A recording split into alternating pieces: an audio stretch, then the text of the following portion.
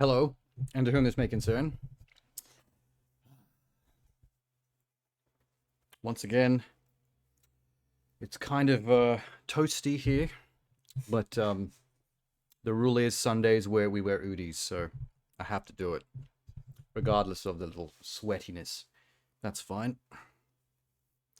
Just if I can clear out some of the fluff and get some airflow. It's important. Yes. Sunday hangout chill stream.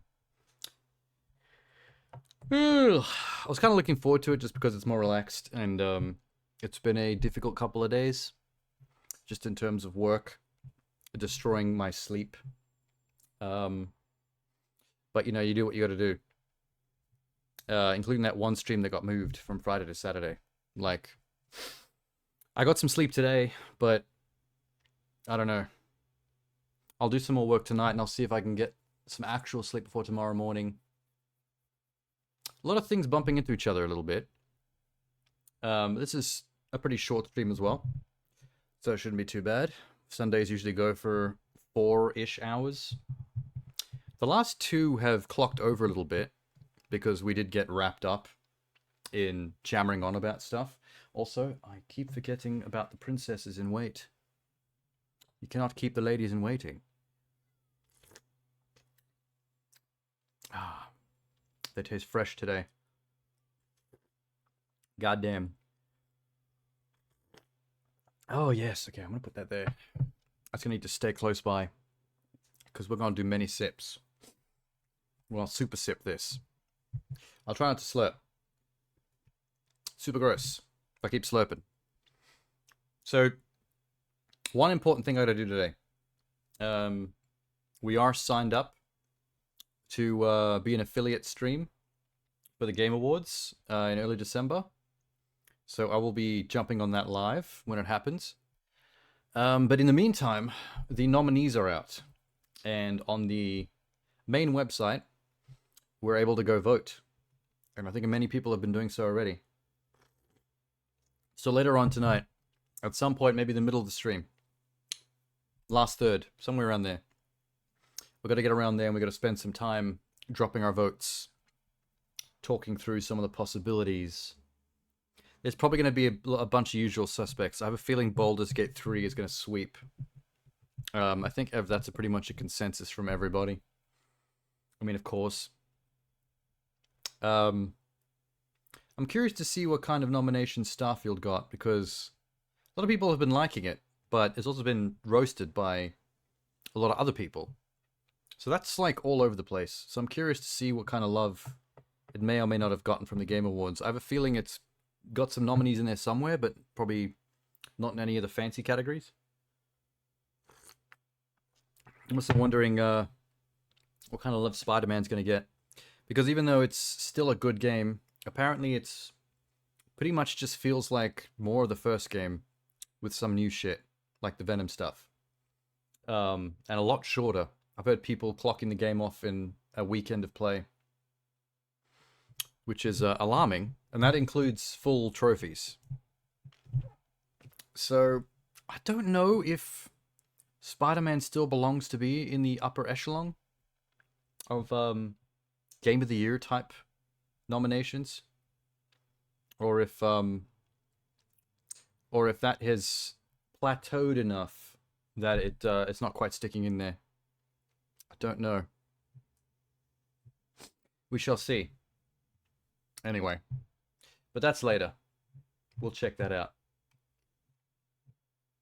Where's my headphones? We need to jump on some trailers. You know what? I like to jump on some weird stuff at the start of a stream. Don't jump on the fancy shit first. I do dig jumping on like some of the weirder stranger choices. I have to move the coffee. Bloop. Hello, microphone. Is this reclined or is this super posture? I can't even tell.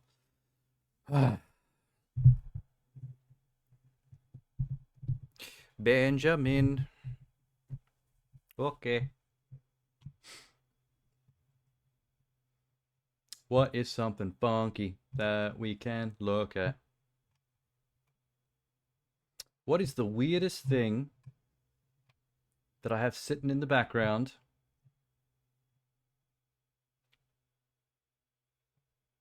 I have it.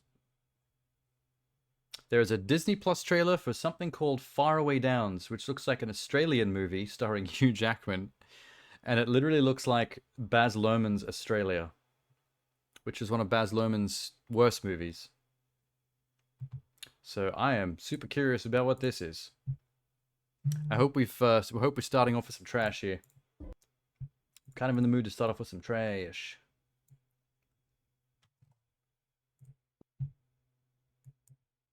Zip. Oh my god. Nicole Kidman and Hugh Jackman? A 6-part reimagining of Baz Luhrmann's masterpiece Australia. Whoa. Okay, I was joking when I said this looked just like Australia. It apparently is Australia. What the fuck?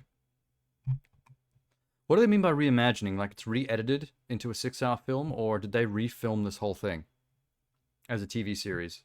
Because I am shook by this. Disney, why?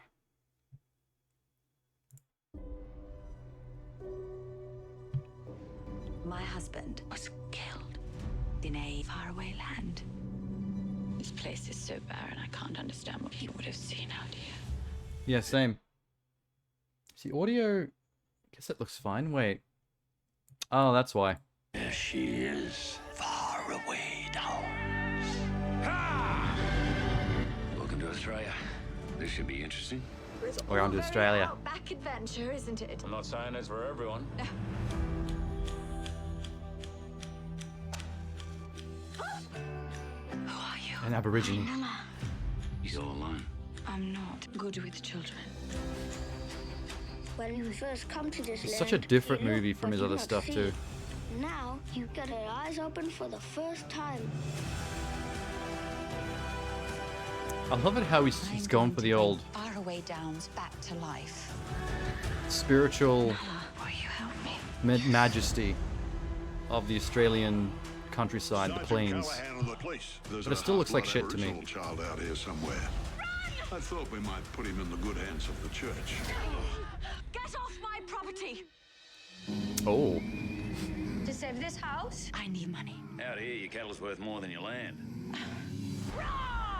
Move on! What are you doing?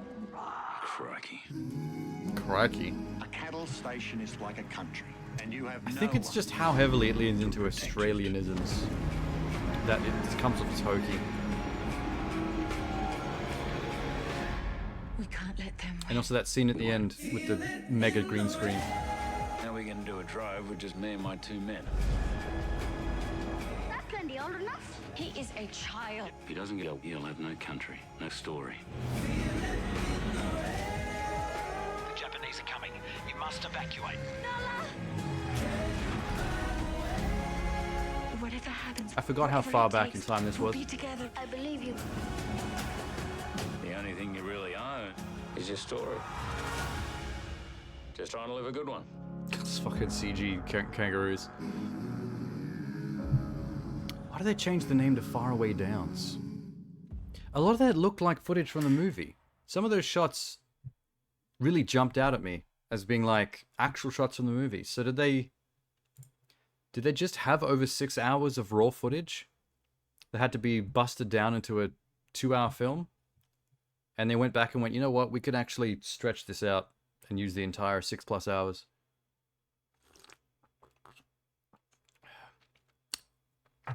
That is interesting. I don't want to watch it because as much as I love Baz Luhrmann, Australia was one of his films I was least interested in. Even before I saw it and even after I saw it. I don't know why they would make this bigger. Like, Moulin Rouge is awesome. Elvis is pretty cool. Romeo and Juliet's a classic. Gatsby's pretty decent. Like, any of those films, if you wanted to bust them open into a 6-hour, 6-episode series, I'd watch that. Why this one? It boggles my mind. Baz. There are things I'd love to see Baz Luhrmann do. I want him to make more musicals. Actual musicals. What would he be good at? If you were going to remake a classic musical, what would Baz be good at? Cabaret? Maybe? Or was that subject matter too serious? He would glitz it up too much. You don't want to cheapen the seriousness of that film. Its themes, what it's actually doing in there. Interesting. It has to be something fun and big and poppy. Like a Chicago type thing, but I wouldn't remake Chicago because Chicago is perfect. The one by the director that, it's the same guy that went on to make the Little Mermaid remake. Chicago's amazing. There's no reason to remake that. It is what it needs to be. I don't know. I'm going to have a think about that. Because I want to see Baz Luhrmann do more stuff, but I just can't think of anything specifically that I want to see him do. He could do a movie like Hairspray. I feel like Hairspray's up his alley. Alright, I'll move on. Blip. Faraway Downs. Blip, blip, blip, blip, blip, blip, blip, blip. Let's jump between streaming channels. Mix it up. How about some Netflix? There's a comedy here called Pain Hustlers with Emily Blunt and Chris Evans. I like both of those people. Yes, please. What are they doing together? Can you please stop auto-playing so I can get the damn video over here? Emily Blunt. I really wish that fan casting of her as Invisible Woman with her husband Krasinski as Mr. Fantastic. I really wish that became like a legit thing. That would have been so amazing. But that is for the multiverse.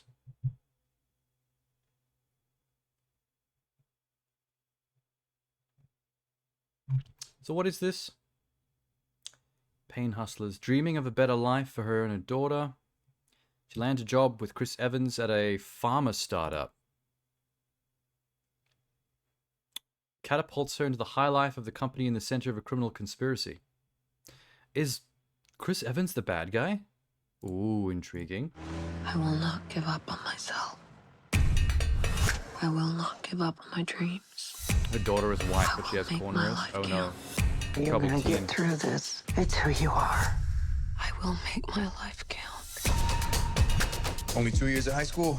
Well, I left to pursue a career in sales. Cutco, what is that, like steak knives? Yeah. It was other kinds of knives, too. Give me a shot, please. Don't embarrass me. Hi. Hi. It's nice to meet you. Oh. Oh my god. Oh. Pleasure is mine. Okay, fair. Germs. Commissions that get you into paradise. Get a doctor to prescribe your drug. You know what we bill on a full dose script? What? 40 grand A year? a month. On some Dude. level, I knew it was bullshit. It's a long odds lottery ticket buried under 1,000 rejections. Okay, so it's not too And you gotta serious a have the movie. grit and the balls to reach down and scratch it. There's nothing so inspiring as sheer desperation. You're not gonna make 100K this year. It's gonna be more like 600. Damn. Okay. I will commit crimes for you. Work like your back's against the wall. Own your territory. Own your territory. Own a territory. You don't She grow, doesn't you flip, die. does she? Sales are flat. Sales are flat at 170 million a quarter. Use your crisis as your fire.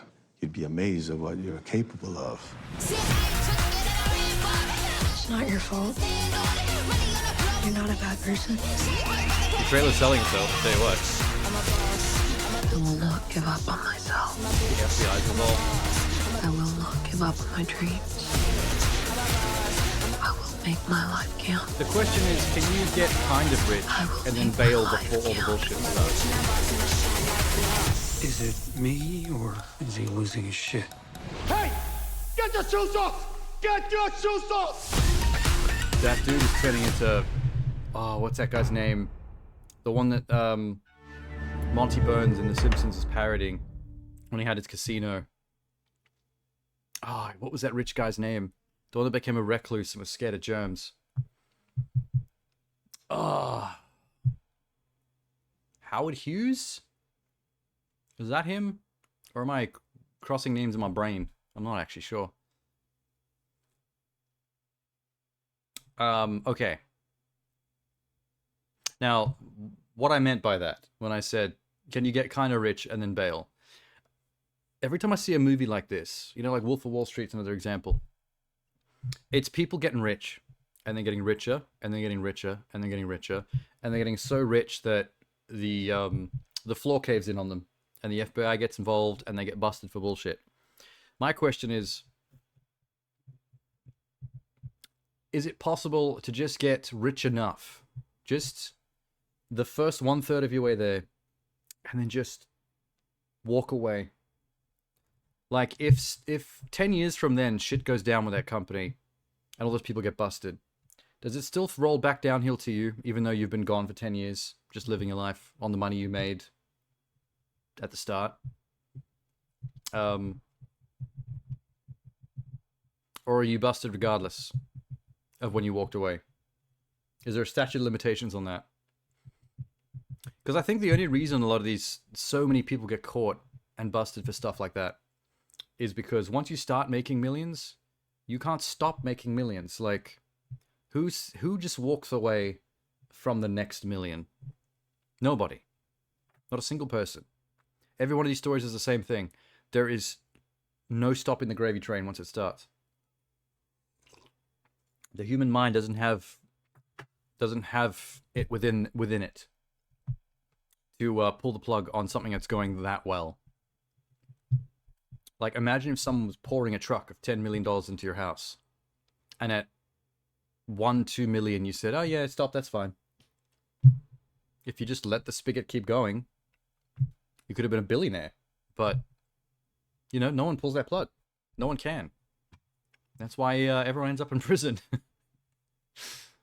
That looks like a more fun version of a Wolf of Wall Street type story. Chris Evans is not so much the bad guy as just one of the scumbags running a pharma scam that she joins wholeheartedly in on and becomes a big part of. So she's just as much in the shit as he is, from what I could see.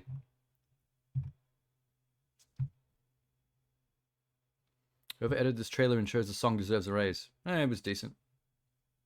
I was bopping to it. Some people have already seen it.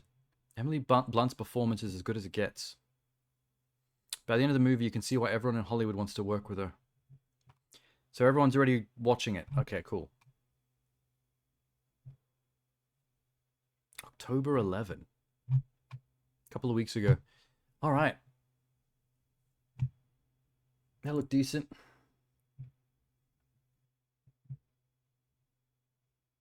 What else?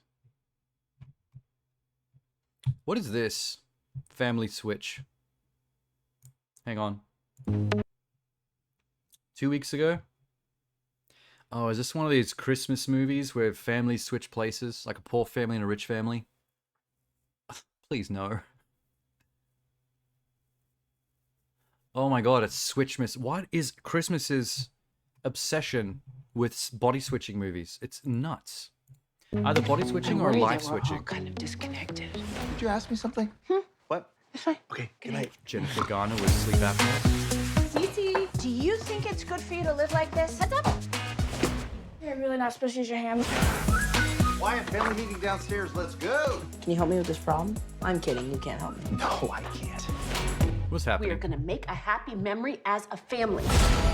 Maybe they're not going to switch with the family. Maybe the parents are going to switch with the kids. It's a switch within the family. I wish you could be me. I would love for you to be me for one day. I would love for you to know what it's like to be me. I would kill to eat a dozen donuts and just have it burn right off. Would you take a picture of my family, please? Everybody say Magical Merry old lady. Christmas. Also a meteor hitting a telescope. There's a lot happening. Normally don't have to explain the magic that What are you doing in much. my bed? You're in my bed. Why am I in your bed, Mom? What is happening? That's me. Titi? Mom? I knew it. Wyatt? Dad. Kids and the parents swap places. This is a situation that has never happened before. I'm 17 again. I'm 13. A situation that's never happened before. Have they not watched a Christmas movie? Have they not participated in Switchmas? I'm going on 30. So freaky. What's wrong with Oh Pickles? my god. What's going on with Miles? Oh my god. Pickles is Miles. What's my age again? We just need to get through today and figure out how this happened. I get the baby switching with the dog. That's High pretty school's funny. kind of my jam. You stole my first kiss? No, I pulled away. You rejected Ariana? Dad! I can't believe I thought we could pull this off. Be a boss. Be a boss. Uh-huh. Be a boss. Be a boss. Just not a girl. What's The my daughter age is again? actually. There's something about her face that's like. what is broken. We've got this. Look at her eyes. And walkers She's never like an anime quit. character. Gramps! Ow! I think I tore a quaddy. I feel like she's gonna be big. More than anything, I just want you to be okay. I feel like she's gonna be a big actress. We have as she 24 gets hours. older. If we don't figure this out, we're gonna be stuck like this forever. This is the most exciting thing You got a face made for. Whatever happens, we'll get through it together. This is just a dream, and we have to wake up. Slap it. Whoa! I think the dog and the baby are spending too much time together. What's my age again? I really hope they did. That say directed by McGee? What's my age again? Oh my god! What happened to McGee? He's making Christmas Switch movies? He's making Switchmas movies? McGee? In case anyone doesn't know who McGee is, he made those 2 Charlie's Angels movies, the Cameron Diaz, Lucy Liu, Drew Barrymore ones, and he made Terminator Salvation. Terminator Salvation. What else has he done? It does some pretty cheesy, over-the-top movies. There's Terminator Salvation, there's Charlie's Angels. The Babysitter for Netflix, plus The Babysitter 2, Killer Queen. This Means War, We Are Marshall. There's Family Switch. 3 Days to Kill. He's actually got a surprising filmography. It's not all the same. Like, the Charlie's Angels shit is the kind of trash I expect from him. He got a bit more serious with Salvation. Even more serious with stuff like We Are Marshall. And then straight to DVD action with 3 Days to Kill. He's all over the place, man. How did he end up? How did he end up on a Switch Miss movie? I don't understand that at all. God damn, Michi. Where did that go wrong? I mean, it looks like more of a real movie than most Switch Miss films, to be fair. Yeah, he still looks like the frat boy I remember him as. He's just gotten older. Maybe he's got to the point now where he's just taking the roles that he can get. And Netflix pumps out so much stuff. They will snap up directors in a heartbeat if you've got any kind of credentials. You've successfully directed movies? Cool. Here's a Christmas movie. Go nuts. We're trying to meet quotas. Poor McG. Well, that alarmed me. You know what? I'm gonna hang on to that. I need to broach that with some friends later. That is fascinating. Okay. I want to keep jumping. I don't want to stay on Netflix. I want to keep jumping. FX. FX has a show called Shogun. Looks like a high budget samurai epic type deal. I haven't watched something in that vein since what was that zombie samurai movie on Netflix? Kingdom? Kingdom was pretty good. That's the closest to a Chinese like Empire period movie or TV show I've seen in ages, but that had zombies in it, so it's not exactly realistic. Epic saga of war, passion, and power in feudal Japan. No zombies. Okay, good. Hey, Elizabeth. Boop, boop. I love how the first frame is a very attractive Asian woman. The marketing department are on point today.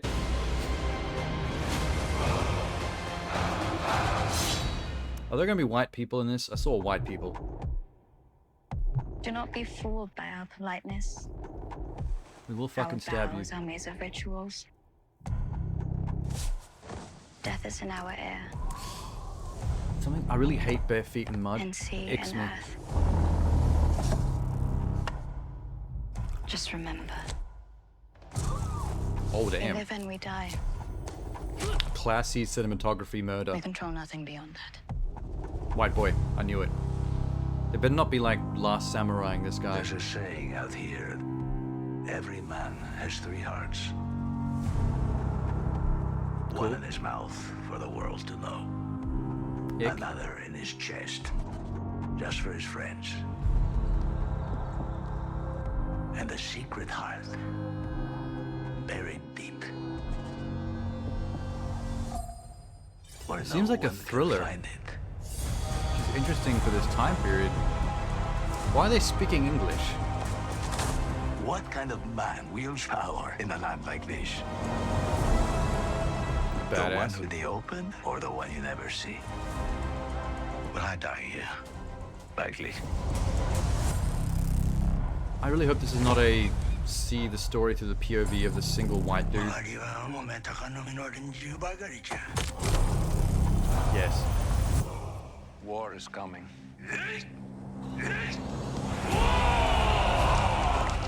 Life and death are the same. Both can have value and purpose. Life and death are the same, but life is genuinely preferable. This is not where we die. We should be corpses, I know. But here we are. My life I is feel mine like and I yours is yours. almost recognize that white kid, that white boy. If you can't see that, you'll never be free of this prison. It is you who is imprisoned. He Freedom looks is all like you ever live Wish.com for. Logan Marshall. Is that his name? Is it Logan Marshall, the guy from Upgrade? Or is it Marshall Logan? I might be forgetting his name. That was pretty dope. Good job, FX. That was classy. I'm worried about the white boy. I don't want this to be a white boy POV movie. That's annoying. And there was more English in it than I expected. What is his name? It's definitely not Logan. Let me make sure I got the right dude. Logan Marshall Green. I wasn't quite saying his full name. Logan Marshall Green. I like him. Upgrade is great. The Invitation is great. Prometheus sucks, but not because of him. Haven't seen Devil. That's about a bunch of people trapped in an elevator that gets possessed by Satan. I don't know if that's actually the plot of the movie, but that's what the trailer makes it look like. Satan Vader. They should have called it the Satan Vader. Actually, no, that sucks. Never mind. I'm bad marketing. Bad marketing team. So it's not Logan. It's just some guy that looks like Wish.com Logan. They couldn't afford the actual Logan Marshall Green. Prometheus had its moments. Yes, the moments when I went to the bathroom. I quite enjoy those pisses. Then I had to go back to the movie. Oh, fuck Prometheus. I really can't stand that movie. I've seen it once since I saw it in the cinema, and it got worse. All the things that I remember being bad about it were shittier the second time. Just nothing makes sense. Like, from a screenplay perspective. You like Robot Boy? You about Fassbender? Oh, but that's Fassbender. Michael Fassbender's always good. But that's not the movie or Ridley Scott or the screenplay. That's just Michael Fassbender being Michael Fassbender. I just don't understand that script. Like, there's so many things in that script that are really stupid for a movie that's pretending to be smart sci-fi that it drives me kind of crazy. And also, Ridley Scott has become a weirdly smug douchebag over the last couple of years. He's done, like, one decent modern movie, and then the rest have all been, like, kind of up his own ass trashy films. I don't know what the hell happened to Ridley Scott.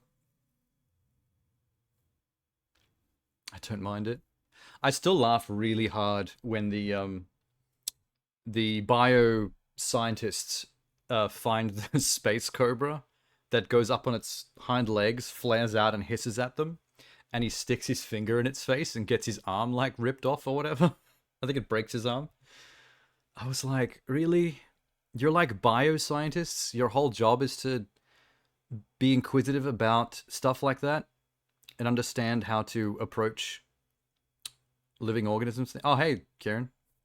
And your first thought when seeing like something that is the dead equivalent of an Earth cobra acting like how a cobra would act when it feels threatened and is about to attack, and you like stick your hand in its face.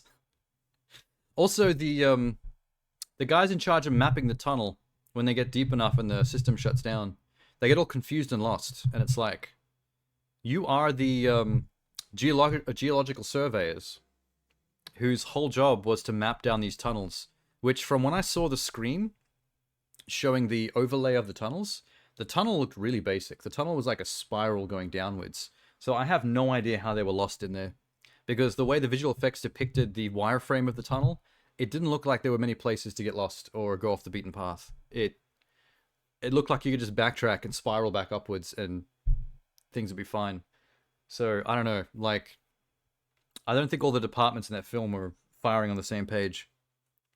Also, if I was a geological surveyor whose job down there was to map those tunnels, I feel like I would be extra perceptive about where I'm going and the directions that I've been heading in. Of anybody down there, they would be the most likely to remember how to backtrack, retrace their steps, just from memory. So when the computer shuts off, they're like, oh, lost. You're just like, really? What was the other thing? There's one thing that people always make fun of. Oh, the donut. When the giant donut-shaped ship is rolling down the planet's surface, and everyone's running in a straight line away from it, as opposed to just taking a sidestep out of the way to not get crushed. Like, one of the characters at the last minute dives sideways to avoid it, but the fact that everyone runs in a straight line, like, that's an obvious roast. Like, everyone talks about that one, so I generally don't harp on that too much. I will say I like the idea behind the the automated abortion. Do you remember that scene? There's a scene where she has to use this surgical machine to forcibly abort the alien that's growing in her belly. And I like the idea behind that. I think for a horror thriller sci-fi, that's a cool concept. I think the problem is it's been done better, like many, many times. The exact same idea. In fact, it's been done, I think, at least 3 times in video games. Better than that movie did.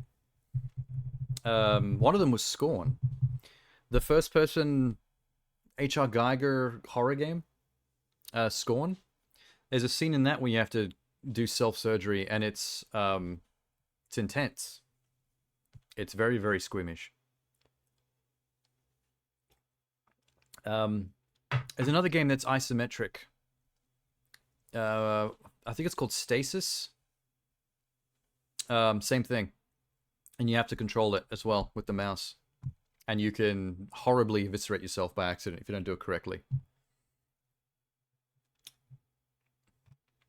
So yeah, I'll give it points for that scene, but with the caveat that almost everything else, including video games that I've seen do the same trick, they have done it better. So that's a shame. Anyway.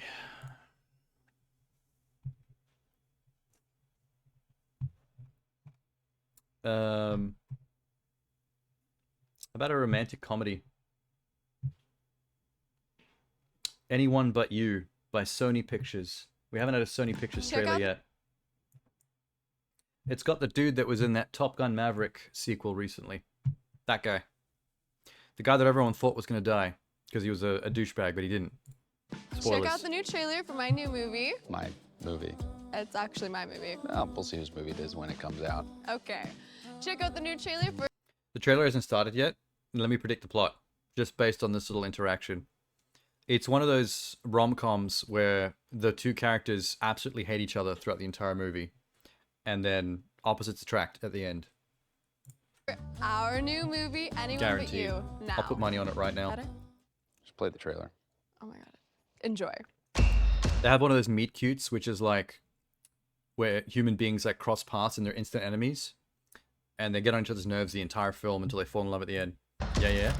Hey, headed to the wedding? Of my sister? Yes, I am. So where's your fiance? Wait, is this him? Hey, I'm Ben. I was her hall pass on your break. Wow, you are a child. It's a pretty long flight. Do you want anything from the front of the boat? I'm all good on creatine and See, they already hate each other.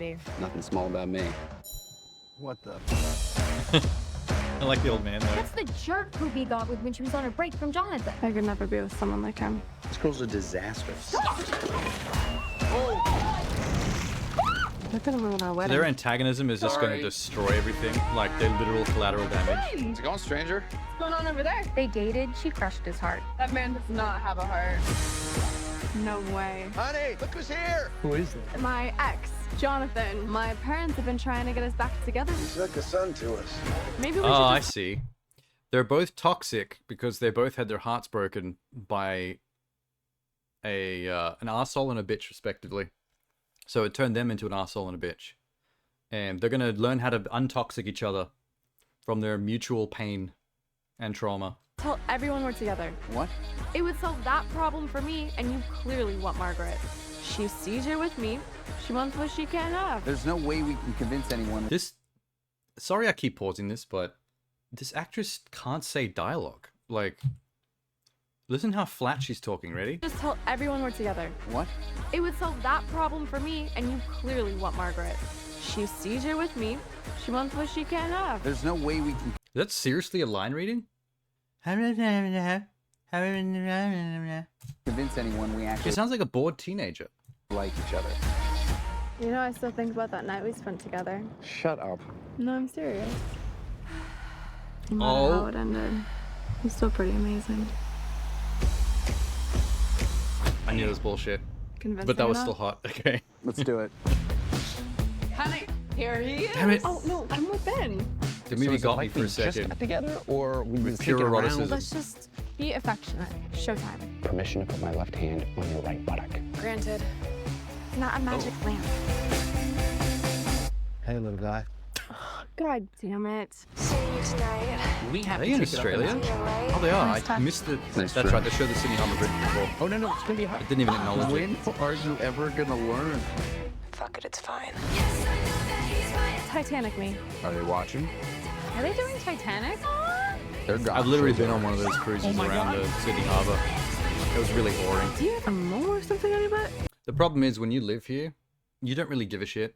Like, if the tourists that are on that boat are having a magical time because the harbour bridge is, you know, glowing with lights, the Sydney Opera House looks cool, you get to circle it, blah, blah, blah. And I'm like there eating salt and vinegar chips that I got from the bar, just watching the clock and waiting for it to get back to the fucking dock so I can go home.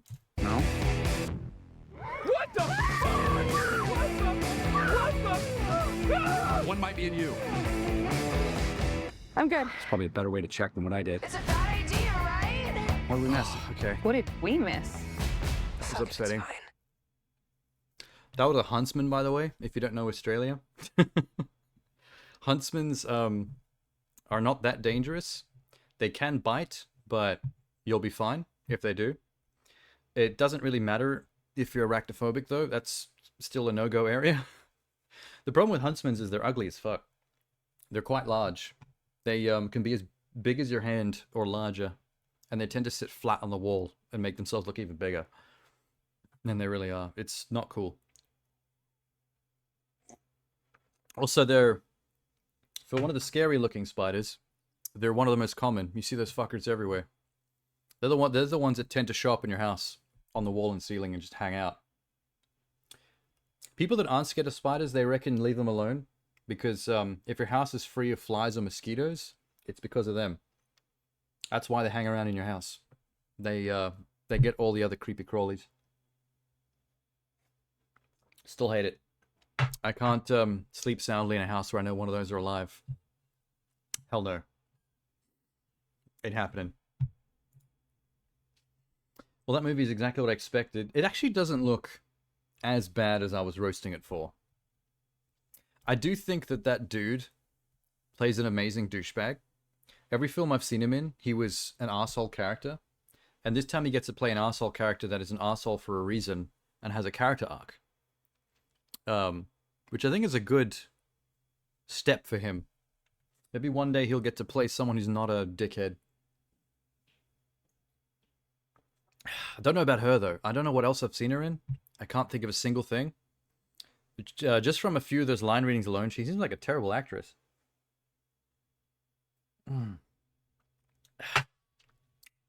There's a chance that movie's going to have a pretty fly sex scene, though.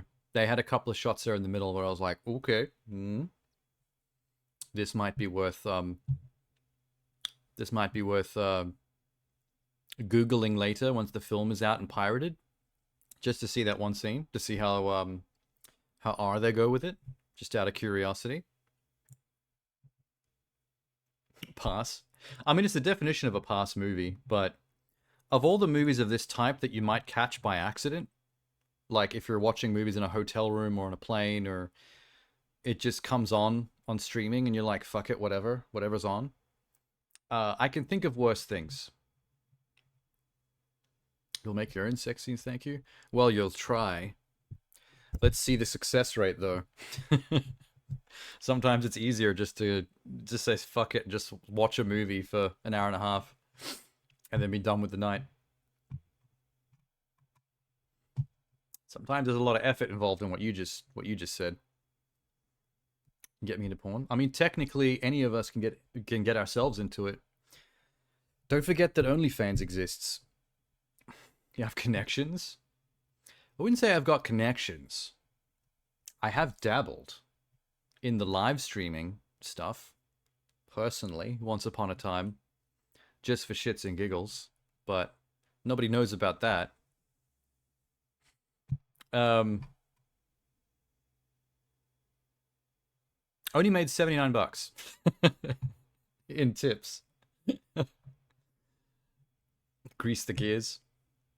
I mean, that's the funny thing about 2023. That's the funny thing about nowadays, is that nobody needs to know how to get into porn. We've hit the OnlyFans era of literally any single person, male or female, can just start doing it independently on their own and could see success. Could. Doesn't mean you will, but the doorway is there now. In the past, it used to be the that used to be the world. It used to be like Hollywood. It used to be the world of like pornography. It was a thing that existed over there. Like there were directors, film sets, productions. No one knew how to get over there. If one day you woke up in the morning and said, "You know what? I'd like to get into porn," there's no way to know how to do that because it's an industry. And like many industries, like Hollywood, like feature films and things, it's largely impenetrable depending on what you know and who you know. And some luck. Like people just fall into it, essentially. You don't just like hand in your resume somewhere. Like it's not that cut and dry. It's all changed. There are some women on OnlyFans that are making more money than porn production companies in LA. Just from once a day or once every second day, taking some photos or some video themselves, just solo, doing something in the bedroom, and dropping on their OnlyFans. And some of those women are earning like, you know, more than $1 million a month. Did you see Bad Barbies? Remember the Catch Me Outside girl? And then she ended up getting into rap, into hip hop, and her stage name is Bad Barbie, Bad with an H, and Barbie with an H, BHBH. I have no idea if you know who I'm talking about, but when she finally came of age, when she hit 21, or was it 18? I'm not sure which one is required in America for OnlyFans. When she finally came of age, she immediately created an OnlyFans. And in her first month, she made 18 million because of a lot of creepy dudes who are waiting for her to hit that barely legal number. So that first month was intense. Like you can actually find it online. There's a I might have brought it up on stream before. There's a JPEG of the first year, and that first month was 18 mil, and then it goes down to like 11 mil. And then 9 mil, and then 7 mil, and then like 5 mil. Over the course of the year, it goes from 18 mil a month to just a couple of mil a month. I think the last month of the year, it was 1,800,000. 1,800K. Just short of $1 million. At which point you're like, oh, that's not anywhere near 18 million. But it's like, that's still 1,800,000 in a month. That's more than any of us can make in a year. So in 1 year, she's cleaned up, which is incredible. More power to her. She seems like kind of a shitty person, but I don't know. Like, wow. I was impressed. On a positive note, one could ignore the world and be happy by themselves. A lot of those women are doing that, though. They are happy by themselves. They just post the occasional titty on OnlyFans and they make $50,000 a month. You can live a solitary existence and still do that kind of thing. It's nuts. Is that another Percy Jackson trailer? Oh my god, why do they taunt me with this shit? Really, Disney? I don't know how I feel about this. I feel nothing, I think. I didn't think I felt much anything for the Percy Jackson movie. Now they're making a TV show that looks cheaper. I mean, it's got a following, right? It's a franchise. It's going to make money regardless, I guess. Whatever. Hey, Sandy. What camera are you using? It looks good. Oh, it's a Pocket 4K. It's a Blackmagic Pocket 4K. Which is not one of the most recent models. There's a 6K now. Although, word of warning, I would not personally advise you to invest in this camera if you were going to upgrade your camera for streaming. It's a bit overkill. It does look good, but you can get this quality of picture with a camera that costs a lot less than this. The thing is, I went to film school, and I have a filmmaking background. I've made like short films and stuff, so the camera exists because I invested in it coming out of film school, so I had my own equipment to make content with for filmmaking purposes. which is the same reason I've got a bunch of other stuff that I've got, like lights and green screens and, you know, tripod, just general gear, and some good microphones. So when I started streaming, I basically repurposed some of this stuff. I bought this cable from Elgato, which is an HDMI cable which turns a fancy camera like this 4K into a webcam streaming source. You can't just plug it directly in. You need a fancy cable that turns the signal into a webcam source through USB 3. So I had to get that extra as well, which was like, that cable was like $200, man. Not cool. Green screen. I know he's in a room right now, but he's actually outside in the street in a box. I have a really good green screen. It's the Elgato one. It's once again a little bit pricey because Elgato tends to do that. But it's a really good green screen. It folds down into a carryable thing. You unclip it, pull the legs out, and you just pull it up. And it's decently wide too. I've used it to make TikToks with. Not too much else. But yeah, if you wanted to invest in a camera that can look this good without spending like $2 to $4 grand on a Blackmagic, which is meant to be a cinema film camera, which is why it's overkill. Just shoot for like a good DSLR. You know those commercial consumer level cameras that are like 1/2 photography camera, 1/2 video camera?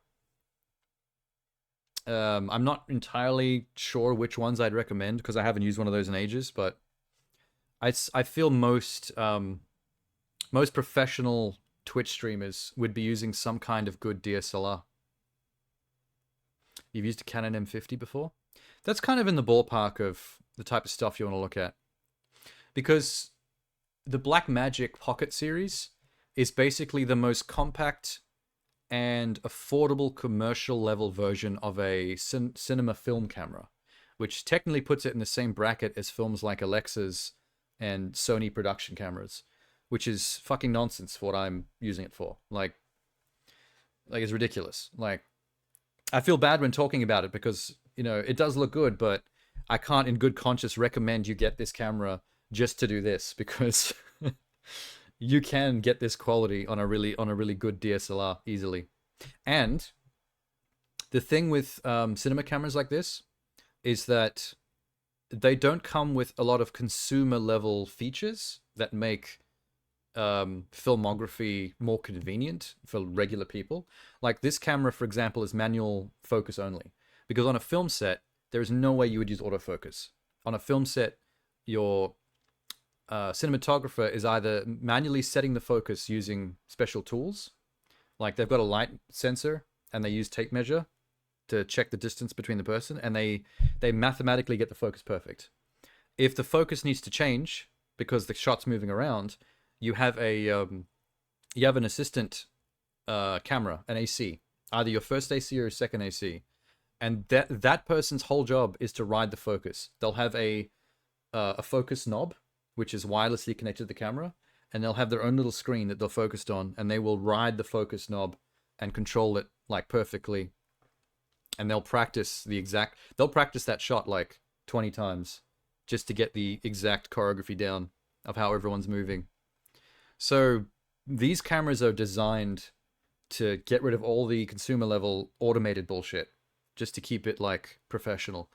If you get a good DSLR, you get a lot of neat features like the autofocus thing, which I wish I had for this purpose, because I've got the focus generally set to where I kind of am, but if I move too far forward or too far back, I'm gone. Like the focus is shitty, and because I can't just manually change that on the fly, and there's no order. Let me show you this.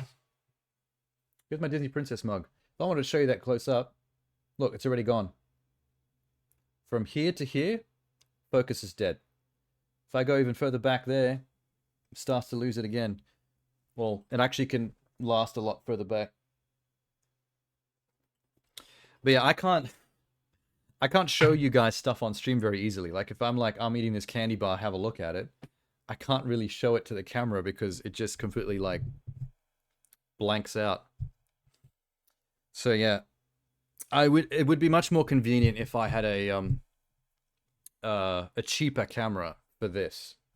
and then I could just put this 4K away in my suitcase, and I can just keep it for filmmaking. If I had more money, I would definitely get more than one camera, and I'd have something else as my streaming camera, and I'd put this away and keep it in good condition for just filming stuff. And that's not just short films. I would probably still crack it out to make YouTube videos and TikToks and things. And then I'd always have my DSLR on this tripod locked to my desk, and I'd just never move it. As it stands, it kind of sucks, because when I'm not streaming and if I want to film something else, I have to like unhook this thing from the desk tripod that's locked onto the back of the desk. I gotta unscrew it from the top, and I gotta do all this shit and then put it back when I'm done. And then redo the focus and the zoom for my stream. It sucks. Specialize your cameras. Hi, Jeannie. Streams early? Yeah, I didn't want to go too late today. But there's only one. I love fucking around with aperture. Yeah, you can get really artsy with this stuff. What was I going to say? Oh, yeah. I'm only doing one important thing today before we clock off, and that is we've got to look at the Game Award nominees that are up on the Game Awards website, and I want to do my voting. So we're going to vote today on stream. I've already signed up to be an affiliate co-streamer for the Game Awards when they drop in early December. So I will be tuning into that live on stream. So I felt like if I'm going to be tuning into that live, I better put in my vote, say. I got to be heard. I don't know how much the user votes actually matter in the grand scheme of the thing, but I'm sure it means something. Okay, I've dawdled enough. Let's see Percy Jackson again. Perseus. That's me. That's who you're named after. Perseus. Because he was a hero? Because he was... Don't name your child Perseus. That kid is going to get bullied. That is a very nerdy name. brave and kind and against all odds. He may as well call him managed to Dorcas. find his way to a happy ending. I'm used to the world feeling weird to me. Like a puzzle with half their own pieces. But Does lately, this bully a girl? it all feels different somehow. Percy, you are special. When you're ready to hear what the gods have in store for you, No, I want to see the unicorn again. they'll tell you. Percy, the stories I have told you about Greek gods and monsters, they are real. Yeah, I saw a unicorn. This is crazy. You are a half-blood. Little late, Mom. Half-bloods are not safe in the world. Everything has been training for what's still ahead of you. Hold on. Percy Jackson, your father needs your You know help. why I think it's hard for people to take kids movies, kids adventure movies seriously? I think it's when everything gets very serious and dramatic, kids have to start acting serious and dramatic the same way an adult would react in a situation where something dire is going on and when there's stakes. And I think it's just hard for adults to take kids that are acting seriously. Does that make sense? It feels like a kid doing super serious acting. You very rarely see a kid in real life have to be that serious about anything. The master bolt has been stolen. If you don't return the bolt, there will be This kid war. actually has a pretty decent look about him, though. Is your quest. He looks like he's got like a future movie star I face. know it sounds Big expressive eyes. It's a big but part you of won't it. be alone. A quest is always undertaken by three. Demigods process reality differently. We gotta figure out what you're good at. Playing hydras. Should I try again? No! What's his deal again? He's got Poseidon powers, yeah. He controls You water. still don't get where you fit into all this. We were sent on a quest by the gods. What do you think, it would be easy? Demigods, welcome. I remember that from the movie. That's that casino where you're like trapped in a I'm loop. not leaving you. Perseus. Hold fast. Brave the storm. Maybe I won't even need a sword. Immediately goes and kills an animal. Oh, he's adorable. Look at him. I'm gonna need a sword. Don't hurt him. He's just doing his job. Why does it take him so long to figure out that he can use Poseidon water powers when he's Poseidon's, like, child? And is literally named after him? I feel like that should have been obvious a lot earlier on in the story. Useless kid is useless. What else is new? I probably won't ever watch that. I did see the films, but I have a feeling I'm probably never going to get around to seeing that show. I think I've seen enough Percy Jackson for one lifetime, and that was just once. You'd watch Casper again as an adult? You know, I've only ever seen Casper once when I was a kid in the theater. I saw Casper in the movie theater, but I have never seen it since, so I actually don't remember what it was like. I remember what it looks like, but I don't remember if it was a good movie or not. I do remember thinking when I was a kid that I vaguely remember thinking coming out of that movie that I wanted them to make a Hot Stuff movie. Remember Hot Stuff? In the Casper comics, there is a spin-off comic from Casper called Hot Stuff, which is basically like a little child devil with the horns and the pitchfork. And he's basically drawn in the exact same art style as that kind of plump cherub art style as Casper is. First time hearing of a comic? You talking about Casper? Really?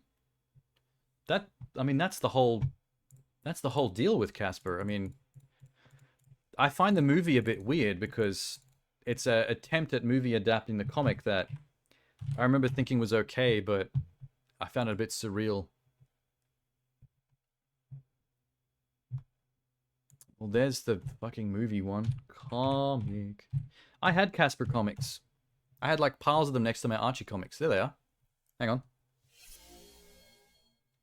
Yeah, like I had a whole stack of Casper comics. I had a whole stack of Archie comics. And there's Hot Stuff.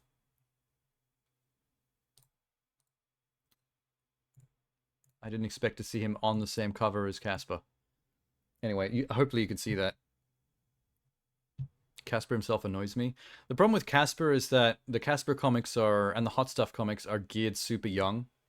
So it's very goody two-shoes, Boy Scouty type storylines of him just always doing the right thing so that kids learn little moral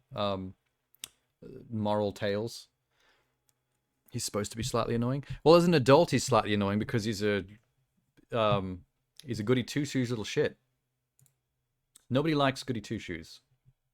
There are a lot of Casper comics that have Hot Stuff on the same... Oh, there's that little... I forgot all about her. Wendy. Do you remember Wendy? The little girl witch? It's crazy to me that they made a Casper movie, and I think they even had a Casper sequel that I never saw. But we've never seen Hot Stuff or Wendy. Or Spooky. His cousin. With a little top hat. Baby Huey, I think, has had a movie. Do you remember Baby Huey? I had some Baby Huey comics as well. Baby Huey was this giant duck. It was technically a baby duckling, but it was enormous. It was bigger than like an adult duck. How am I going to explain this without sounding offensive? Okay. Disclaimer: I'm gonna describe this in a way that it would have been described in a pitch meeting in the 90s when they created the character, but it's gonna seem offensive now. The whole deal behind Baby Huey is that he's retarded. Okay, I know I'm not supposed to use the R word, but in 90s terms, the joke behind Baby Huey was that he was an enormous, oversized baby duck that didn't know his own strength, but was so stupid and practically mentally disabled that he never knew what he was doing, but he was always accidentally solving the plot through his kind of like giant baby retard strength and his complete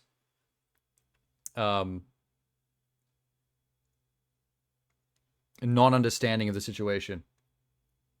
Like, a common running joke in a Baby Huey cartoon with Baby Huey is capable of doing things that are physically impossible if he doesn't know they're not possible. Like, I think in one comic, he showed up in an office building, in an office, with someone's car. Because he has, like, the R strength. Over, like, he carried it in there. And then someone was like, wait, how did you get that in here? He's like, the elevator. Car wouldn't fit in the elevator. And he's like, oh, I didn't know that. But the fact that he didn't know that means that he was able to accomplish it. It's the same cartoon logic behind, like, he doesn't know that he can't walk on air. Like, if he walked off the side of the building, it's like, Baby Huey, you can't just stand on midair. And he's like, I can't. And then he plummets. There's a lot of that joke of, like, he's doing something impossible until someone tells him that it's not meant to be possible, and then it suddenly fails. They love that joke. That happened like 4 times per issue, I swear to God. The movie's a classic, guilty pleasure. I mean, I can see it being a classic, I just can't remember it well enough. It's so long ago. That was around the same era that I saw the original Power Rangers movie in the theater. Wasn't there a cartoon? I think there was. I don't remember the cartoon, though. I was all over the original comics. That was the main thing that I was around for. Yeah, looks like it. Casper the Friendly Ghost. There's why has he got sexy eyelashes in this one? I don't like that. You know what I've realized in retrospect? I wouldn't have had this thought when I was a kid, but as an adult, I don't like Casper's design. I think it's really bland and unimaginative. As a kid, I thought the comics were cool, but I thought everything was cool when I was a kid. Every comic I read, it was cool because it was a comic. Same with games on my Sega Mega Drive and stuff. But now I'm looking back, I'm like, this is kind of shit. This took no effort. Whoever created this design was phoning it in that day. And then they basically made every other character look like Casper.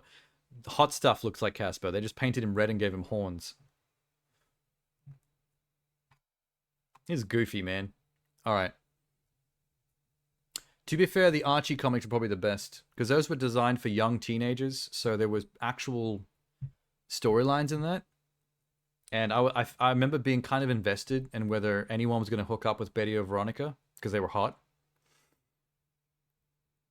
They just did a stereotypical ghost. This is more stereotypical than a stereotypical ghost. This is beyond stereotypical. This is default as fuck. This is like the first pencil drawing you'd make before you start drawing the character. Like, this is the outline before you start actually putting any design into it. Yeah, here's the framework. Now let's make a character. Oh, we're done? Okay. Casper the Friendly Ghost. He helps people. He's really nice. Is there any plot or storyline or themes? No. Very friendly. Nice to people. Always does the right thing.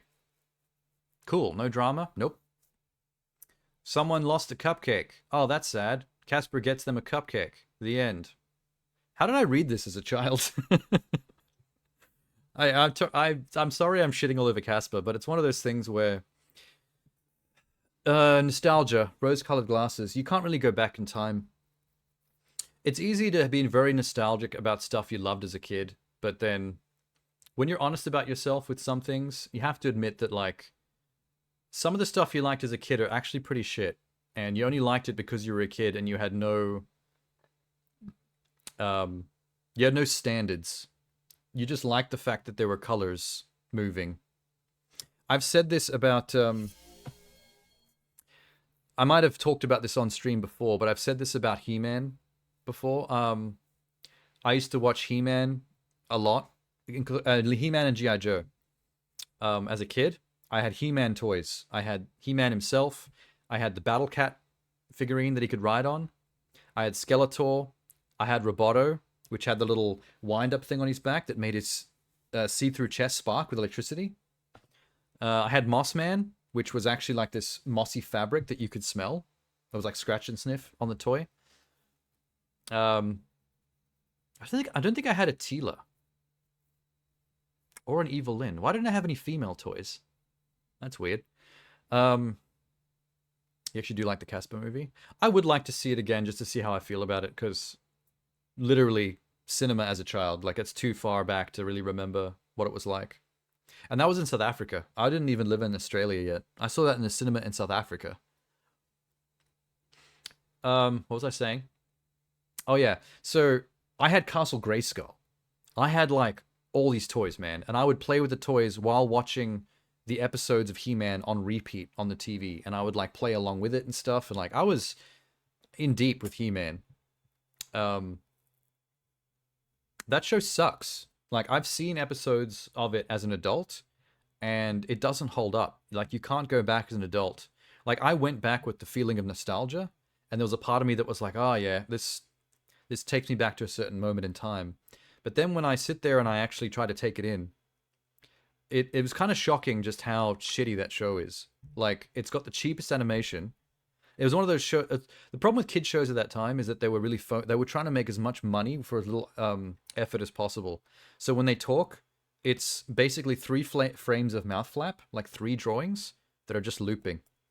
When they have to go somewhere, like when they're running, it's a side-on Wes Anderson-like shot of 3 frames, this, and this, looping. And they're just like this in the middle of the screen with the scrolling background.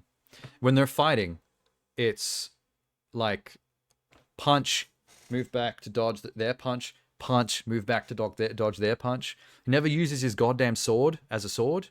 It's there for show. He blocks a few things with his sword, but then he always punches or throws people because you can't show actual violence in a kid's show. The plots are completely pointless. Like, the plot is literally like, oh, Skeletor is now doing this. Oh, really? By the power of Grayskull? We then waste 45 seconds of screen time replaying that same transformation animation that they drew once, and then they get to eat up 45 seconds of screen time every single episode, where they don't have to do any new drawings. And then he runs over there, throws Skeletor against a wall or into another henchman. The end. Plot solved. Can't conduct the experiment too much because I've forgotten almost everything I liked as a child. That's what I'm saying, though. We don't have standards as a child because adults know that children just want to see colors and things moving. And they want to see unique-looking characters like Battle Cat, like Man-at-Arms, like Skeletor, that have cool, recognizable, memorable names for a child brain so that they can repeat those names to the parents who then have to go buy the toys. That's what the exercise is. Make the show as cheap and effortless as possible, and make sure colors are moving and names are being said regularly so the kids can tell the parents what toys to buy.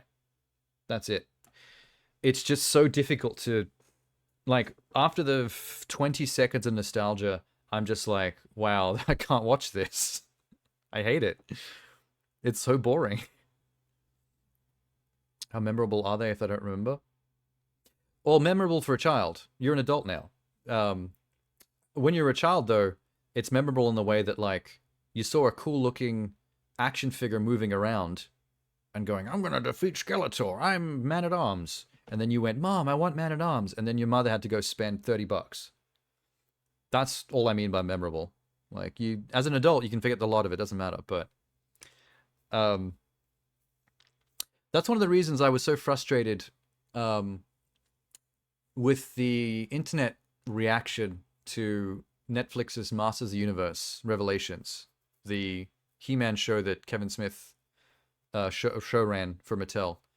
Because that show was a legitimate and I think successful attempt at making a continuation of Masters of the Universe as a sequel to the original kids cartoon that actually had plot, that actually had storylines, that actually had character arcs, that actually had stakes, and where things actually were accomplished and changed, where characters actually died, where the fate of Eternia were actually shifted by the events of the story. And it just didn't go back to the status quo at the end of every episode the same way the kids show did. I loved it. It was a great show. It was actually He-Man content that I as an adult could watch and enjoy. Is Toy Story for kids or no? No. Pixar is not kids content, it's family content. It's designed to be all ages. It's perfect for kids to watch because, you know, it's a 3D cartoon movie about toys making kid-friendly jokes and stuff.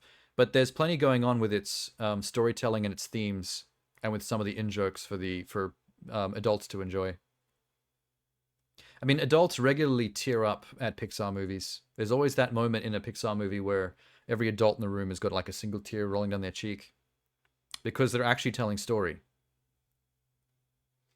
And that's the key to all audience. It has to be simple enough for a child to enjoy. And also in terms of content, you know, rating wise. But from a story and a character development arc perspective, it's a real movie. It's actually telling real stories. And that's what they do wonderfully. I had some fights on Twitter just that I got dragged into over the He-Man thing, though, that I really shouldn't have because it's a waste of time. But I was getting frustrated at how many people were claiming to be old school He-Man fans. People who grew up as a kid watching He-Man that were tearing that show apart for all kinds of like, oh, they're ruining my childhood because it's woke and all this bullshit. And I'm like, you're full of shit. Because I am an old school fan of He-Man. I watched all the He-Mans as a kid. I had all the toys. I loved that show. I'm self-aware enough as an adult to recognize that it sucks as an adult. You can't go back and watch as an adult because it was kid fodder to sell toys. Now we get a show that is actually watchable for adults, but that is still kid-friendly enough for kids to watch as well. It's, you know, like that Pixar middle ground thing. But all they can complain about is that Teela is too much of a main character and has too much storyline and dialogue because she's a chick. And that's ruining their show. It's like, oh, it's not even He-Man show. It's like, well, it technically still is. It's called Master Universe because it's about all the characters. It's about the fate of the entirety of Eternia. But He-Man Adam is still the center point of all that. Even when he spends the show dead for 2 episodes of the 10, the other characters spend all their time talking about him while he's gone. And both those episodes have flashbacks that involve the adventures that they had with him prior, which means he's still on screen doing stuff and having action sequences. You don't know anything about this show? Probably for the best, because it was such a toxic time of the year for the internet when that show dropped. I went through some dramas fighting with people over that. It was infuriating. But that was at the height of toxic people on the internet basically playing the woke game and calling everything that they didn't like woke. And their reasoning for not liking things always came down to the same stuff. It always came down to female characters and pandering because people of color or like female characters were getting any kind of like highlighting in the story. And it's like, you do realize that your opinion just makes you a shit person, and you're just using the word woke to hide behind that. Or LGBT, yes. That show is unfortunately right in the middle of that shitstorm of like every other show on the internet getting roasted for being some kind of woke. And it was always for the same shitty reasons, and the people using the word woke and hating on all this stuff were all the same kind of douchebags hiding behind their trumped up words like woke to hide the fact that they're not a piece of shit. But it's like, everyone that doesn't fall for this woke stuff knows that you're a piece of shit. Because your opinion boils down to something shitty. You can't actually explain or critique the show in any kind of meaningful way. It always comes down to some stupid shit. Like, I hate Teela because Teela's acting like it's her show and it's supposed to be He-Man's show. It's like, no, you just don't like it when women open their mouth and say words because you're a cunt. And it's sad that this serious a topic is coming out over a fucking He-Man cartoon. Can't we all just have fun with our childhoods? God damn. It's all got to go political. It's not political because female characters have character arcs. It's political because you're complaining about it. That's the political thing. You did that. You made it political, not us. We watched the show where Teela got an actual character arc, and we were like, this is cool. Characters are doing cool things that I like. Thumbs up. Storytelling. There's drama. People are solving the drama. Storytelling. No, none of us were making it political. It was when you started crying. Your incel tears. That's when it became political. I'm sorry, not before. After. I'm getting riled up again about this. Okay. I need to bail away from this topic. Oh,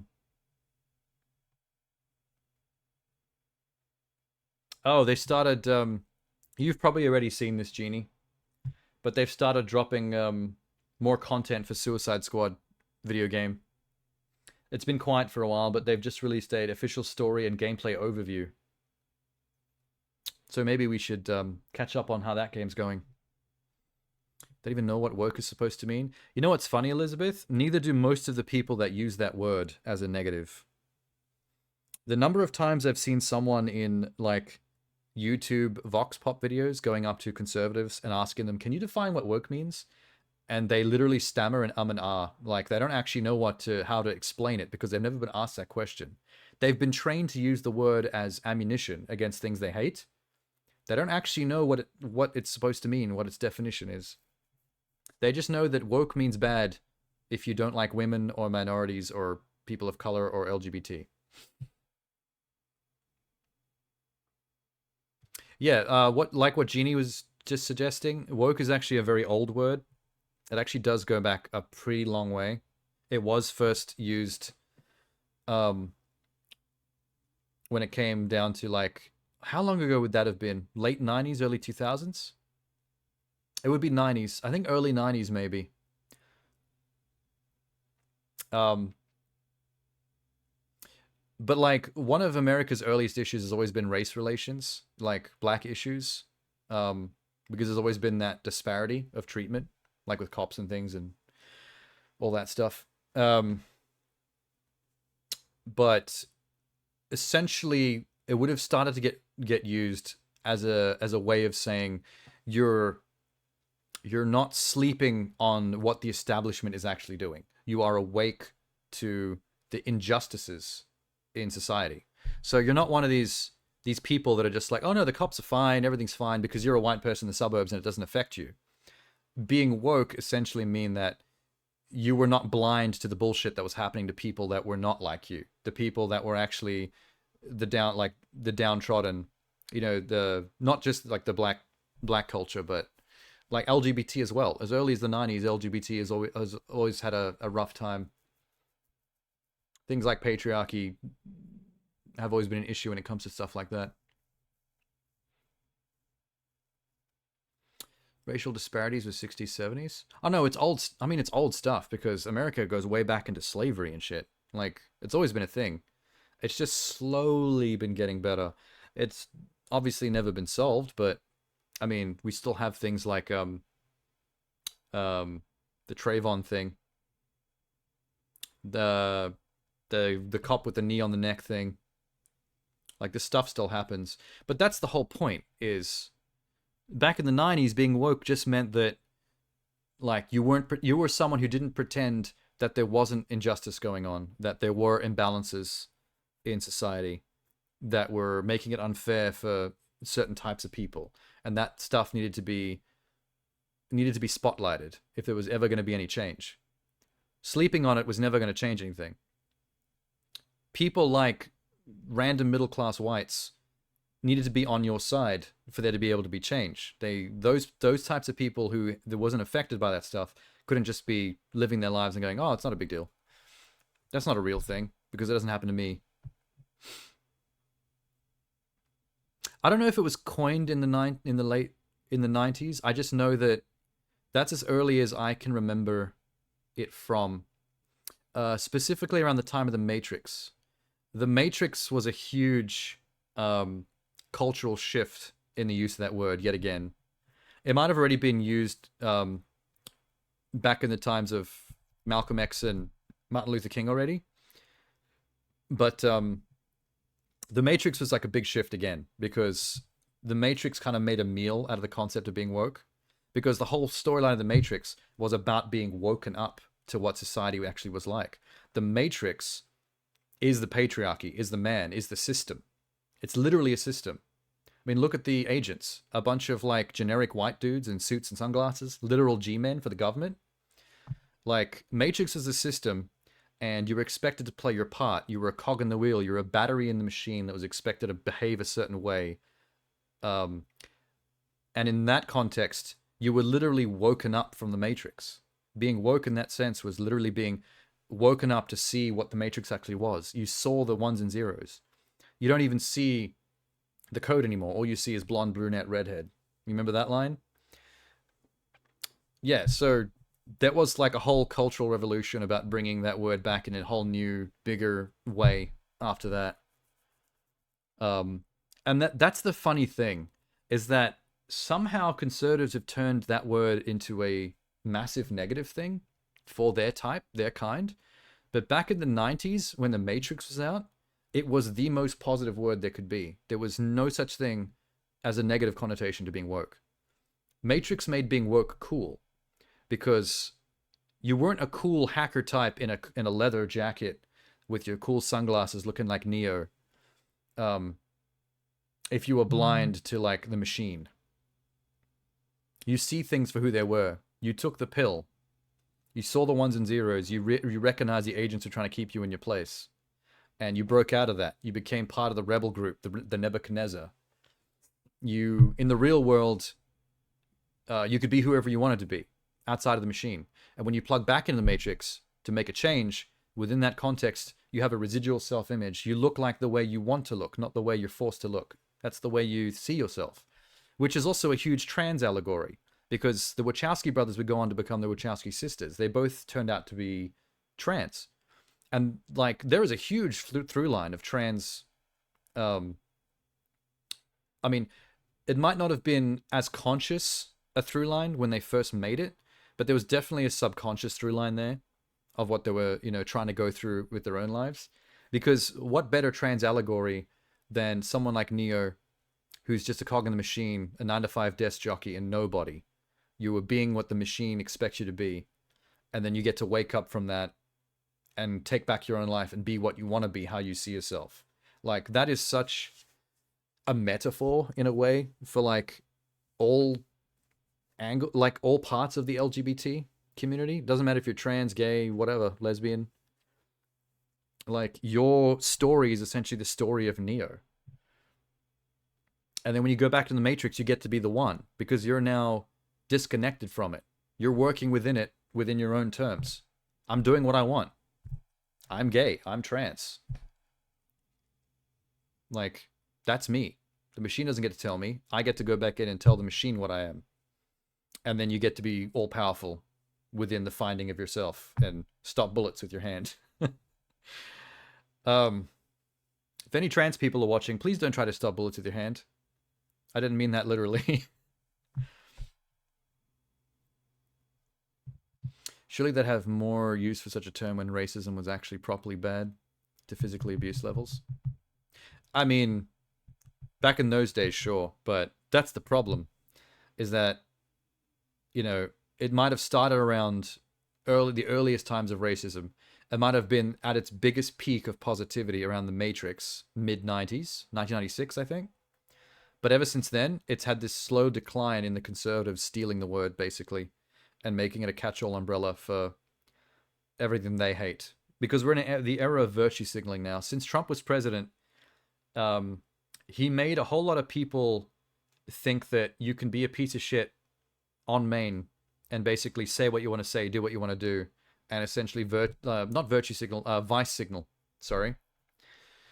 You can basically just own up and just be the piece of shit that you know you are and say what of it. And then people go, well, he's just speaking his mind. He's just being real. And then all of a sudden, vice signaling is cool. Now everyone's a piece of shit. And thinking they're cool for vice signaling all their shit. And stealing words that are positive like woke and using that as some kind of negative example of someone that is ruining culture or society with their wokeness by making everything empathetic and positive and being understanding of others. Oh no. You see where I'm going with that? like, somehow they've turned this into a movement of being being shitty and being shitty to other people, and then the people that that think that's bad and think that you should not do that and be empathetic are now the bad people and are labeled as woke, and you're the problem. It's like, we're the what the fuck? Being a good person is now the problem? How the fuck did you spin that? That's why I can't stand... Like, I'm not American. I've got no stakes in things like the American presidency and whether Trump or Biden or Hillary or whoever the fuck is president. But this is why I hate self-possessed, narcissistic, vice-signaling people like Trump getting any kind of power in any rung of life. The presidency withstanding, even if it's something way lower than that, even then. But the presidency is something else entirely. Like, I can't stand it because this is the kind of cultural shift it causes. It brings out the shittiest people in a way that makes them think they can outwardly be their shittiest selves. And then it creates this cultural movement of, like, shittiness is now the way to be. And we are now roasting the people that don't want to be shitty. Like, it's fucked up and weird. It doesn't make any sense. But that's why it happens. Because we allow people like that into positions of power that allows the shitty people of the world someone to, like, look up to and to revere as some kind of, like, god status symbol of vice signaling. And it's disgusting. It's gross.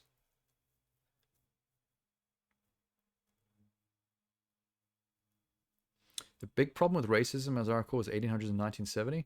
The big problem with racism is racism, and has always been racism, regardless of... It's the problem now.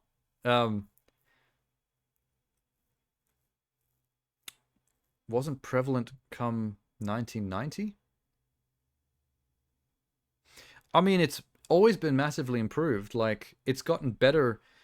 I mean, the further back in time you go, the worse it gets, because obviously you're going to hit the slavery dates, and then it's, like, as bad as it's ever going to get. But it's gotten better and better and better, but we can't pretend like it's been solved, or that it's not still an issue. You see shocking shit all the time. Like, I'm always all over Twitter, and I'm always all over YouTube, perpetually living online. And the number of stuff I still see that grosses me out when it comes to both racism, homophobia, transphobia, that stuff is still so incredibly prevalent, it's shocking. Like, I would have thought that those things would have by now, with everything that's going on nowadays, have been a lot less prevalent. I thought we would have made more progress, but the more I see, the more I'm like, wow, there's still an absolutely obscene amount of people out there that are absolute, like, monsters. Don't see why you need a term for it in one of its less problematic times. Well, no, because it's been around since before that.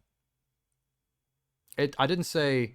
I became more aware of it in the 90s because of things like The Matrix that brought it back and made it a big thing again. But, like, from what I understand, it was being used way before that. Like, that was already something that was being kicked around as, you know, as early as the Martin Luther King, Malcolm X era and before. That's what Jeannie was trying to say, that it was as old as that, but my understanding, my awareness of it was more of a mid-90s thing. Hey, see, there's more info. Gained more popularity in the 2010s. Yeah, but that by the 2010s, I feel like that's when the shift to it being popular for the wrong reasons started. I have a feeling somewhere in the 2010s is when it started to all go wrong. I think that it's hung around for so long as a positive force in just describing an awareness of societal imbalances. It was a word attached to empathy. And it's just it's like the thing that Two-Face said in Dark Knight. You either die a hero, or you live long enough to become the villain. I feel like that's what's happened to the term woke. Things always get co-opted. It's like how the last time we talked about this, remember how we talked about how the word gay has been through like similar societal shifts? It used to mean happy in the olden days, like the 50s. Then it came to mean homosexual. Then it came to mean bad. Like 90s teenagers were using the word gay like in every other sentence to mean a bad thing. Like, oh, that show's gay. Oh, that character's gay. Oh, you're gay. I remember that. Like, I was a teenager back then, and I remember using the term gay like that. Like, it seems cringe now, but like, I'm not going to pretend like when I wasn't in my teenage years that I didn't hear people using it, and I didn't use it myself, and there was no deeper thought to it. It was just like a term. In fact, I don't remember ever thinking about it in terms of its connection to homosexuality at all. It was literally just a synonym for something that was shit. And then you get older and it's like, well, why was it a synonym for that? No one I know is homophobic. It's just culturally, everyone got used to using that as that in that way. And it seems fucked up now that that was allowed to happen. Never heard any references to the term of woke in distant history. See, the reason why I don't think I remember hearing it in terms of distant history is because I am middle-class white, and there was never any need for me to be aware of that stuff. I had to learn about that shit later in life, because when I was growing up as middle-class white, all I cared about was my Sega and my Nintendo, and watching He-Man. Zero visibility of what was going on with like other cultures or types of people. Kids don't care. Teenagers don't care. Doesn't make sense the negative context people use it now. It doesn't make sense to people that have empathy, that understand what the definition of the word is supposed to mean.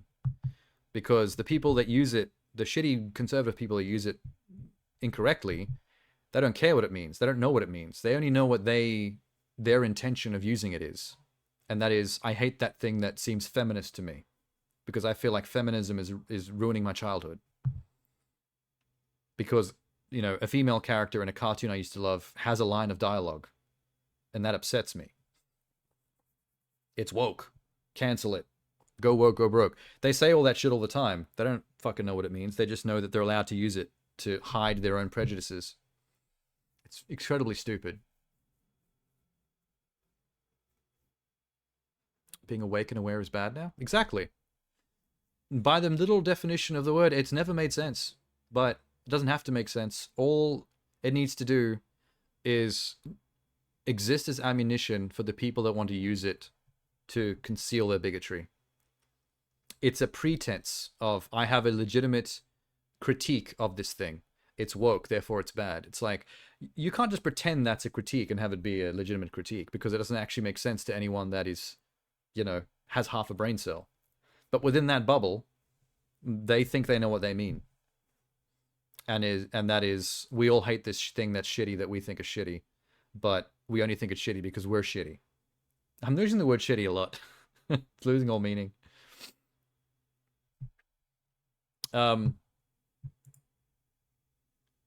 Someone I know, and I started to use this a bit as well from film school. We started to use the term snoozer a lot at one point. Like anyone that was the kind of douchebag that would use the word woke against you, like, oh, you're just woke, or that's just a woke thing. We started to refer to them as snoozers, which I always found was really funny. That was our counter insult. Oh, he's just a snoozer. He has no self-awareness or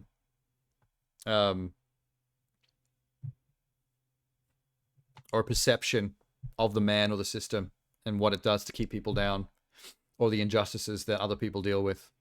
They're a snoozer. They're asleep. We should bring that back. We need to do that more. We need more of our own catchy rebuttal terms like that.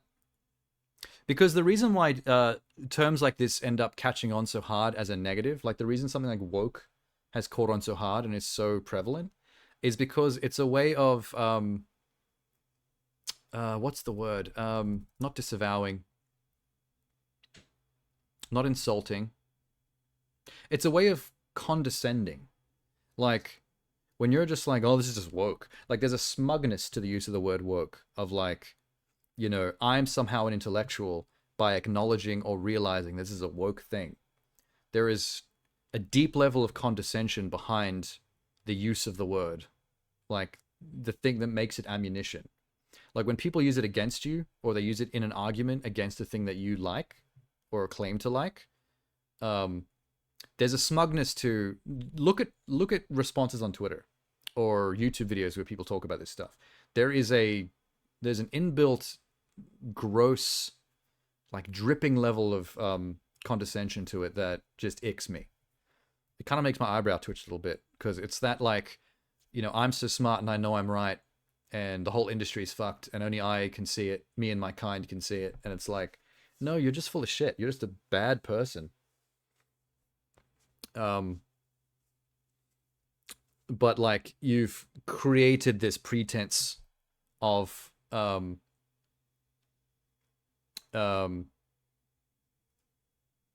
the word that means, like, better than other people? Fuck, I don't know why my words are failing me now. Superiority. There's this pretense of superiority built into the word, which is what makes it so poignant for them, so potent. I don't know. It's hard to fight, because in their own heads, they're already the winner in the argument. As soon as they drop that word, they're just like, it's their mic drop in their own head. Like, you can't fight them now because they've called it. You know what I mean? It's just gross. I hate it.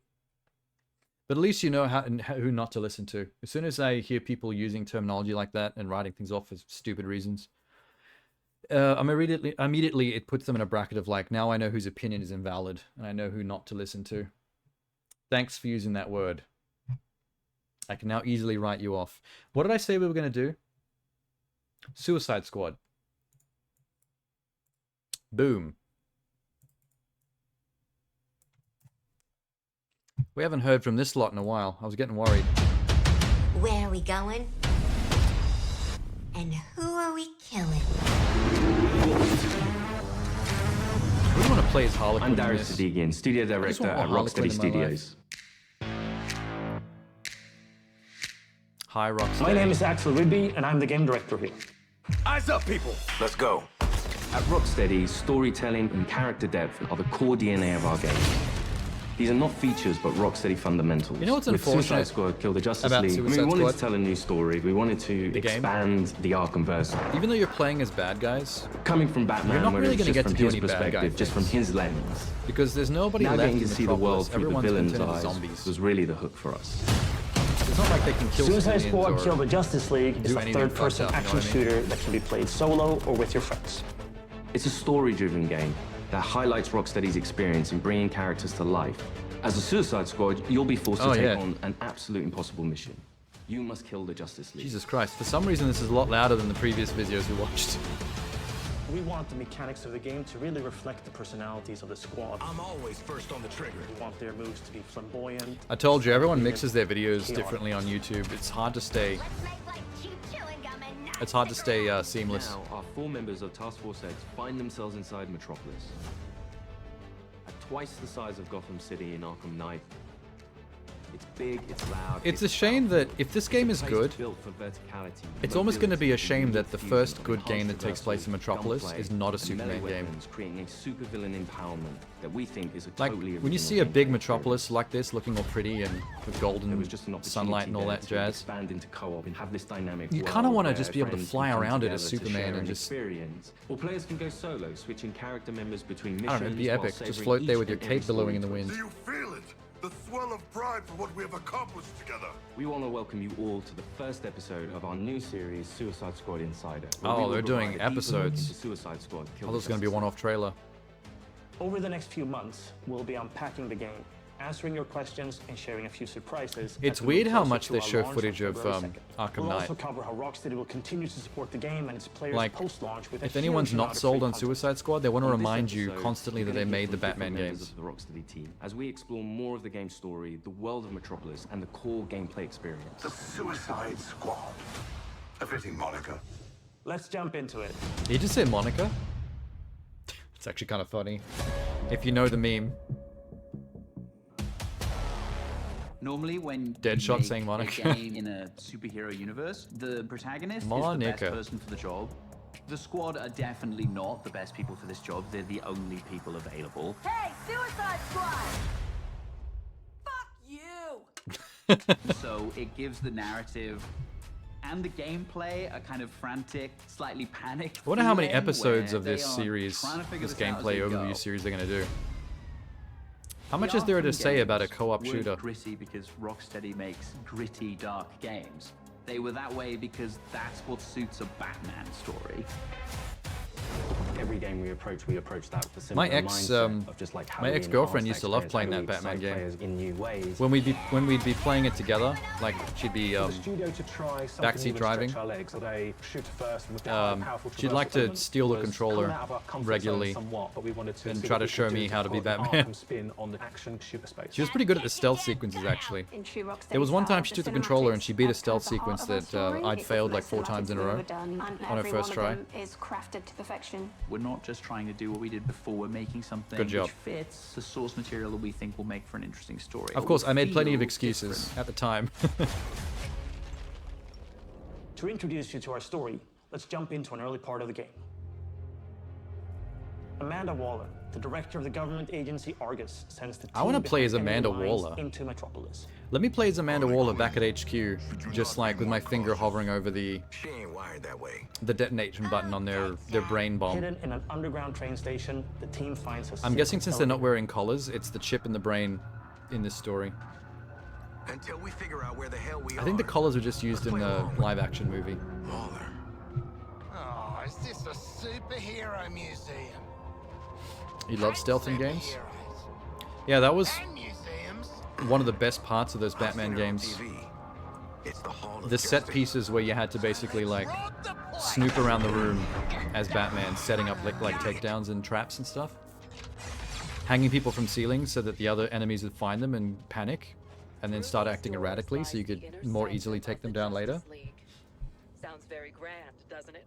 See, that's the kind of creativity you need in games. Like, no matter how you feel about superhero games or Batman in general, like, the idea behind a Batman stealth sequence and building in, like, a fear system where you use the enemy's fear against them to set up the takedowns and progressively make the enemies more panicked, that is, like, a perfect idea for a Batman game. You could not have done that any better.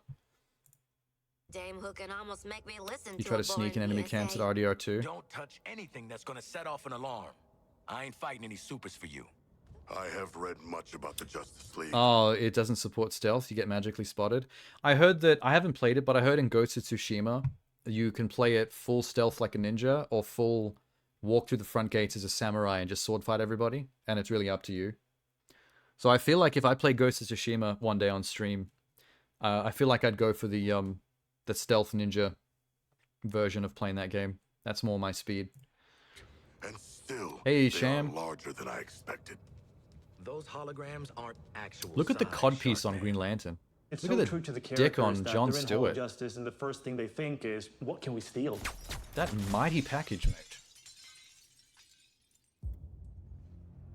Rockstar have one tool in their toolbox. It's a hammer. Glass. I seem to remember GTA having some pretty decent stealth story missions. Speed Force Gauntlet. Back when Doc Savannah tried to lift Flash's gimmick. Oh, they're actually explaining why Boomerang is super speed in this game. That's awesome. Are they going to explain all their movement abilities that they're not supposed to have? Because she has a grappling hook. Oh, there it is. Okay, they've instantly answered my question. That's a pretty good way to explain why you can Spider-Man swing anywhere in the city, no matter whether there's nothing above you or not, because she's just constantly grapple hook swinging from that drone. Although I don't know why she chooses to swing when you could stay attached and just let the drone fly you around. Riddler's hat of invisibility. You've been playing Remnant 2. How is the DLC? Is it unique in any way, or is it just more of the same? Where'd the shark go? Children. Ooh, nothing says I don't think. assassin like a frick. I don't think King Shark needs any I'd break my damn neck. special Right. equipment. Be more like a death drug He can pretty much than just do what he does.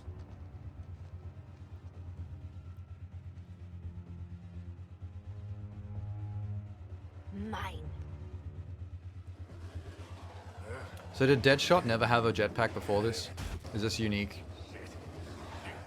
Okay. Sussy squad? Why is it sussy?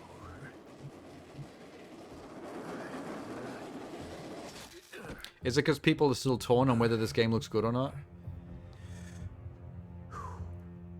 That hat's not gonna get you vertical, Shark. I can make my own. He's King Shark. He can just run up buildings and jump like fucking Incredible Hulk, man. Yeah, watch him go. I don't know why he needs the fart graphics around him. Well, tickle me stupid. Sharks can fly. All right. Toys. Can you keep the Riddler hat though? I like the Riddler hat. Let's get up Oh, you on shoved that it up his roof. bum. What the? Where did that hat go? He actually shoved it up his ass. Apparently, King Shot's other ability is he's got like a void up his butthole where he can keep items, much like Ramona Flower's handbag. Make that an extension of their personalities. More of the same. Power is undeniable. You get one shot of it? We loved working with Gotham and making that a world for players to That's kind of, experience, and we wanted to do that for a with paid the DLC, that's kind of controversial. Only having one shot at it. It took Boomerang way too long to notice that thing flying past.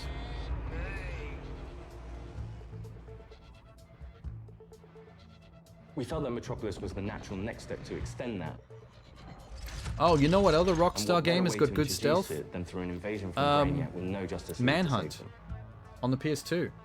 Manhunt was all stealth. Stealth serial killing. Just checking. We're all seeing that thing, right? Like suffocating people The with plastic entire bags game and is stuff. about fighting behind enemy lines. I enjoyed the first Manhunt. What the hell have you said? I had to import it to Australia because we didn't have an R rating yet, so I had to get it from the UK. Congratulations, Task Force X. You're the first assets to make it into Metropolis alive. We're sending a signal transponder to your location. So you're essentially in Brainiac's backyard. Your orders are to activate that transponder. Like Dungeons and Dragons? Wait, what's like Dungeons and Dragons?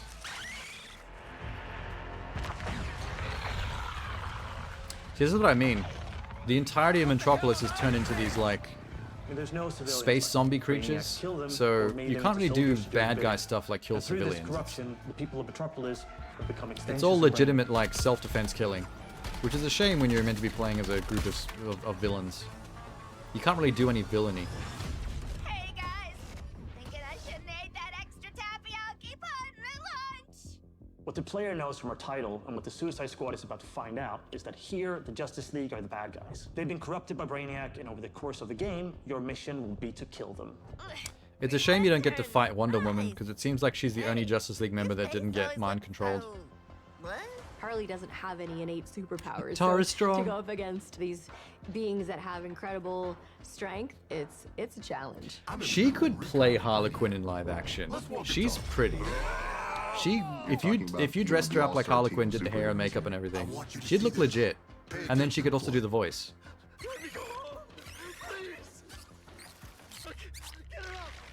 I want to see that one day. Someone cast Tara Strong as Harlequin in live action, please.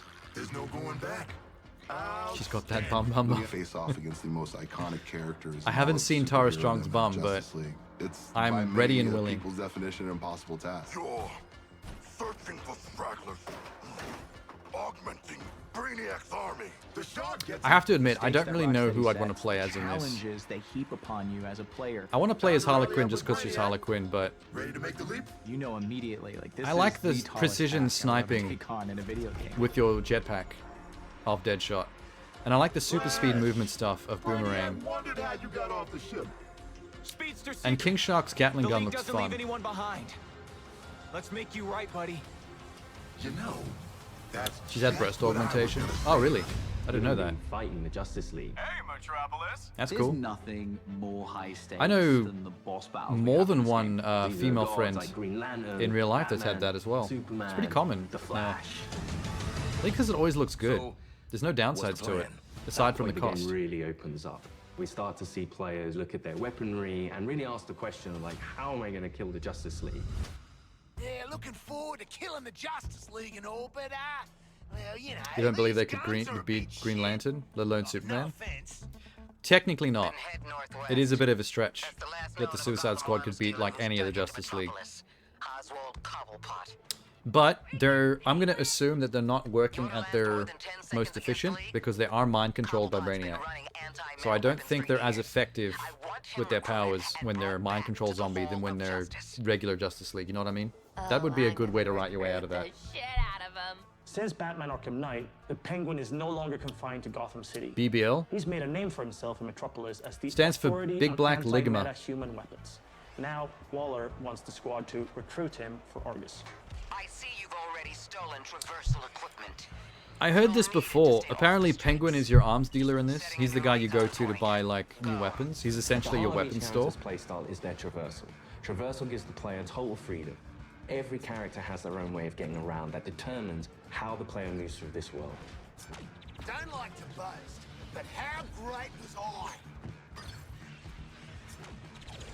Controlling a superhero Playing as Boomerang in character this is going to be the is something closest we can power get fantasy to for all a players. Flash game We wanted so movement far. through the city to be fun. Just It must be really existing hard to and moving design a around Flash in video game. Metropolis is a good time. Metropolis is quite a normal city. Well, as normal as a city can be in the DC universe. Et Baba Ganoush?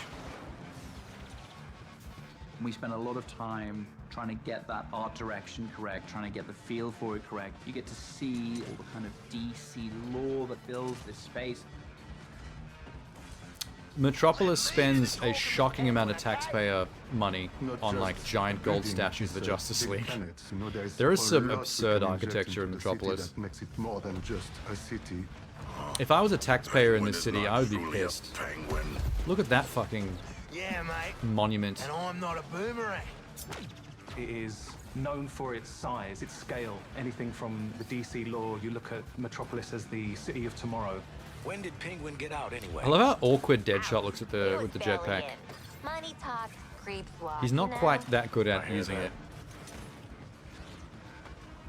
It's just a great way for players. Was that an to experience LGBT Metropolis Batman mural? Let me just go back for a Money second. talk, creeps walk, you know? I hear that.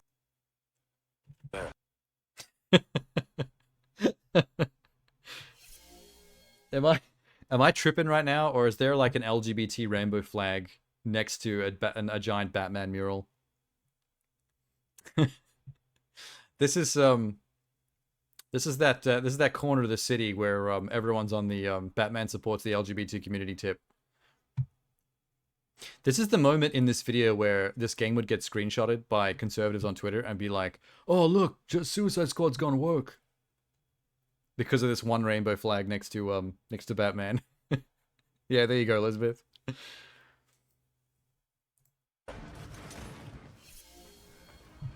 It's just a great way. Am I doing it right? Actually, you're close. You're close. You have to say "gone woke," like, "Oh man, DC or Rocksteady have gone woke," or just say "Go woke, go broke. This game is now dead to me." That would work as well. To experience Metropolis in a new way. Will I be on Twitter in 2 minutes? Hey, if you start it up, you're gonna get like 500 really toxic followers. There's your way to success and fame. It's very easy to get success from being a shitty person. No. Ain't God, this Penguin a is right gross. rogues gallery? Who's the big bleeder? Think his cousin used to work for me. Ooh, which one? Busted him out of a circus. We're getting the hell out of the city before Argus finds us. You in? Why is Harley hiding around the wall? But we are working. She got a bad relationship with Penguin. What? Real slick, Shark. Good talk. Nice catching up. Give my regards to the locals. Is there a story reason that I'm forgetting as to why he never removed the broken bottle from his eye? Traversal is at the very Doesn't seem core like of it would our be game. that hard to You will need fix be on the with a bit move of and master modern each surgery. character's movements if you want to succeed. Harley's grapple is He'd be made able to so that afford take it too. advantage of the environment to quickly get out of troublesome situations. Or she can use it to quickly close the distance to introduce them to her baseball bat. The combat system does look slick. The way you move around and shield mix between different kinds of combat is interesting. It can also let her catapult herself into the air to shoot the corrupted from above. Now that you've seen some of Harley's combat in this scene, let's explore the rest of the squad's unique playstyles in other encounters. Captain Boomerang uses a mix between sniper rifles. Would you stay in the SMGs, city and after that? What's cracking? What, after Each character has Brainiac an turned iconic everyone melee into attack that zombies can and use to Suicide create Squad what is we like call running juggle amok? kills and also break enemies' shields. I think at this Juggling point an I'd move enemy to with a melee Gotham. I attack feel like means they Gotham is take safer right guaranteed now. critical hits from all guns for a To short be period honest. after. For the first time ever. Shoot enemies in their legs and then close the distance to do a shield harvesting strike to get some shield back. Oh, you're talking about Penguin? No, but do you know what I mean? Like, Let's shift what's focus the to deal King with looks like you're overpoweringly King Shark is powerful. literally death I think, from well, that's the above, point. which he gladly They shows are with like his Atlantean drop alien attack. zombies. He's the character that can take the most punishment. Like most Heavy superhero stuff, weapons, you're supposed to be able to run assault circles rifles, around them. and his trusted cleavers, sickles, and combat knives for some brawling action. For As the long as bigger you enemies, use your each movement character abilities gets and a weapons super correctly. powerful single No, target don't get attack. overwhelmed. The Suicide Strike. This one-shots any enemy hit, but it takes longer to recharge. Yeah, I never so it's understood. The important thing to I was use saying about the tactically. Penguin. Finally, Deadshot. I don't remember why. It's a cool design His traversal is thing. made to let The him fact create that his his own monocle advantage. is a piece of broken This bottle works that was like great with jammed his into his weapon face. loadout, sniper rifles, But I don't assault remember rifles, what the and pistols. explanation was, if For there's more any, up-close action, as to why he Deadshot never had it relies on his removed. iconic wrist Because cannons. One thing why we wouldn't you really be able wanted to to? bring into this game was It a would be easy. reimagined version of the Arkham counter system and mix that with our traversal and shooter gameplay. Introducing Counter Shot. Each enemy has a different reaction to the counter shot. That is so Some will cool. be stunned, some will take damage, Interesting. some will be interrupted and then get really annoyed. Now let's take a look at He how they basically just said absolutely that demolish Brainiac's the forces with all these counter system from Batman, where it flashes the yellow lightning bolts, with Deadshot, has ranged abilities. You can literally Y button counter enemies with a perfect auto-aim shot, which I think is the first time I've seen a counter used on range. Oswald Cobblepot, my man. Do we have a job for you? Tell him, Quinn. You're making guns for us now, Bird Brain. Thanks for joining us for episode 1 of Suicide Squad Yay! Inside. You know what that means though? That it's Unreal Engine 5? It means that every time the game loads a new area, we're going to get to see all the textures pop in. 2024, we're looking forward to sharing more details and insights about Suicide Squad Kill the Justice League. In our next episode, It's not the we'll Unreal be Engine diving without into texture more pop in. gameplay, combat It's mechanics, iconic. and how to take the fight to the enemy in your own unique style. I want to show you what happens next. Let's call it a Who is she supposed to be?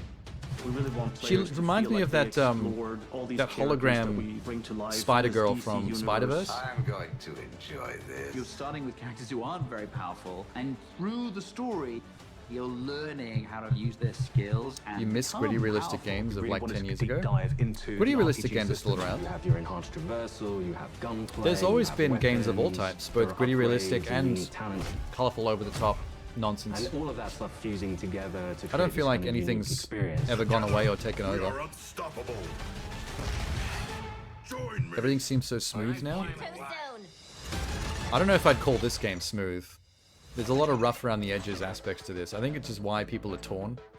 People can't quite figure out whether they think this looks good or bad, and there's a lot of like arguing over that. I think Sham put it best. It looks okay. Like there's nothing specific about it that makes it look bad, but there's nothing specifically that makes it look like really great. Like when you see the trailer for the next Batman Rocksteady game. Like every time a new Batman Rocksteady game was coming out, there was something about it that made it look like, oh, this is the next big thing. There's nothing about Suicide Squad that feels that way. So it really kind of falls somewhere in the middle in terms of anticipation.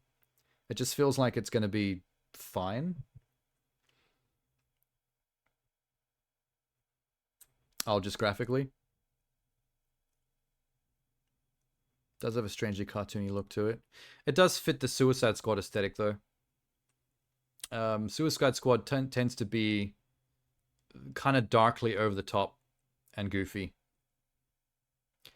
Interestingly, for a concept like sending a bunch of villains out to die, it's never really been that dark. Although in the comics, they do kill a lot more villains in the Suicide Squad stories. The movies and games and stuff have never really leaned into that. They tend to, like, for a Suicide Squad, like, almost nobody ever dies. That's what I hated about the first Suicide Squad movie. Like, they killed off one no-name character that no one cared about on purpose at the very start, just to establish that there are stakes, and then, like, nobody else dies.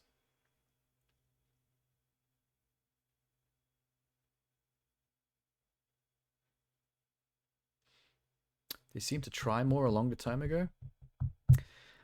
I feel like I have played games in the last year or two where I've seen that level of, like, detail, like skin pores and things. But I do play a lot. That's the thing, though. We can't all play everything.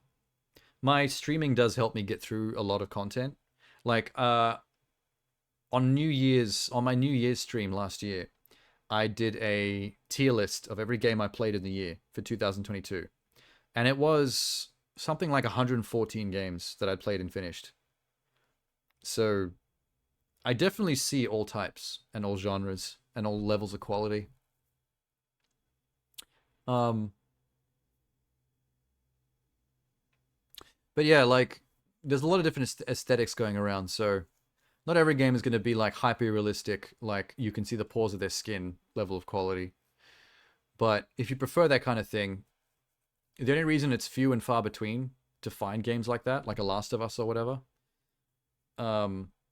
is probably because the level of effort it takes means that the game is going to be in development for longer. So you need more double to AAA budgets to see that kind of stuff. So maybe there are less of them. There's not as many developers can afford to go that big.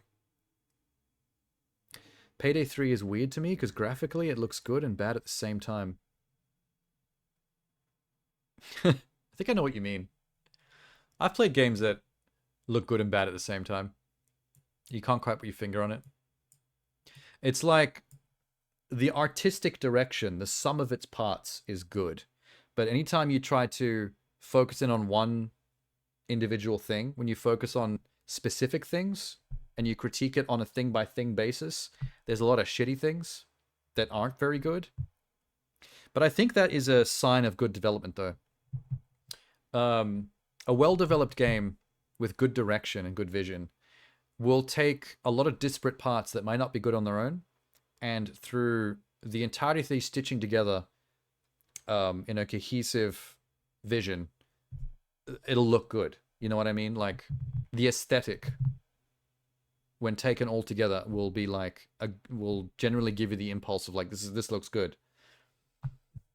Until you stand and, like, stare at a wall texture or something and you're like, well, that doesn't look good, and that doesn't, and that doesn't, etc., etc. You can pick it apart. I feel like that happens a lot with the game I played yesterday, Jusant.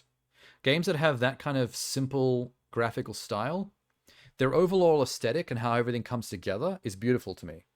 But if you were to interrogate any individual thing, like if you were just to stare at the main character's, like, textureless Fortnite face with those beady little black Pokemon eyes, there's nothing particularly graphically impressive or good about that. It's just art direction. You speak Jusant?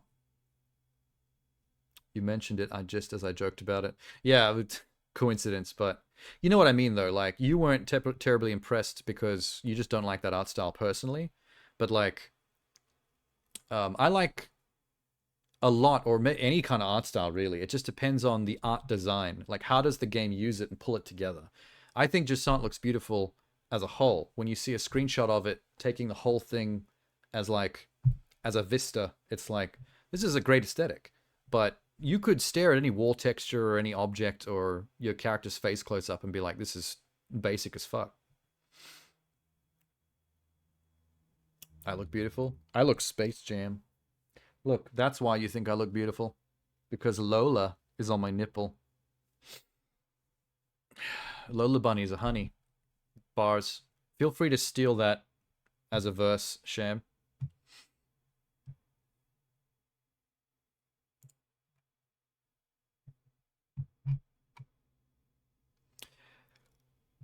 Only I'm allowed to hit on Sean. And only you are allowed to steal my bars, Sham. You have permission. I want to hear that Lola Bunny bar. Prefer sharp and rough graphical. I'm more of an overall aesthetic person, though. Like, any aesthetic will work for me as long as the art design is solid. If it comes together as a whole in a pleasing way, I'm like, that's neat. I can like a lot of different things. The Souls-like genre is full of rough stuff, actually, to be honest. Like, I've played a lot of Souls-like, which, you know, are rough around the edges as hell. But they do have a great dark gothic aesthetic when you take it as a whole. But those are the kind of games definitely where sometimes you stare at individual specific things and you're like, oh, this is kind of jank.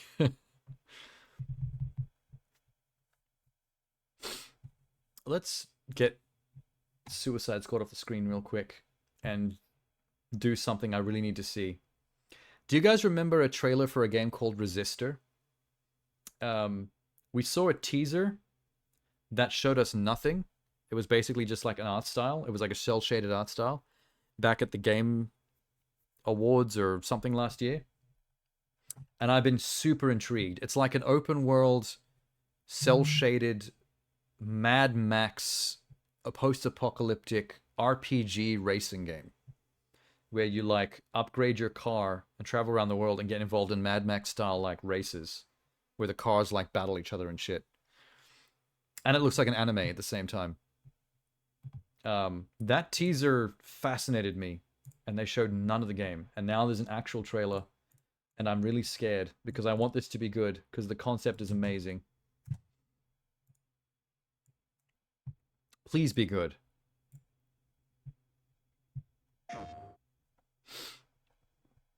Hey, it's almost time. Are you ready? Oh, it's Think so. Anything I need to look out for this time? poorly voice acted. Sure is. The twins. Okay. They're a bit thick. They seem nice. Okay, the thing that's really fucking with me right now is that I was 100% under the belief that that was a female. After seeing the screenshots of this game and the full teaser that they released last year, I could have sworn this main character with the green eyes and the blonde hair, the brownish blonde hair, was a girl.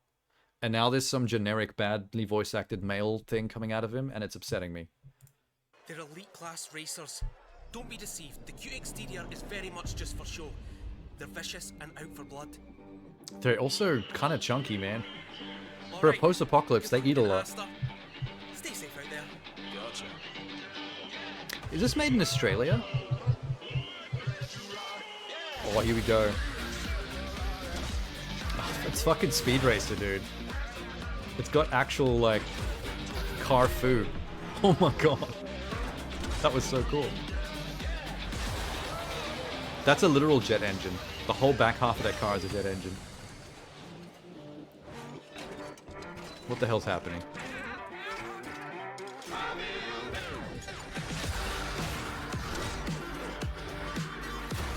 The car foo is cool, because I've been wanting a game to do that ever since I saw the Speed Racer movie. And you never see this kind of stuff. Redline the game. I didn't play Rumble Racing. I want to know if you can do this mid-race, or if it's just the trailer showing off that you can customize a car.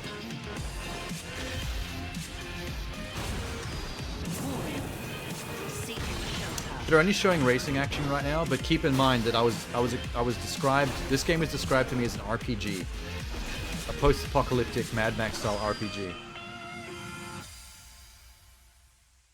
So I really hope that wasn't just someone.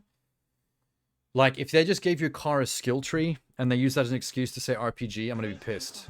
I want to be able to drive around the wasteland and like find races and upgrade my car at different towns.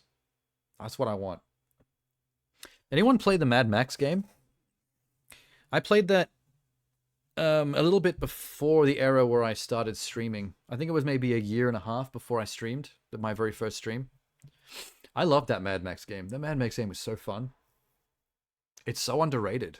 If you like open world games with lots to do, the Mad Max game is super underrated. Stunts for boosting, fighting other cars, power-ups. Looks like Rumble Racing plus Burnout. I loved Burnout as well. Burnout 3 Takedown was a revelation to me. When I first played that on the original Xbox, the OG Xbox, that game blew my mind. I didn't really care that much about racing games up till then, and then that game was like the action movie of racing games. You know what is a game that a lot of people sleep on that you would love if you liked Burnout?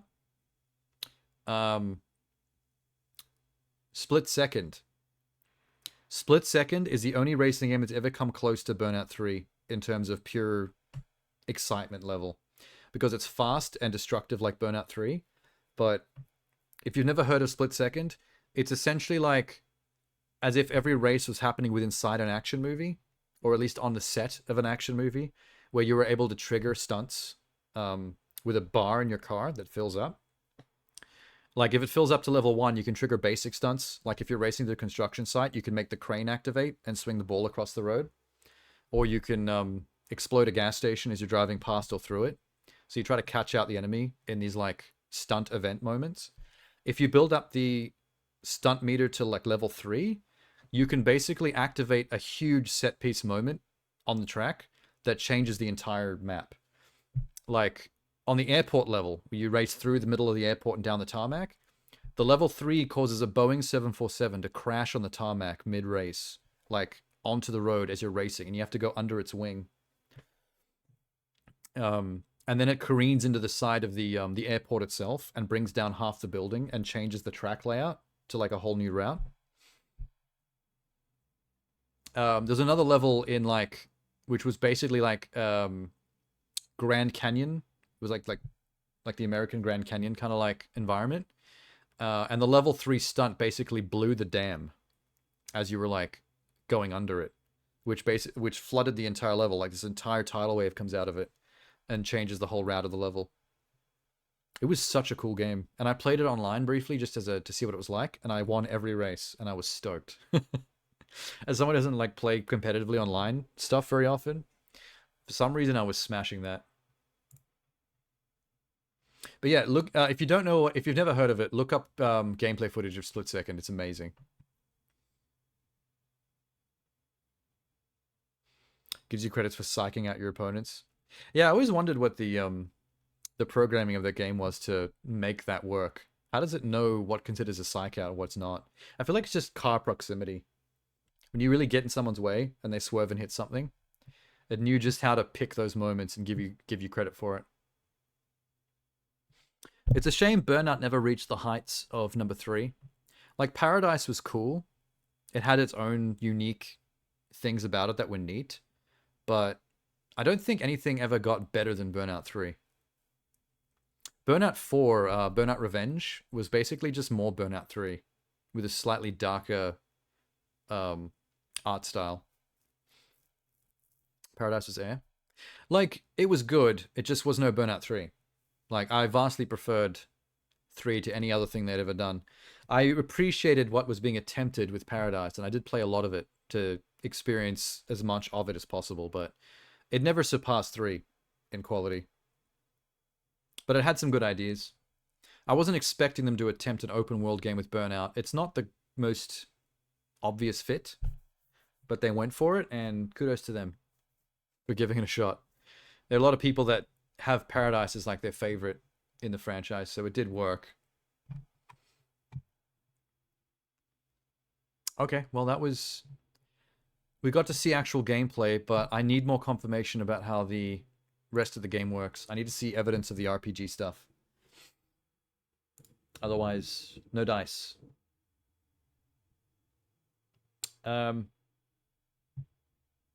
Let me just throw in a wild card real quick.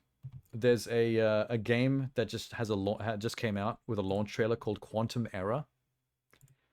I don't know what it is. But it looks like might be a story-driven sci-fi action thing. I'm just curious.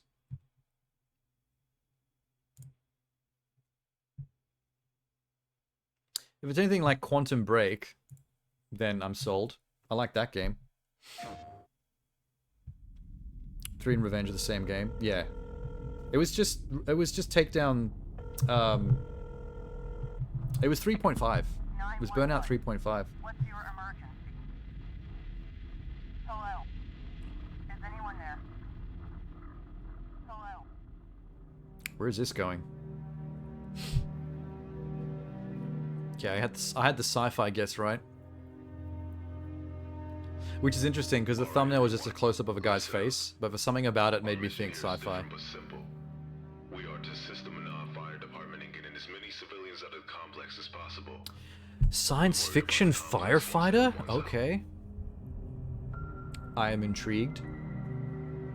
Team Kill Media, never heard of them. Unreal Engine, never heard of them. Thank you, Jacob. You have made this so much easier. It's first person. How do you know my name? Let's see which species is superior, fireman.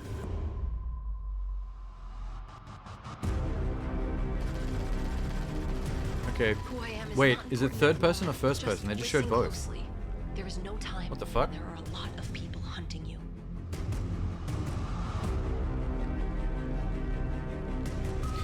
This game keeps changing what I think it is. It's just a heavily story-driven first-person shooter, I think. Stop us. You never could. It's a trilogy. Ooh. Someone is counting their chickens before they hatch. I love that they all call him Fireman. No one bothers to remember this dude's name. I want answers. I don't understand how it keeps switching between third person and first person. Do you just get to choose? It's rare that a game just gives you that option. Not even Cyberpunk lets you do that.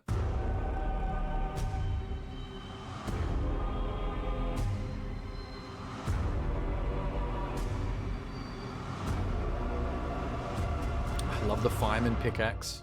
I'm here to save And the lives fact that you have a save my water hose that you use for actual... people are what matter to me. Shut the fuck up. I have a feeling this is one of those cheesy sci-fi scripts that's a bit up its own ass. It's people that matter to me. I'm a fireman. You better have sick abs. You can't be a fireman and not have that fireman calendar body. Oh my god, the box. Ooh. Where's my mouse? Fuck.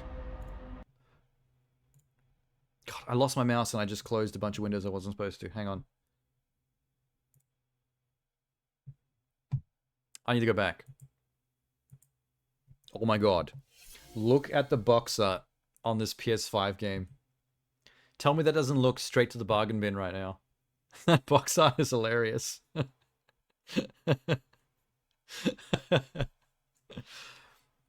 I'm actually intrigued. I understand why Sham is saying kind of cool. Like it looks, I mean, the box art is really bringing it down a notch, but it looks like it might be like one of those cheesy, cheap bargain bin kind of first-person shooters that is just happens to have a pretty decent handle on the Unreal Engine to make it look like it's punching above its weight. But the fireman main character and his fireman mechanics, the fact that you have a fireman axe and a hose that can spray water for puzzle solving and enemies that need to be doused. That type of stuff is really fascinating me.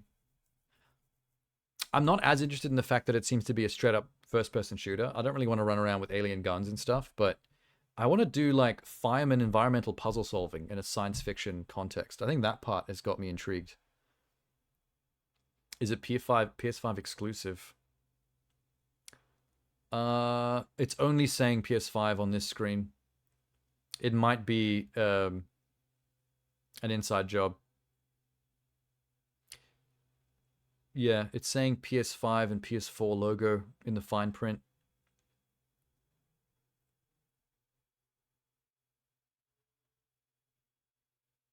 I've owned every console ever released up until the pandemic, at which point none of us could buy Series X or the PS5. And then a friend of mine was lucky enough to get a lead on where we could get some Xboxes, and I gave him some money because I happened to have money at the time. And him and two other friends, the four of us, were able to get some Series X's when they were still rare. So I haven't actually caught up on picking up my PS5 yet, unfortunately. So I've owned every every console that's ever existed up until the PS5. I also didn't have a Nintendo Switch up until earlier this year, at which point I got I used a Christmas voucher combined with a payout that I got to pick up my Switch, but I haven't opened the box yet. Resistance was great. I played all three of those. Mainly because I was a Ratchet and Clank fan from the PS2 era, so I played Resistance solely because they were the Ratchet and Clank developers. It's the kind of game that if I saw the trailer or footage of it, I wouldn't have really bothered if it wasn't for the fact that I knew that they were that developer. So yeah, it's one of those things where the clout of the developer sometimes is what sells the game. And then after the first one, I was willing to check out the rest. I do find it interesting how those three Resistance games kept changing. For a franchise, it's basically just a straight-up first-person shooter. They changed their mechanics quite drastically between all three. Like, the first two, I believed, went with the Half-Life. No, sorry. The more modern first-person shooter health system, where you don't really have a health bar. You have a shield, and then you can die when the shield is gone, but then you, like, gradually heal. The red on the screen goes away when you're not getting shot, so you just have to hide behind cover and wait. In Resistance 3, they switched to an old-school first-person shooter healing system where you had actual health bar, and it goes down and stays down until you get medkits, which I thought was an odd choice for them to go back in time like that and go back to, like, older game design concepts after, like, spending 2 games copying, like, newer shooters. The one thing Resistance was really thriving on, though, was the same thing that made Ratchet and Clank amazing. That developer was really good at creative weapons. Ratchet and Clank and Resistance have the same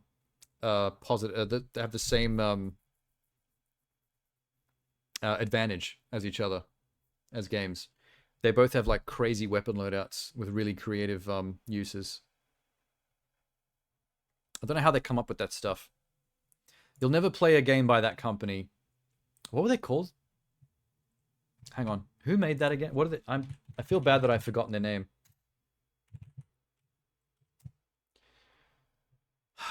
Insomniac.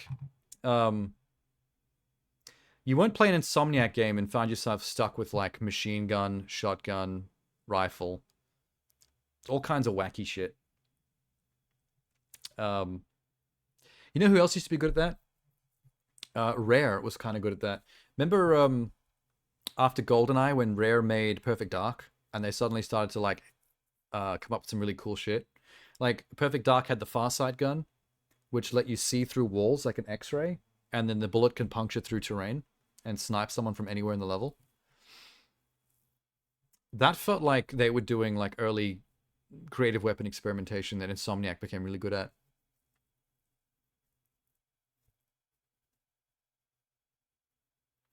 I've only played Zero. Zero? Wait. Was there a Resistance game called Zero that I'm not aware of? Fall of Man, Resistance 2, Retribution, Resistance 3, Burning Skies. What's Zero? Oh, sorry, Perfect Dark. The other thing I mentioned. Okay. Oh, damn, that's a shame. I don't know how to feel about Perfect Dark Zero. Perfect Dark was such a classic. That was an amazing Nintendo 64 game. You wouldn't think they'd be able to improve on GoldenEye, but holy shit, Perfect Dark was so great for its time. Something about Perfect Dark Zero didn't land. I don't know what it was. I had a Xbox 360 launch night, and I had Perfect Dark Zero, and there was something very plastic about that game. I don't know what it was. There was this shiny, almost shell-shaded but not really sheen to it. It didn't feel like a Perfect Dark game. I just can't put my finger on it. It isn't what that first game was. It felt like a pale imitation with like a cutting edge graphic system that was trying to make the most of the Xbox 360, which is neat, but I don't know, the more I played it, the more I was like, this is not it. And now they're making another one. They currently have another Perfect Dark in development right now, and I'm a little bit scared because the hype for Zero was high based on that N64 game, and it didn't quite work out. So I don't know what they're trying to do with this new one, but they got to do something. They really got to do something like drastic to make it stand out. Look, reviews for Quantum Error already out by IGN. What's Retribution and Burning Skies? I have a feeling it's handhelds, PSP. Insomniac were known for doing PSP spin-offs of their franchises. Like Ratchet & Clank had PSP games as well. I never played any of the PSP ones because my experience of the PSP is very specific games. I played some rhythm games on there. I played Patapon. I played Loco Roco. An Uncharted game was on there. A couple of other random shit. It was a zombie game I played where you were a zombie. Can't remember what that was called. I played a game where you were a guy who could remove his own head and replace it with other heads to change your abilities. I can't remember what that was called either. I played some random shit on the PSP, man. I played the Jak and Daxter game. That was pretty cool. Alright. Sci-fi fireman game has me intrigued, but I'm not going to hold my breath for that to be anything special. Here's something else random. Squadron 42. Developer Cloud Imperium. Upcoming sci-fi game starring Gillian Anderson and Mark Hamill and Andy Serkis and Gary Oldman. Holy shit. Whoa, why isn't this a bigger deal? What the hell? What the hell is Squadron 42? Never even heard of this. This has a cast, man.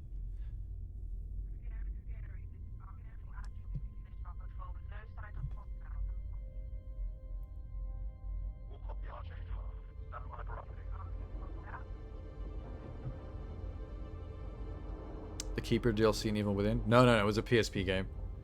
It was like a comedy. And MA-rated violent comedy, black comedy. Yeah, got it. Scanning that.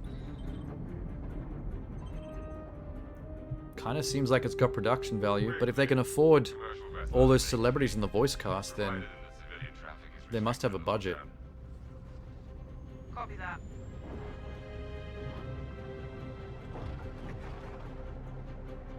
Archangel, this is Krugeri. Come back, Gary. Redirect to Sector 7 Bravo Echo for immediate tasking. Copy that. On our way. I wonder what kind of game this is. Is this going to be a space exploration freelancer type thing? Or is this just cutscene? They're really dragging this out, but they love their space graphics.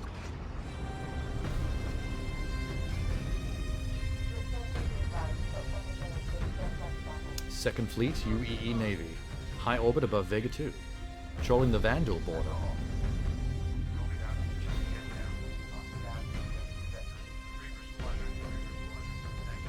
Why does the music sound Scottish to me? Like if Star Wars was made by a Scotsman.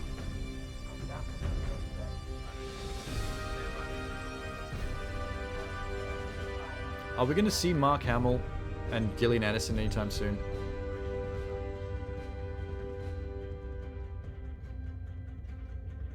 I'm here for the celebs, dude. Anyone can make space graphics.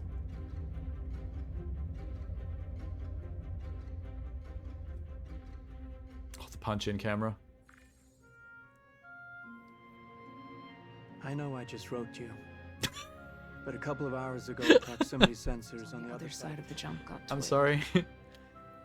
Word is it might be that clan we've been Oh, you could be male or female. I think that's what they just showed there. It switched from him to her. Mid-conversation. So it's got character creator. Honestly, we've been out here so long, I don't know what to pull for anymore. A robust character creator, you can make anybody. I just wanted to let you know. I'll write as soon as I can. Inclusive. Your loving son. Who is anyone want to jump on the woke bandwagon with this one? With the inclusive character creator? I bet they let you choose your pronouns. Blah. Yay, let's go viral by being dickheads.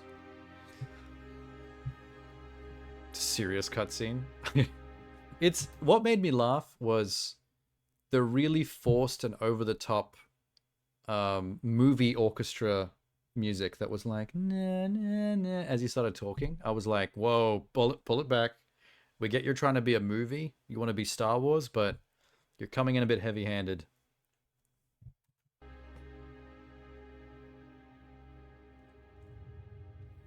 Never gets old, does it? Sir. Gillian Anderson? Eddie's. I recognize that face anyway. I used to do the same thing when I was first coming up. Back when me and Mulder used to wonder if there were aliens out there. Now I'm on a starship.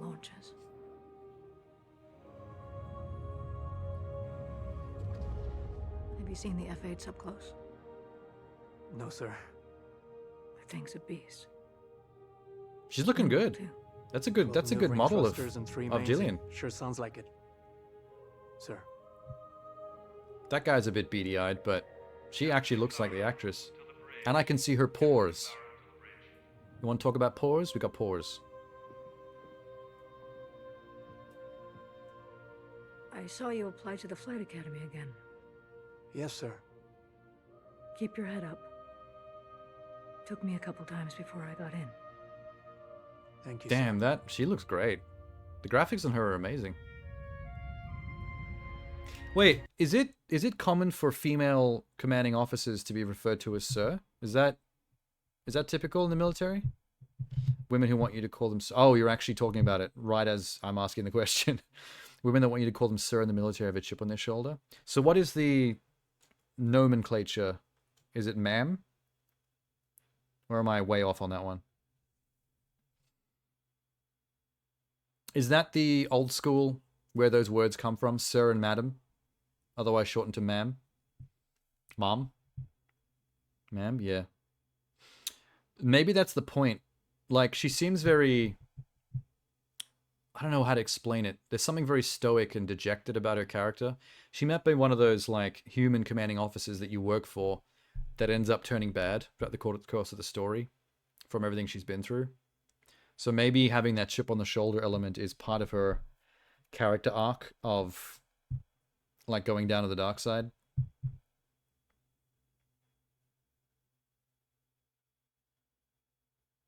There's a number 2 on the side. Didn't even see that.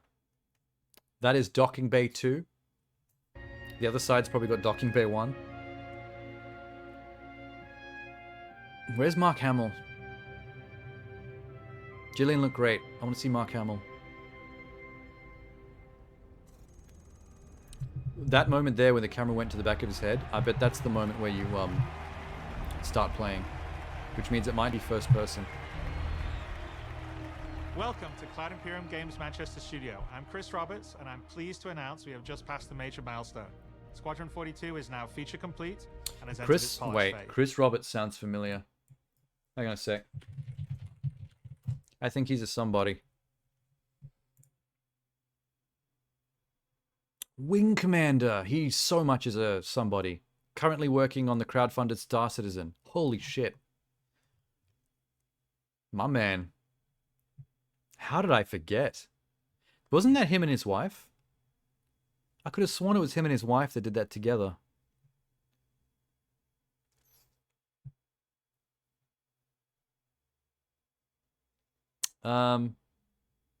Maybe I'm thinking of a different developer from the same era. Is this a Star Citizen thing? Well, this is Squadron... The fuck's this called? Squadron 42. But he is known for the entire Wing Commander series going back to the 1980s.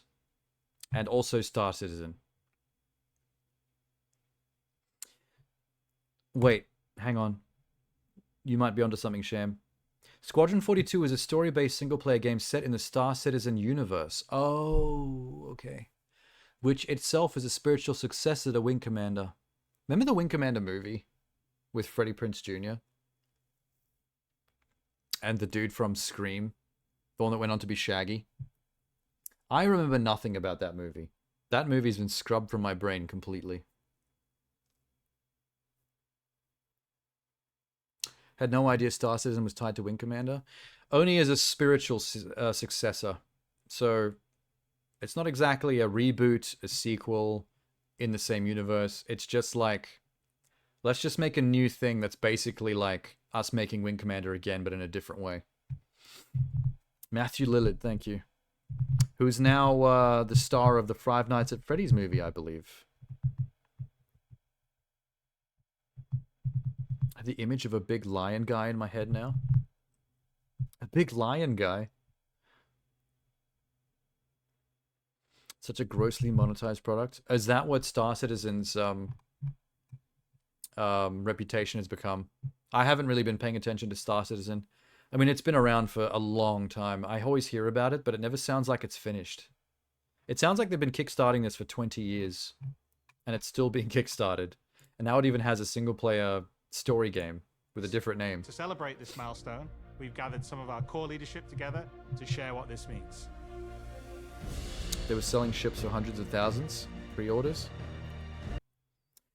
Well, that's just the free market, baby. Things are worth what they, what people are willing to pay for it.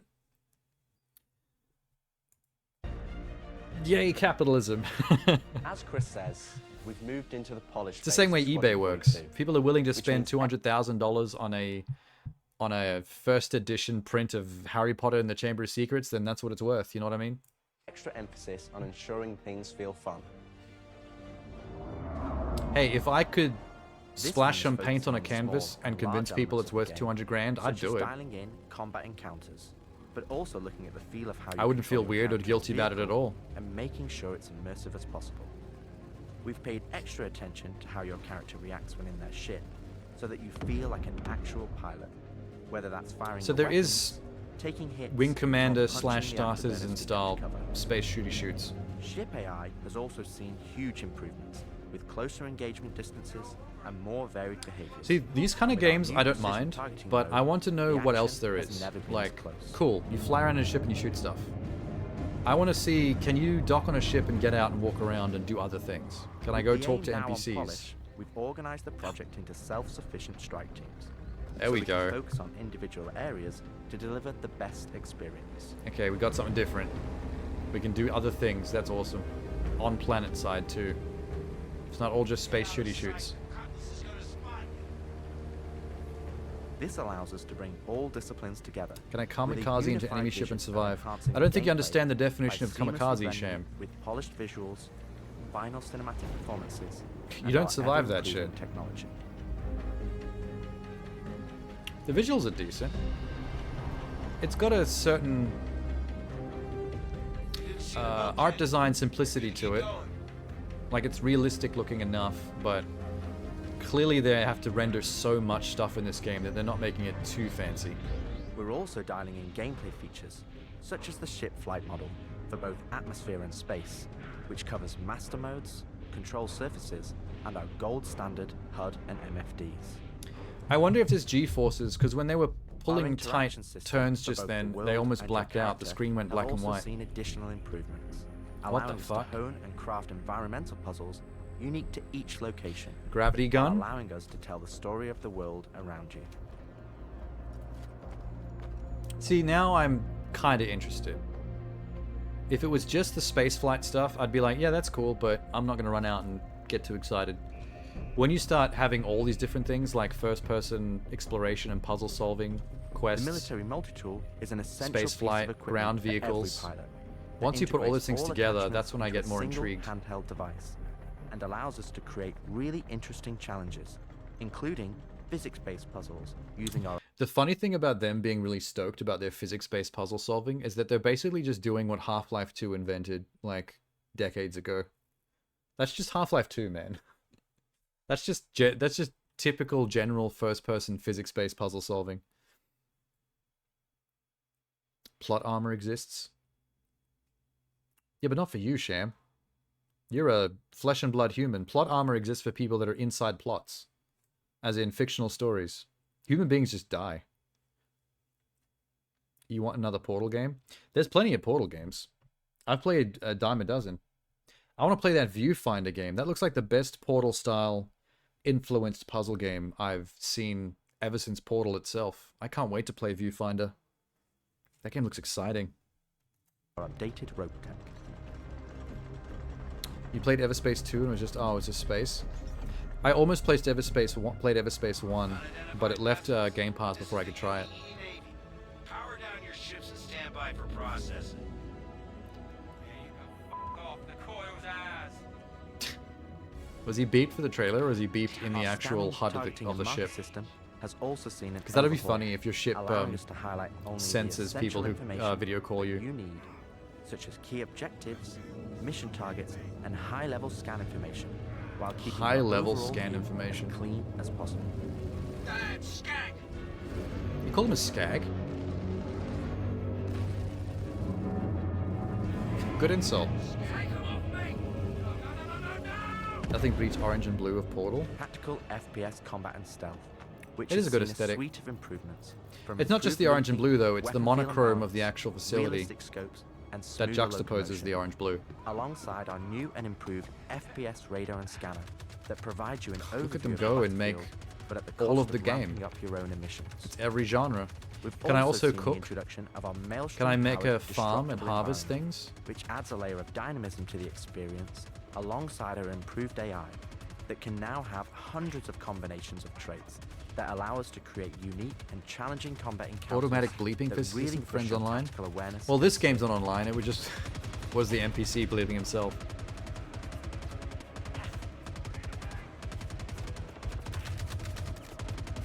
How would a system know that you're about to swear, though? It would have to know beforehand. Have a family, do puzzles, build a base. See, now you're talking. Now you're selling me. They bought it off someone? Yeah, I played that game. It's called Narbacula Drop. It was a free-to-play indie game you could just download off a website and play it on your PC. That's very old. It looks like an MS-DOS game. It's not that old, but when you install it and play it in the little window on your computer, like, it's got the MS-DOS aesthetic of games of that era. But yeah, when after Portal 1 came out, I did actually download and play that. It's not bad. It doesn't have a sci-fi aesthetic. It's actually medieval fantasy. You're like a princess trapped in like a medieval castle, and you find this like wand or scepter that lets you make portals, and you're trying to basically save yourself from this fortress. So that person was hired by Valve. They were brought on board, and with that person's guidance and the concept from Narbacula Drop, they basically turned it into like a science fiction portal puzzle game.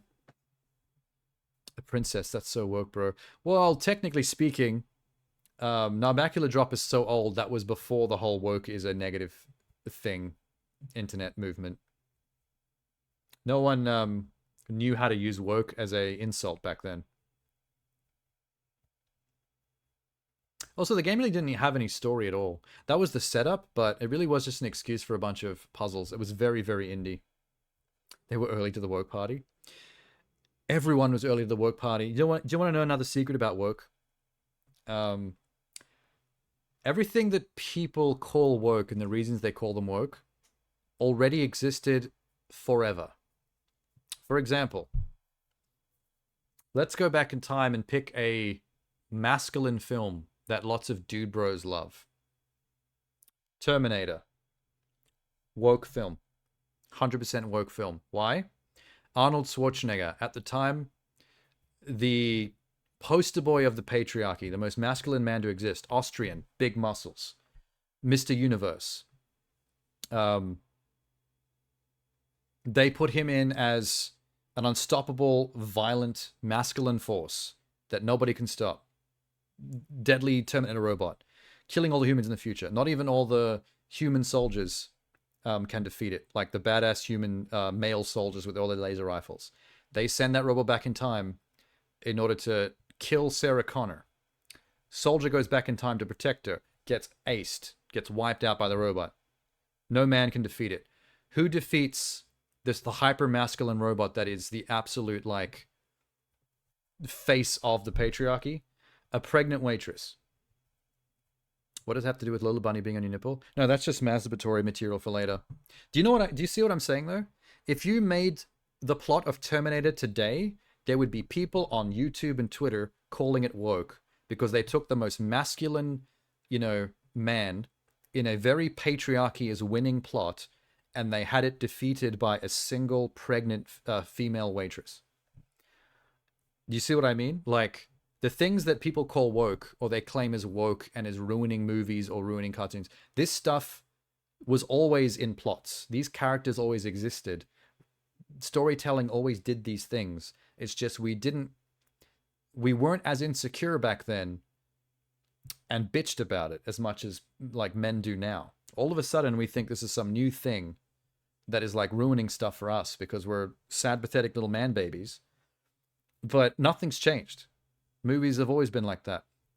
Alien. In Alien, Ripley, out of the entire ensemble group, Ripley is played at the start like the bitch of the group. From the start of that movie, you don't like Ripley.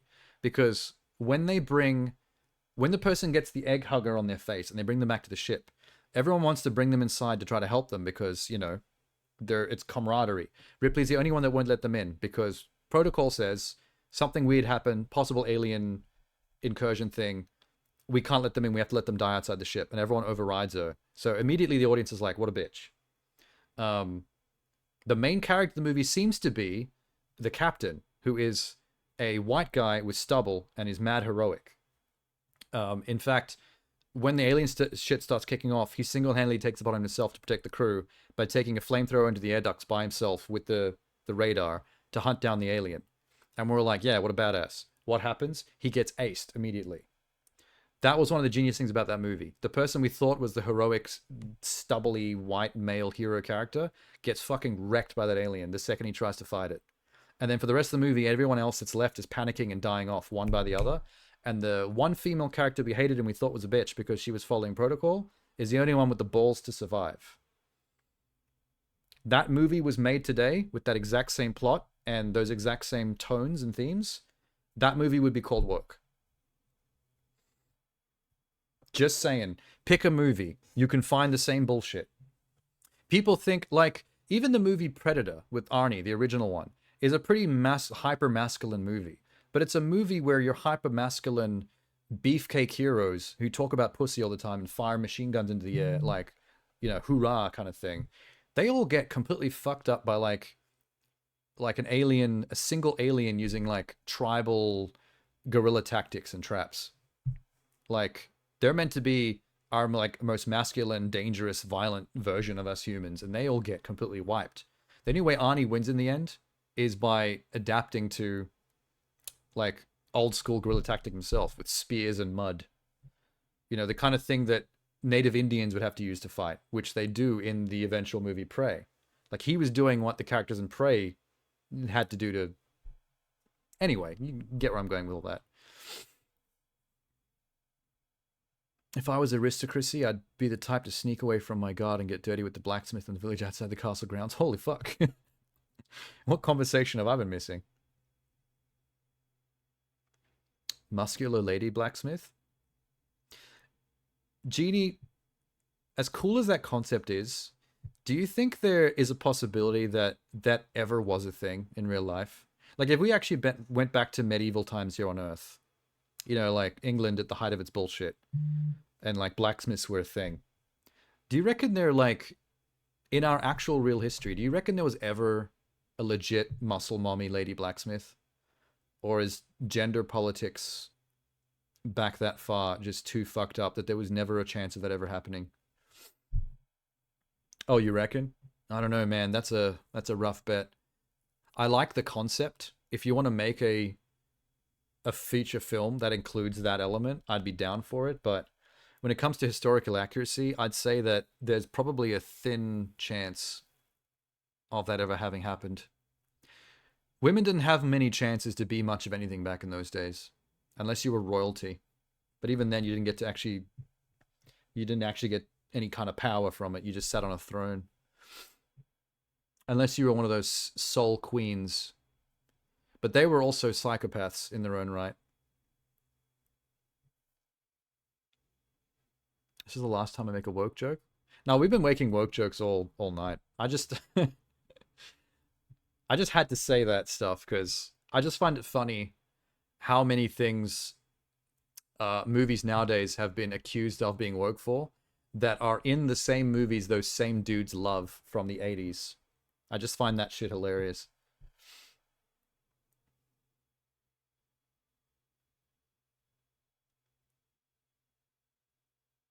Picturing a muscly lumberjack girl. Hot. Only possible to say there was a low chance of that. We didn't live and meet everyone doing medieval, so I can't know the absolute answer. I mean, there's never an absolute answer to anything, but I just feel like that's a pretty low chance one, just because of what we know about gender politics and sexism back then. Like, you'd have to be living in a very small town village area where there wouldn't be much resistance to stop a female from taking on a blacksmith career and getting like ripped. If there were women samurai, I bet there were lady blacksmiths. I mean, there was more of a thing going on with women samurai, even though that was also few and far between, but I have heard about that.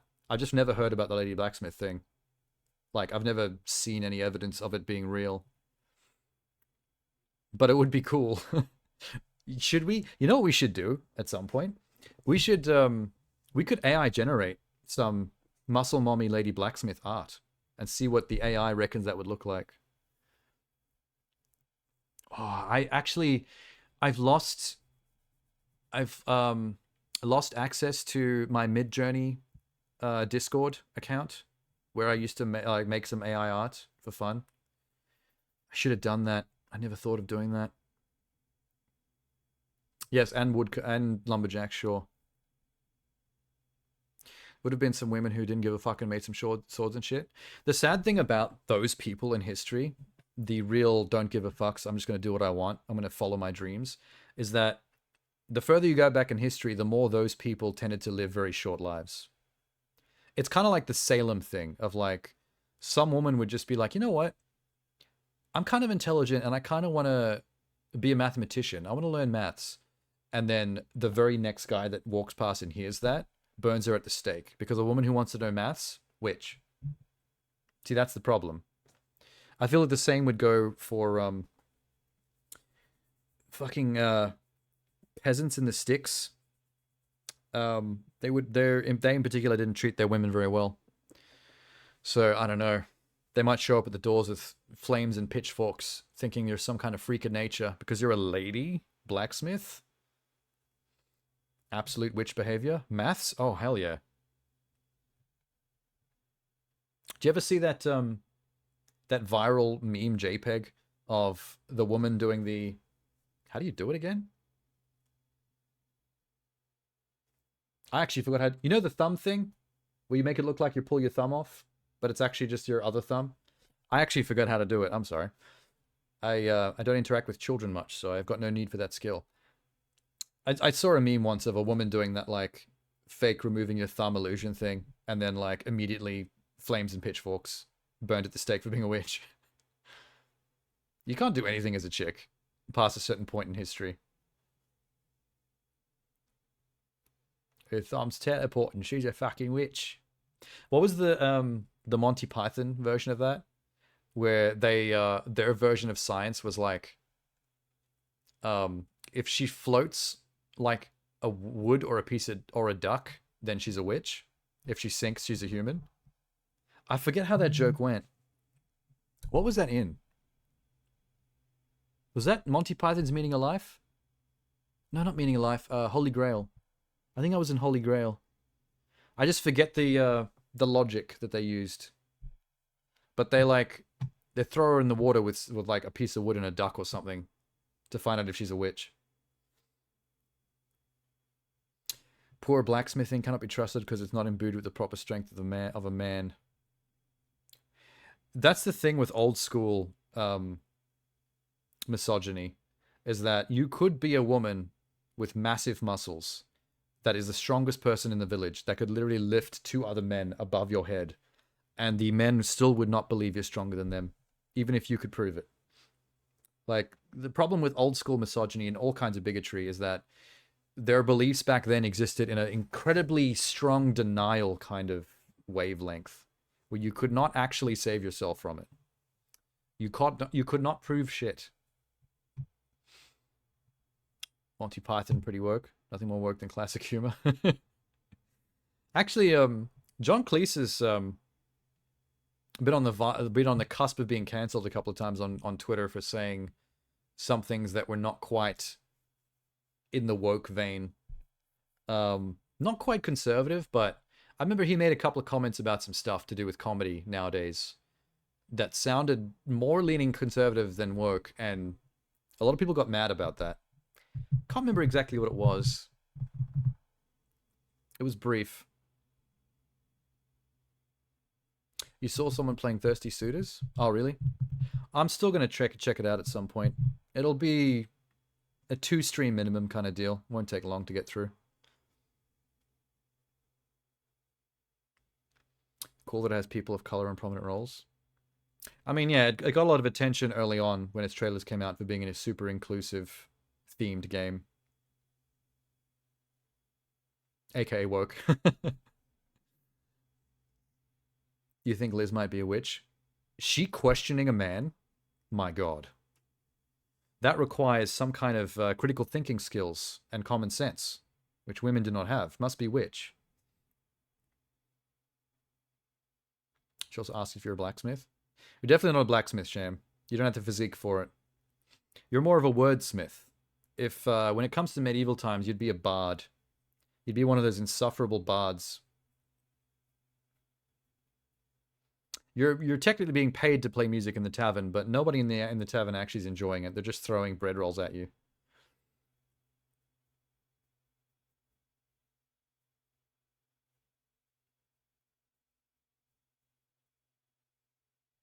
Okay.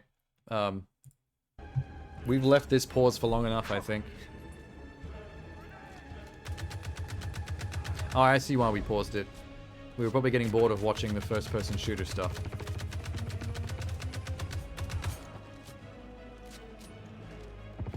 At least they're actually showing real gameplay.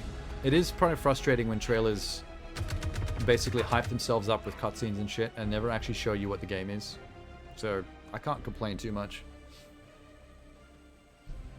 We play and review the builds regularly and call out your gravity gun has got a from start to finish and where we need to improve the gameplay. A soldering feature as well. Oh, sorry, opposite of soldering. What do you call that? Blowtorch? This is an incredibly rewarding stage of development for me and the team, as the ultimate vision of the game is realized, allowing us to craft an experience that we can be really proud of. One specific area that I'm excited to dive in. I don't is the think feeling Elizabeth of the has player Discord. interacting with the world around them. Patching you in. As it's a core component of Squadron and really grounds the world that you inhabit. We've made sure that any interaction in the environment is physically represented by a character animation, to keep you in the moment and fully immerse you in the experience that we've created. I love how deep this deep dive is going. Our game has actual character animations. When you do things, it shows your character doing the things. Buy Squadron 42, y'all. Oh my god, he's turning a valve. Ultimately, this is They the are so final proud of phase their the game. iteration. It's almost before we fully heartwarming. transition into optimization and stability. Whoa, that on was the road impressive. That was to really cool. release. That warp drive up to the planet looked amazing. Always trips me out to see terraforming setups like this. I know Sham is chomping at the bit right now to roast Starfield on behalf of this game. With the transition of Squadron to Polish phase, we've had the opportunity to find additional moments within the existing narrative to add subtle interactions where appropriate. Ultimate vision of the It's game has been tremendously realized. exciting to play through these areas and find places Tis to game. augment the Game mood, is playable. support gameplay, and further embellish our story. And Starfield hurt me. Yeah, man, Very few games I can't hurt me. believe it. They said I gotta wait another 2 years. Like Gungrave before I Gore could was a noticeably very not good game, but I still enjoyed that's why playing I it. figured I'd get a job I'm trying pretty easy, playing I guess. security, because I'm a bit of a game that's, slut. You know, I can get some hours flying in the cockpit and whatnot. Can't hurt, right? I enjoyed The Getaway on PS2, for example. We've That game also been sucks. capturing pickups But for I our kind of lead like female I kind of player enjoyed character, playing it. as well as wildlines for our various enemies that you all will encounter throughout the game on both foot and in your cockpit. These consist of a range of responses and reactions that you as the player can trigger, which has been the You played it culmination on efforts by Game Pass, gameplay yeah, and Sham? AI teams. This means that you're going to have to tangle with some very smart and reactive bad guys to complete your mission. Does that dude have a mohawk sticking out of his helmet? Only Captain Marvel's allowed to get away with that, thanks. What the hell is Grindr? It's Tinder for gay men. Grindr is a pretty common running joke amongst straight men, adventure, for obvious you'll reasons. Find cutting-edge cinematic storytelling, thoughtfully crafted want Grindr, to fully bro? immerse you into your story. We fight today. Straight white male humor. So in 40 years Genie's from favorite. now, when you're surrounded by everything and everyone you hold dear, and they ask, "What did you do in the Battle of Vega?" Feel bad for roasting You can look Starfield them because in you the know eye Minx and played say- quite a lot of it. I held the line. That's fair. Not everyone's gonna like the same Men and games, women but of the Second Fleet. I is am that proud Gary to Oldman? stand with you today. Oh lord, Good luck. he's looking older than I remember. Push about. God, they got some cool actors. Is that Mark Strong? Nice speech. Fuck yeah. Any word from the recon team? Space Gary Oldman Not is yet. currently talking to Space Mark Strong. Let's get into position. This is great.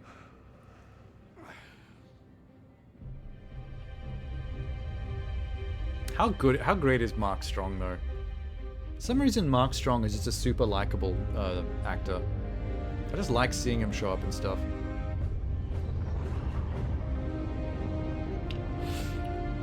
Oh, you do have a Discord? You just don't join servers? Throughout the Polish phase, You know, I never like to join Discord servers anyway because I get annoyed at like how many bleep at you. Like the last one I joined out of curiosity because someone I know asked me if I could join it. They have a lot of people on there. They're actually a pretty successful Discord. But the problem is everyone in the general chat is always using the @everyone tag. So I'm always getting notifications to look at their Discord. But it's just people saying @everyone so that everyone sees their message, which is a generic message that isn't important at all. I'm actually like, myself personally, I refuse to use the @everyone. You've probably noticed that for those of you that are actually on my Discord, like Genie and Sham. You've probably noticed that my Discord is never @everyone bleeped at you because I found that so frustrating. I refuse to do it. I post on there plenty. Like my Discord is so full of memes, it's ridiculous. But yeah, it used to only be my Discord, and I just didn't follow anyone else's, just because I was just focused on running my own and adding stuff to it all the time, and dropping all my memes there, and game-related schedule stuff. But since then, I've added 2 others, and I'm slightly regretting it. Because nothing ever happens there except for all these randoms @everyoneing each other about nothing, and constantly talking about Apex Legends. I'm sick of getting @everyone. about Apex Legends when I'm not even involved in any of that stuff. Our team is taking every opportunity to push things to I the recognize next that level. dude. Tell me you're And that. expecting Oh, there's company. Mark Hamill. This is not good. The Cine team is That's the focused guy on from Indiana finalizing Jones. edit lock on all of our big action as well The as originals. all smaller character sequences. I could have pulled this off at the Galactopedia. Yeah, Mark Hamill probably, looks but so I cool. think their solar mass calculations are wrong, though. Well, this is ridiculous. Oh, graphic overhaul. We are now able to adjust our shot composition to final cameras. John Rhys thanks to Davies, recently thank you. crafted space vistas I actually and forget level that art he's being Gimli all content the complete time. now. It'd be nice to know how much of a shitstorm. Give me a we're couple of flying months, I'll into. completely forget the Gimli thing again. Blue, one you ain't gonna fly out of. Shut up.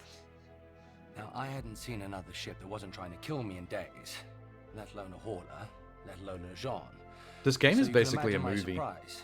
I want to watch Detailed this as a lighting 3D passes can be animated done film. on hero sequences so we can show our cast and convey their emotions in the best light possible. And we're making sure our cinematics That's are why you triggering mostly as use fluid Instagram and as we can Messenger to craft get them, deep one-on-one so they form connect. a Yeah, but coherent Discord does that as circle well. with the There's rest of the one-on-one player's narrative DMs experience. on Discord, just like there is Mr. Wexler, on this Instagram is and Lieutenant Facebook. Commander Colton. And Twitter. Twitter's got them too. Commander, hey, Julian Wexler. I'm the field manager of this little operation. Welcome aboard the Archon. What brings the Navy to this little corner of the universe? Why does he look like an Australian actor, but he doesn't sound like him? As others will share. You know the one, this is the most rewarding chapter of development, which the one who allows us plays to that truly Skrull experience on the Secret visceral Invasion and Captain Marvel? Oftentimes emotional moments that our narrative Fuck, I forgot his name as well. How did you handle it after Vega? I'm not sure I handled anything. It helps to remember that stuff like this is supposed to hurt. I've never been good at dealing with The problems. guy from I Game of can't Thrones? Well, this is one that you don't have to do alone. That's good to know. No. I don't think he was in Game of Thrones. I don't remember that. For the animation teams, polish phase means refining Illiterate the social guy. aspects No, I of don't think Squadron so. 42 that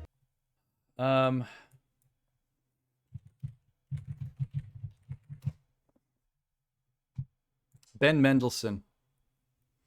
The dude on the bridge of that ship looked like a 3D animated Ben Mendelsohn, but it didn't sound like his voice. So I got a little confused.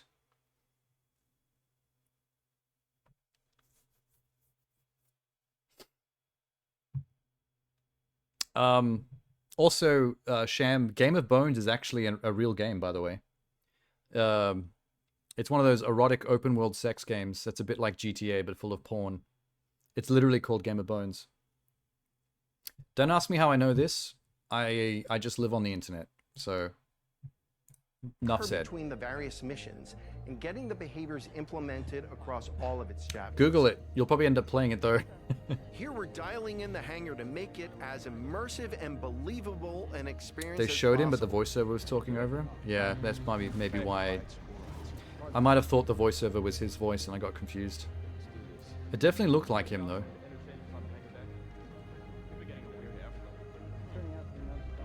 This game has a nice visual style. I like how sleek it all is.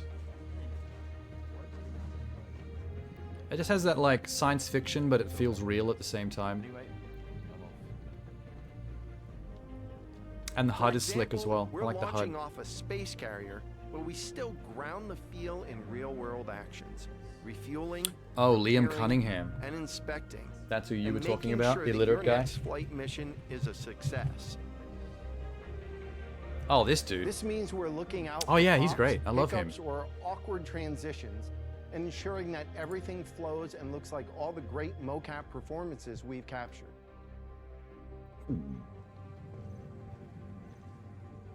Let's ready some extra ice packs out of storage. Whenever gunners are on full rotation, you can always count on at least one of them getting hurt. How long is this deep dive? This has been going for a while. Everyday life. The medical Oh, staff work couple more minutes. diligently for their patients, whether they're players or crew.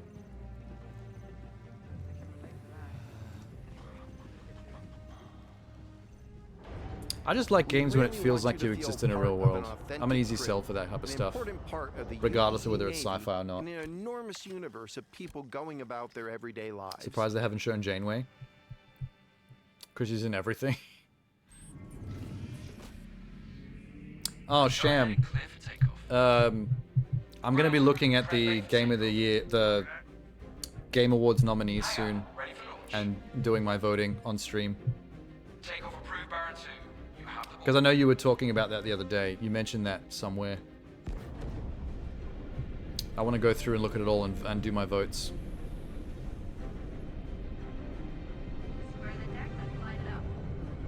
Ready and hold on as you're launched off the deck of the carrier. The developer is insufferable. The developer, Chris Roberts, is like gaming royalty as a developer, but I think the thing is he's very embedded in only one type of game. Like, since the whole Wing Commander thing, since the 80s, like, he seems to only have one interest and one focus, and he seems to be obsessed with trying to make the perfect version of just this one type of game. I would have never thought a shotgun could be so pretty. Damn, this R19. Like, his version of making a new game is just to make Wing Commander again with a new name, with better graphics Fire the most guns of its type. and more features. That looks very Mass Effect. There's something super Mass Effect about a lot of the weapons in this game. They're just a bit more black and less white. We're working to support a feel of authenticity through world traversals, running, jumping, and climbing, interactions with objects and the environment,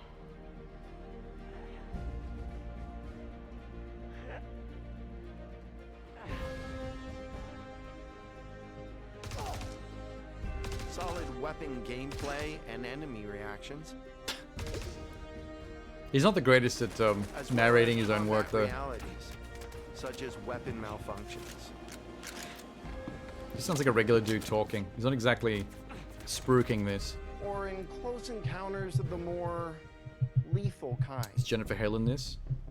I'm usually surprised when actors like Jennifer Hale are not in stuff like this. Gonna hurt in the morning.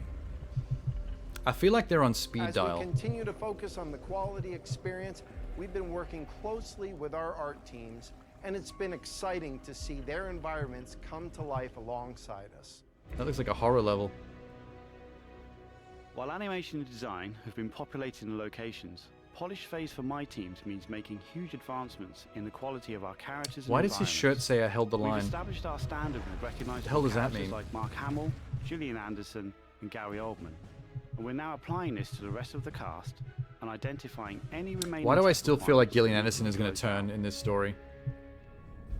The story of Squadron 42 takes you through a variety of diverse locations of varying scales and styles. You know what's interesting? We just watched two science fiction games in a row. And there's still The Firefighter one, and then this. And in both of them, they give you the option of playing it third person or first person. Just by coincidence. Is ensuring the visuals are complementary to the narrative of the script. Selling ships for thousands of dollars? No shame, this guy. Is just as important to us as it is Can you become a space the prostitute? quality that CIG has become known for. That would be cool. Oh, good. We can't hack it from this side. I like Graves, options. got a I like locked door. features. Can you give us access? Can you be a space slut? Is that a character archetype? I would have to add you to our system. Basically, William Shatner in the original Star Trek. There's a lot involved. Just cruising around space looking for aliens to fuck. Okay, we'll figure The something penultimate space slut. The Shatner. Everything you see during the campaign has been heavily inspired by the classics of 70s and 80s Jeez. sci-fi, but with a Ooh. modern twist. We want everything That we is see so, to feel like it has a soul, its own personality. That is so Event and tells Horizon, of a history that room. long before you I arrive. feel like they're stealing from a lot of different sources here. Stealing. Inspired by. Crafting interesting flight spaces and their connecting tissue has Classic been one of the more Shepard. unique challenges we've needed to overcome for Squadron. Developing our I'm VDD Commander tech Shepard, and this is my blends my seamlessly favorite pussy on the between Citadel. tighter traversal spaces and into wider space vistas and planets has proved incredibly difficult but rewarding, ensuring that Squadron flows seamlessly from one chapter to the next, without interruption. Did Shepard and Tali eventually Creating bang? a diverse Or is that array of even is locations that possible? essential to us. Our environments need Because she has to work be from a hermetically variety sealed of from scales. We need to pay close the environment, attention from to the detail, atmosphere. So how do you whether get your we're peen in working there? a dirty engineering vent, or navigating the debris of a dying star, wondering what may be around that next corner, or even who may live there. At this How would point, they it's have just survived, like or wallpaper what state fuel of right now. mind may they be in? There's some pretty good sights to see. The graphics engine is impressive. If you play male ship, she takes off her suit. Also, they can take up this. It's been a while since I played Mass Effect, so I've kind of forgotten the lore around her species and why they have to wear those suits. Our social teams in delivering a cohesive social experience when you're taking some downtime from our refined flight and FPS Imagine missions, walking around or on the even deck of missions your of the ship more eerie and just kind. having Mark Strong and that Cunningham dude just walking past you casually. It tickles me. It's a gimmick, but I'm sold on it. We'll be I guess it's introducing the new same as space in stations on a massive scale, all brought together and designed to It's be kind of the as same as in tangible Mass possible. Effect when you go We on thought your about their function, their age, and try to ensure there's a progression in artistic style when you go in the with cockpit each of your ship in station Mass as you Effect progress and through the game. Seth Green is just there piloting your plane. Always found that really amusing. It's like, hey bro, I loved you in Austin Powers. How's Robot Chicken going? I haven't watched the season in years. Pretty.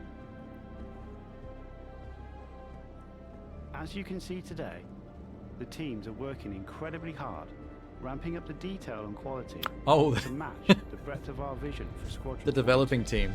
When he said the teams are working, as you can see, the teams are working hard. I'm like, I can see people working hard in the game, but what does that matter? They're NPCs.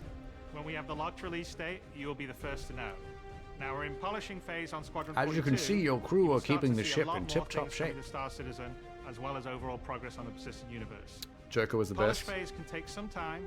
You We've loved the come this ending in far, and we Mass want Effect to 2 make when he sure was the sole Squadron survivor. 42 delivers on the promise of I being haven't this seen any of the generation's other big endings man. except for the perfect Now, one, even though where there's everyone only a few of us survives. in this video, I'd like to extend a big thank you to all our staff So you'd have to around play the that game globe a few times to who've been see all of putting them. their heart and soul into You bringing don't trust Squadron his face? 42 to life. And I would like to thank everyone in the community for your patience and your support. To paraphrase Admiral Bishop, when people ask, what He did looks you like do a in the role of combination Squadron of 42? Mo from the I Three look them in the eye and Stooges, say, I a held the line. mushroom, and proud to stand a with you. Thank UK you for hoodlum, making this game soccer this. hoodlum. You know what I mean? Does that make sense? I think they're wrapping up. I think it's time we moved on from this to the Game Awards thing. I think his face is trustworthy. I mean, I don't have anything particular against him, but I kind of see what she means, because soccer hoodlum slash mushroom slash Mo from Three Stooges is not most things that I would put my trust into. He's got a lot of baby fat still. He looks squishy. Like, I feel like I could squish him like a stress ball and it would feel really nice. Well, that was fascinating. I was not expecting that to be a deep dive into Star Citizen related shit. I just thought that was some random thing. That came out of nowhere. Kind of like the trailer I watched at the start of the stream today. Faraway Downs or whatever that was called. Where I was like, this looks like a TV show version of that Baz Luhrmann movie Australia with Nicole Kidman and Hugh Jackman. And then I started watching the trailer, and it turned out it was a re-edited version of Australia by Baz Luhrmann, where they just turned it into a 6-episode series. And I was shook. Could not believe my damn eyes. All right. Is anyone that's going to do this game well, it's someone pudgy like him. He does look like he's someone who's sat in front of a computer for 40 years trying to make the best ever space game. And he seems to be doing all right. So, kudos to him. Let's do the thing. In fact, let me swap screens. Let's full screen this shit. We don't need to see giant me. Better to see giant nominees. Oh dear. I need to center myself better. Where are we at? Liz keeps swearing at me. Liz, you know I have a degradation kink. Don't we all? In specific ways. For example, Jeannie wouldn't have a degradation kink if either me or Sham said anything to her. But if a muscle mommy said something degrading to Jeannie, she'd probably, like, internally combust. Vibrate to death. 40 years doing a space game with 0 space pussy in between. I think 0 any pussy in between, not just space pussy. I think Terran pussy is probably off the menu too. Ginny with cream bust. Oh god, I tried to picture that in my head what a cream bust would look like, and it wasn't pretty. It was like watching a frothy clicker from Last of Us explode from a grenade. That's right, I said frothy clicker. Slanderous, you'll be on the Twitter front page tomorrow? Oh, if only. Bad attention is still good attention when it comes to the internet. Doesn't matter if you're being roasted or if you're being lauded for something positive. Either way, you're getting attention. I think you mean X. No one uses the term X, Sham. I refuse. Ain't no way I'm ever calling Twitter X. Elon can suck my dick. He really could, actually. Like, honestly, if he showed up at my apartment and said, Sean, I am Elon Musk, I would like to give you fellatio. I would say, I'm not a big fan, but this is unexpected and surreal. I'm going to allow this. Just for the story. X can't give it to you. What, Elon? Is he the X in this case? Is he the one's gonna give it to me?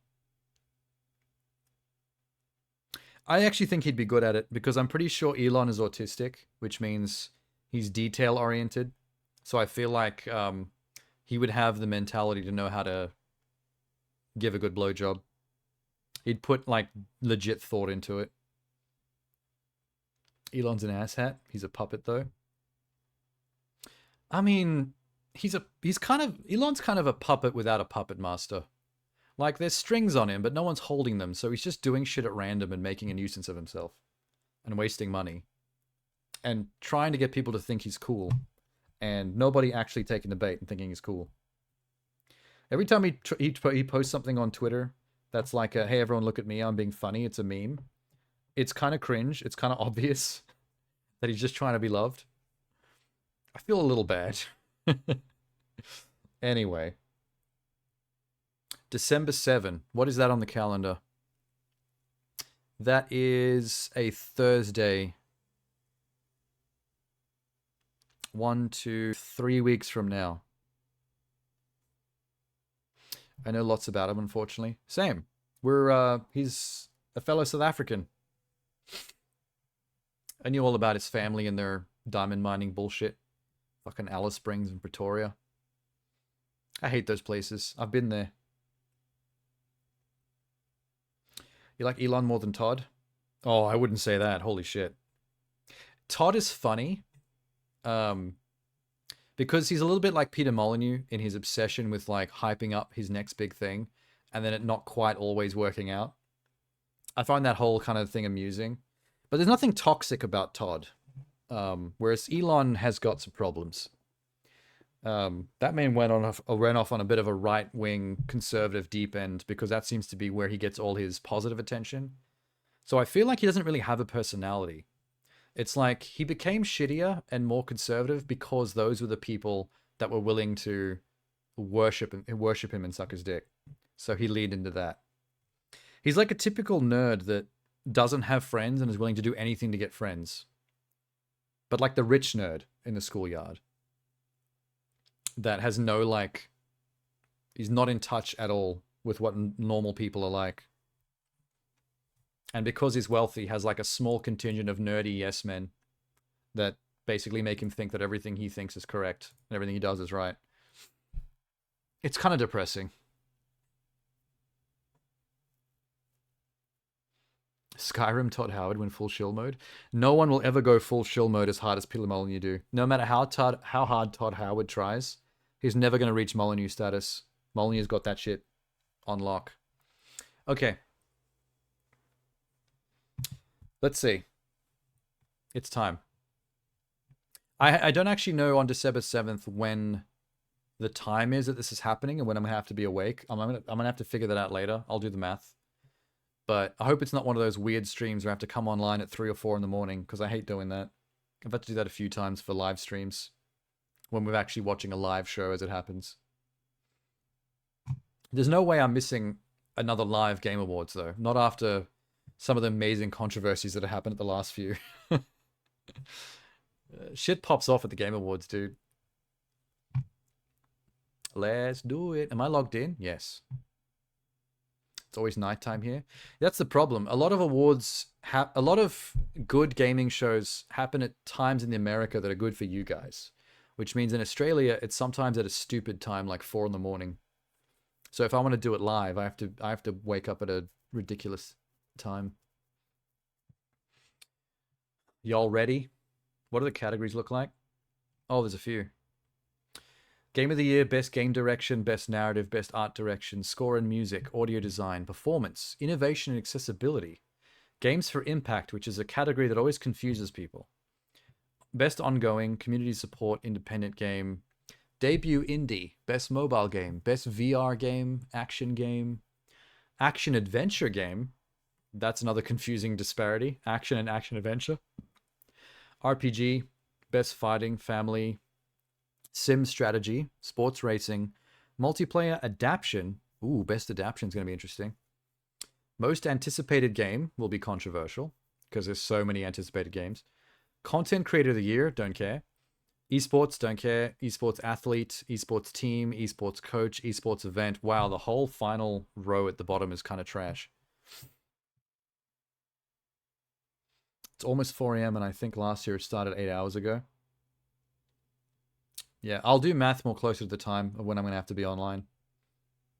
Best Action Adventure is more open world. Yeah, third person, more adventure-y games like Assassin's Creed is what you expect from action adventure. Whereas action is usually just straight up linear level by level shooting or stabbing. With no exploration aspect. Maybe not even too heavy on the story. Okay. Wait, nominees. Start voting. And we're off. Why is Game of the Year the first vote? This is, you should put this at the end, man. Like, build up to it. Why do we start with the biggest, fuck, what a field. Recognizing a game that delivers the absolute best experience across all creative and technical fields. Alan Wake 2, Baldur's Gate 3, Spider-Man 2, Resident Evil 4 Remake, Super Mario Bros. Wonder, Tears of the Kingdom. Clearly it's Mario. Ain't nobody even played Mario yet. That just came out. No one's even had a chance to play it. Interesting. I'm willing to immediately knock off Mario, Wonder, Resident Evil 4, and Spider-Man 2 from the options. In fact, as great as Alan Wake sounds, and as good as the reviews are, I'd say this comes down to Tears of the Kingdom and Baldur's Gate 3. The funny thing is, I haven't played any games from this category. So I basically have to go with... Okay, here's the rule. If I haven't played any of the games and I can't actually make a informed decision for myself, I will make a decision based on what I think is going to win. Essentially play the gamble. That's why the bullshit games that come out in the last 3 days win Game of the Year. I guarantee you Super Mario Bros. Wonder is not going to win Game of the Year. It's good. I've seen good reviews, but I wouldn't say it's Game of the Year material. It's just the typical Nintendo option.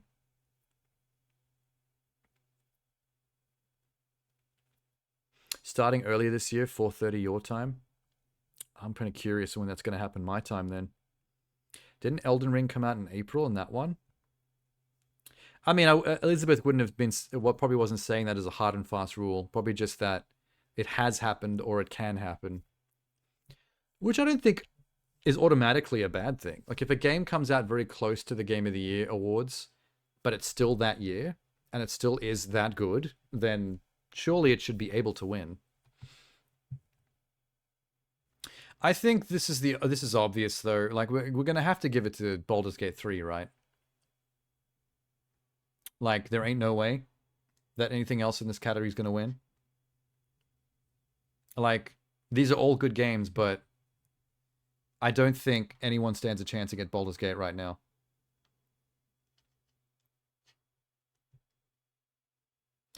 Elden Ring is not Game of the Year? It was. Elden Ring beat God of War Ragnarok. Which is the two that people were vying for. People were 50-50 between those two games, and Elden Ring took it. Spider-Man 2 wins just because why not? That's a troll, because I know you don't like superhero games. You saying it didn't deserve it? I can't really weigh in because I haven't played Elden Ring or God of War Ragnarok. I do know that I would like both of them because I do like both of those genres of game. But I've got no idea where I'd fall on that.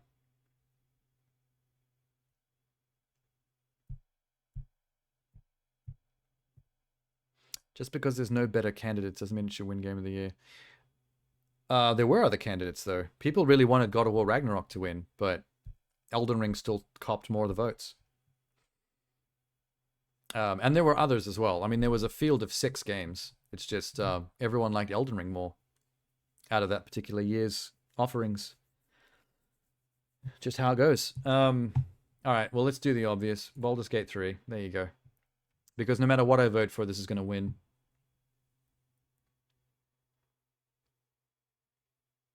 Bloop.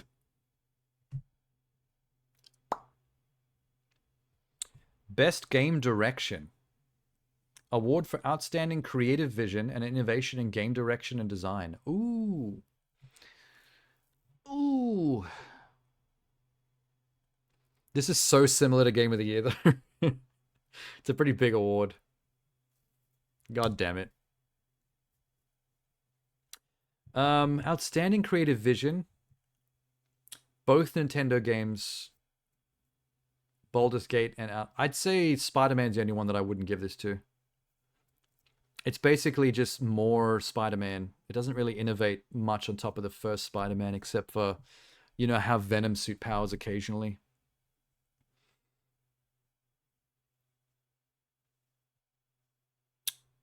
Tears and Mario. I mean, Mario does have some pretty wild creative vision. It is still just a Mario game, just with some more funky LSD drug trip shit in it. Which, you know, I can come up with even off drugs. Warp Pipe comes alive and turns into a worm? Sure, I can invent that. Tears had the building system. There are pluses and minuses to a lot of these games. For example, Tears had some pretty cool innovations with the building system. But when you really boil it down, though, they took Breath of the Wild and they just put Banjo-Kazooie nuts and bolts in the game.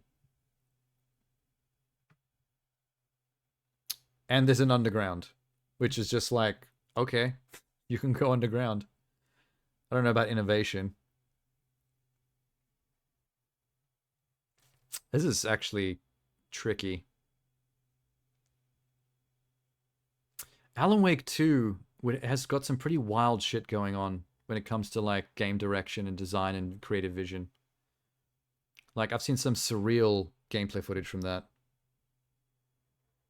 Baldur's Gate, though, legitimately has innovation in game design going on in terms of its mechanics and what is possible to accomplish in the game in terms of like player choice. Things to do with the physics engine and all that stuff. Like, there is some real innovation going on there. Fuck, this is a hard one. Underground is the size of an entire map. Yeah, but that's not selling me, though. That's like... Just Cause has a bigger map than Tears of the Kingdom, but the size of its map doesn't equal innovation or creative vision. It's just more map. More game space is not interesting enough to call outstanding creative vision. Tears of the Kingdom does seem like the kind of game you could give this award to, but I really do feel like the fact that it's just Breath of the Wild again, with more map and stealing Banjo-Kazooie's innovation is holding me back from clicking vote.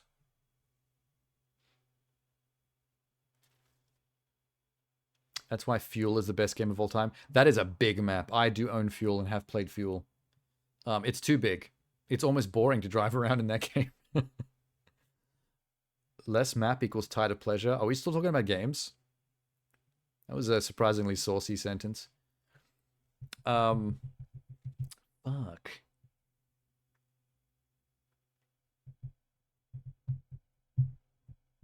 I have heard, though, that Alan Wake 2 is very up its ass when it comes to game direction. Like, it does try a little bit too hard to be artsy-fartsy deep narrative, and that can sometimes be unintentionally funny.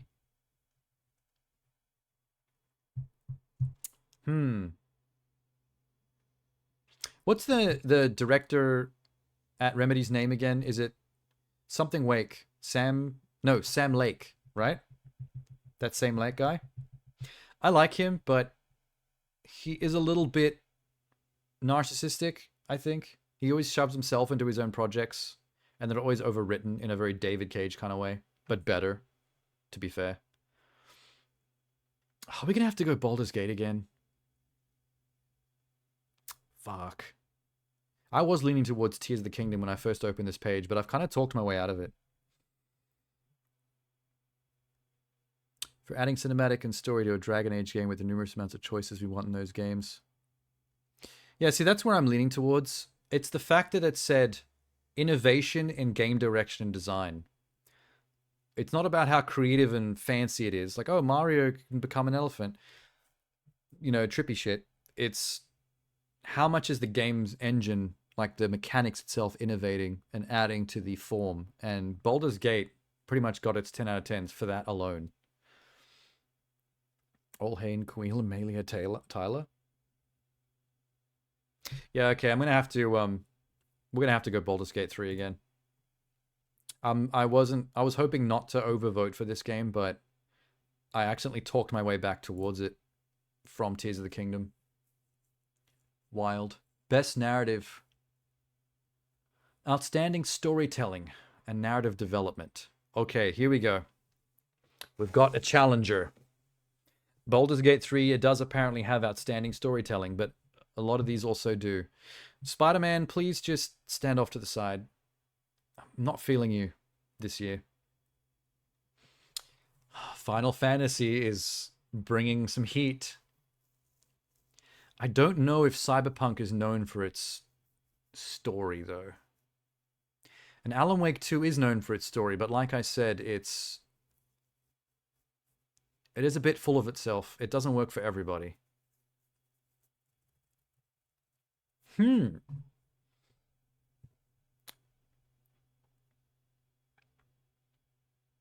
Big mushroom elephant? You guys are still trying to get me to go back and vote for Mario.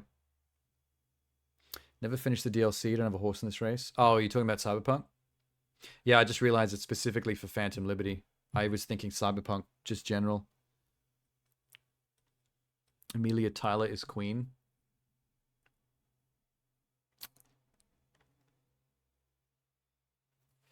Baldur's Gate 3 loses steam in the third act. I've heard divisive things, but most people are generally positive about it. But I have heard some people say what you just said, Sham. But it is a minority. I don't know, man. If I were to have to bias this one based on purely how intrigued I am by the story and how the story is being different from its equivalents, I might be leaning towards Final Fantasy 16 here. Because I might not have played it, but from all the trailers and explanations and footage I've seen of the game, I love where that game took the Final Fantasy storytelling thing. That kind of going back to darker, more medieval fantasy thing, and the politics of the what do you call them? The people that turn into summons. Oh, there's a special term for them in the story. Has pacing issues. Yeah, but people have said that about prior Final Fantasy games that I loved and didn't care about whatever they said the pacing issues were. Salty that there's no female main character. Ah, that's fair. That's always one of your more primary things, so I get that. Less storytelling and more cinematic style. I'm such a sucker for cinematic style, though. I just feel like Cyberpunk and Marvel are out on this one.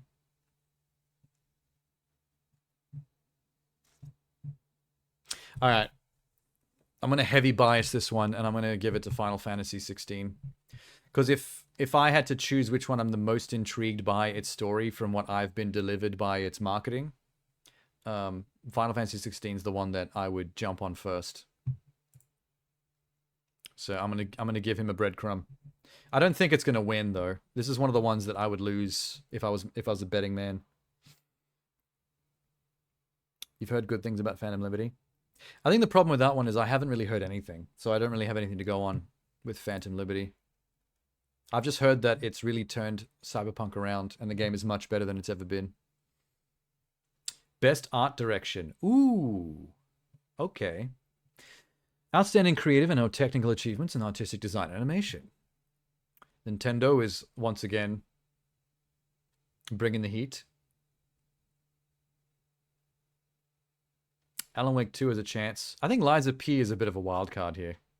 I wouldn't have expected that to show up in this category. Best art direction. Mario, so because you could be an elephant. You know what my problem with the Mario thing is that, like, no matter how creative and weird Mario Wonder is, it's still kind of Mario doing Mario. It's the art direction you expect. Nothing about it surprises me. It's just like, yep, it's another new Mario that looks as good as it's ever been. It's probably a 10 out of 10 experience. Can't fault it. Would have been a good category for Hogwarts Legacy. It's like a good art direction. I suppose the problem with Hogwarts Legacy, though, is that is too easy. Because Hogwarts Legacy, its art direction is essentially already preset by a universe that's already pre-created for them. So it's not really their art direction. It's the art direction is set by the books and by the movies. So I wouldn't actually give the game itself, the game devs themselves, an award for that. You know what? Hi-Fi Rush. And I cannot be convinced otherwise. Hi-Fi Rush is getting my love. I am very biased when it comes to stuff like Hi-Fi Rush, so boom. It's all scientifically fact-checked, bitch. Right as I made the most biased choice. I mean, it's got art direction coming out of, like, every orifice, so you can't fault a Hi-Fi Rush vote, I think. I mean, if you've got Game Pass, and we all can play this game for free, we're just dragging our feet. We got to get around to that. Guaranteed Hi-Fi Rush turns up in score and music. I was just saying that. There it is again. Oh, dude. Okay, wait. Hang on. Hang on, I'm struggling with this one. Wait a second. Final Fantasy is huge when it comes to musical score, composition. But now we have Hi-Fi Rush in the mix, which is actual music game. Shit. Why is it the same 5 games over again? Because they start out with the big categories. So a lot of the big categories, like best game, best direction, best music, art design, a lot of them have a lot of the usual suspects, give or take other different ones that get mixed out. Like, we keep seeing Mario and Zelda, but then we see Hi-Fi Rush and Final Fantasy drop in as well. So there are some that mix up, but there are a couple of AAAs that we are going to see a lot. Until we get to the indie stuff, then it's going to get more interesting. This is one that Remnant 2 should have got. Do you think Remnant 2 is going to get any nominations? Like, I haven't heard anything about if it's actually anywhere in this Game Awards field.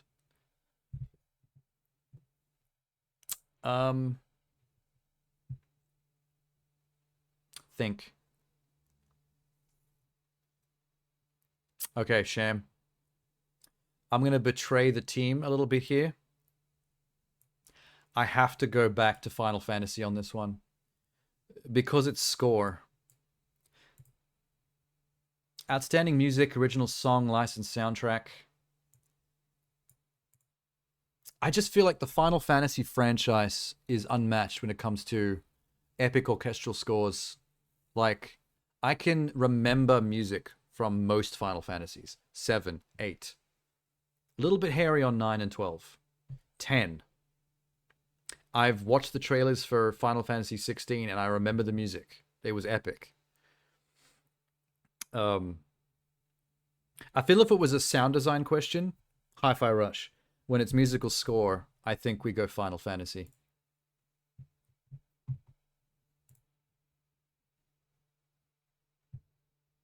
Oh, here we go. Audio design. Oh, fuck. Now they've thrown another spanner in the works, dude. Why is Spider-Man still here? Come on, man. Spider-Man's in too many categories, I think. I'm not knocking the game. It's just... It's not... There's not enough special about Spider-Man 2, despite just being a very good game, to make it pip any of these categories. You know what got snubbed? The fucking Jet Set Radio game. Oh, that indie one. That's like a spiritual successor type deal. Yeah, I forgot about that. Bomb Rush Cyberpunk. Yeah. I actually honestly did forget about that game. That's the problem. Some games like that are good, but too many people tend to forget they exist. Like, I think it looks great, but I totally forgot about it. Okay, here's my dilemma. Dead Space and Hi-Fi Rush are equal in my mind, deserving of this. Because this is the Dead Space remake, but even the original Dead Space is so peak for sound design.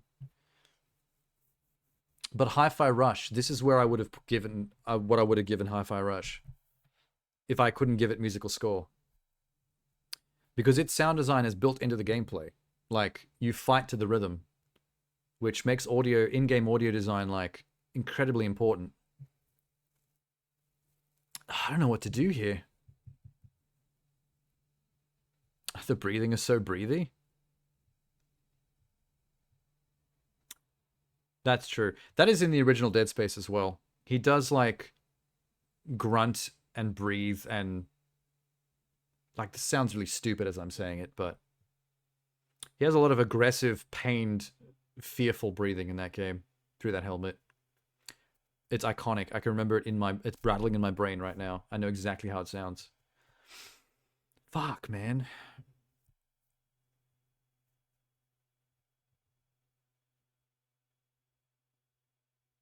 Ah, Jesus. This is such an easy category for a horror game to take as well. Audio design. This is where horror games shine. And Dead Space is standing out above Alan Wake 2 and Resident Evil 4 right now for that. But just Hi-Fi Rush is such a cool option for this particular category as well.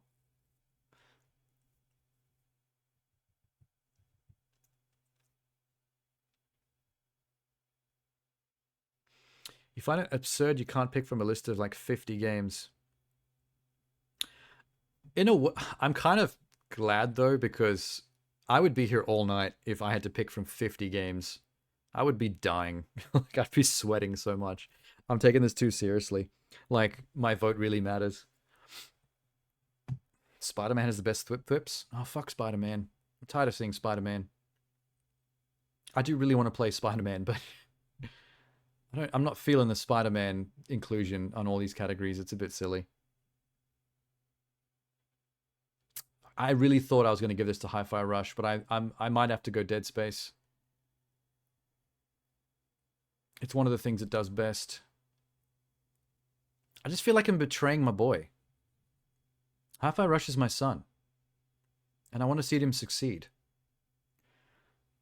Alright, Dead Space, let's do it. I've made the choice. We're moving on. That hurts me, though. I felt that in my chest.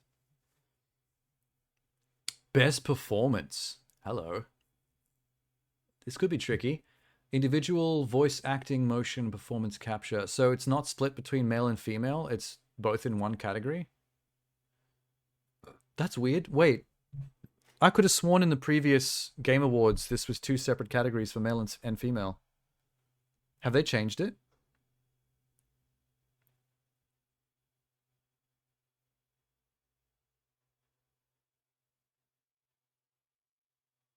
It's the same games. No, it's not. There's Star Wars Jedi Survivor.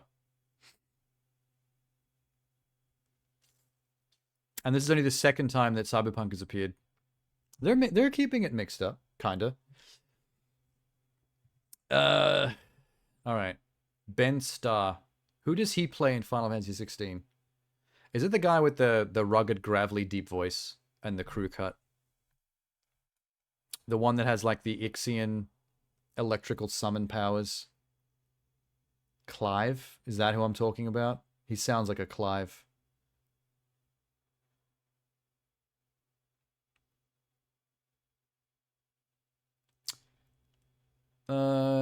He's pretty solid in Star Wars Jedi Survivor. But I don't know about, like, the best actor. He just, like... He has a cool look. You don't see many redhead Jedis. Idris Elba is maybe too easy because he's just Hollywood actor. This man can go out and earn actual Oscars. We don't really need to give him a Game Awards award. They didn't nominate the narrator from Baldur's Gate 3. Does that constitute as acting? Just narration? I suppose it does. Maybe I'm being too picky. How many Baldur's Gates do we have? Just the one? Neil Newborn? I'm guessing Jeannie's going to be upset that, what's her name is not on this list. Amelia Tyler?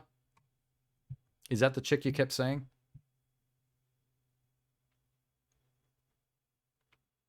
Big man she isn't. Am I correct when I said that the previous Game Awards always had a male and female category? Like, is that right? Or am I misremembering? Has it always been like this? I think it's odd that it's a gender mixed category and now there's only like 1 female to 5 dudes. Never paid enough attention. Why can't I remember?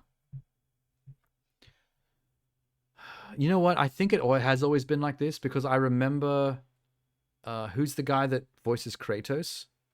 I remember him winning Best Actor, but I don't remember there being a female actress that won anything. So I think that was a catch-all category. Huh.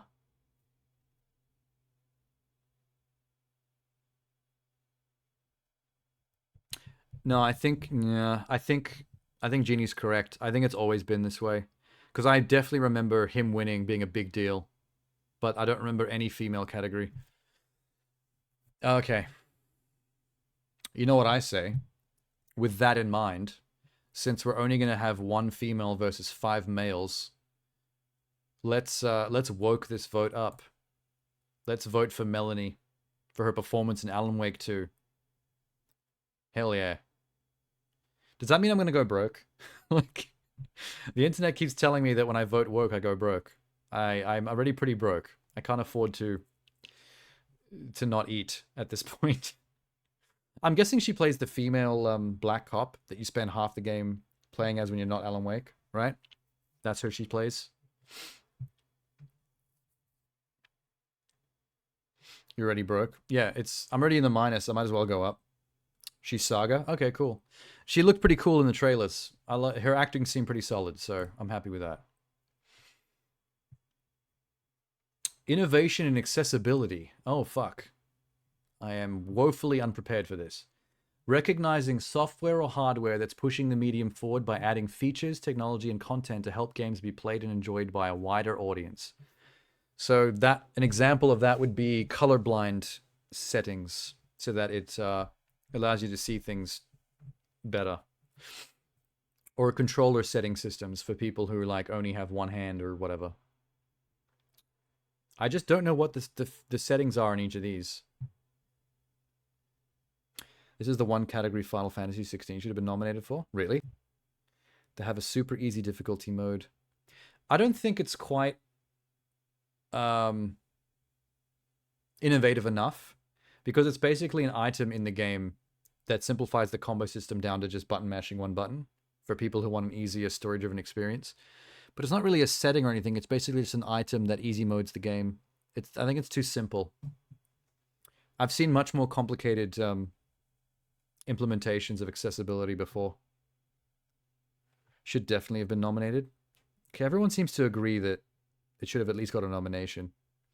SF6's audio cues. Yeah, I've heard a lot of things about Street Fighter 6. They have so much accessibility shit, including similar stuff to Final Fantasy 16. Like there's a whole controller style or a gameplay mode that is essentially like an easy combo mode for people who don't like learning all the button combinations to do the special moves. Okay, wait. Let's do some research. Diablo 4 accessibility. Playable with just mouse and is also chock full of accessibility options for gamers. It has a screen reader built in. Subtitle resizing, HUD scaling, colorblind customization. That's the one I mentioned already.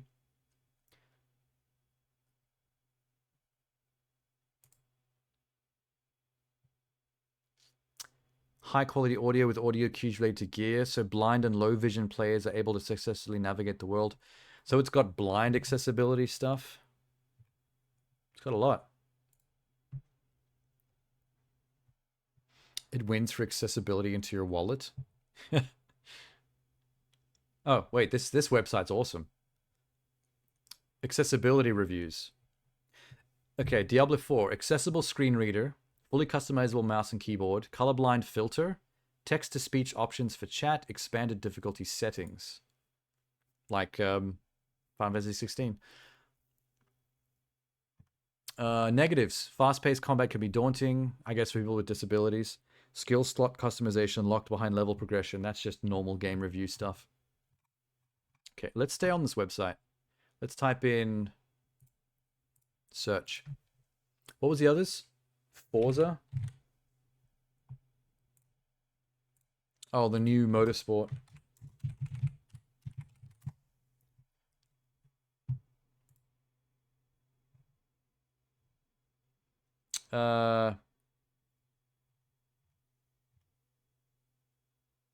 Also has blindness accessibility options. Ooh, here we go. Driving assistant controls, subtitles and audio, screen reader with audio descriptions, visual accessibility, and blind driving assists. I love the fact that it has accessibility options for blind people to drive a car, which is not a good idea. In real life, anyway. Customization notifications. Oh, sorry, customize your notifications. That's about as much as what Diablo had. What else is there? Hi-Fi Rush. I bet it's mostly going to be color and sound stuff.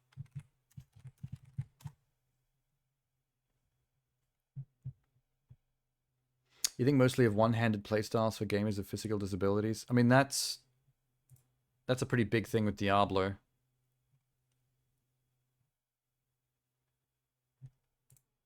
All right, here we go. Visual and audio adjustability.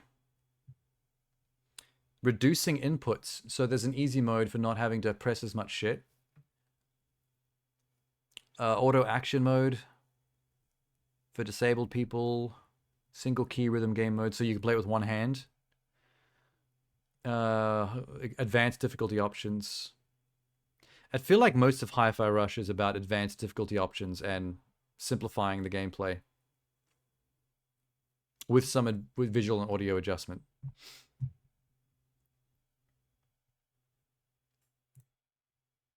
Spider-Man. What does Mortal Kombat 1 have? I'm really curious.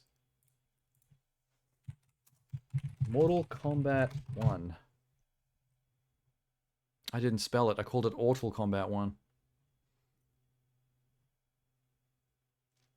More blind stuff. Visual and audio cues for blind and hard of hearing. Mobility remapping. Okay. So people who have disabled hands and stuff.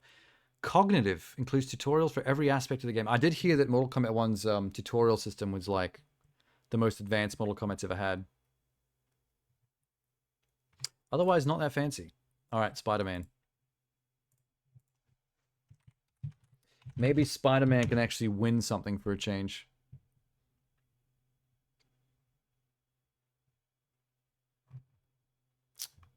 What's this? Oh no, this doesn't work. What the fuck? Did I spell Spider-Man 2 wrong? The fuck do you spell Spider-Man? Spider-Man 2.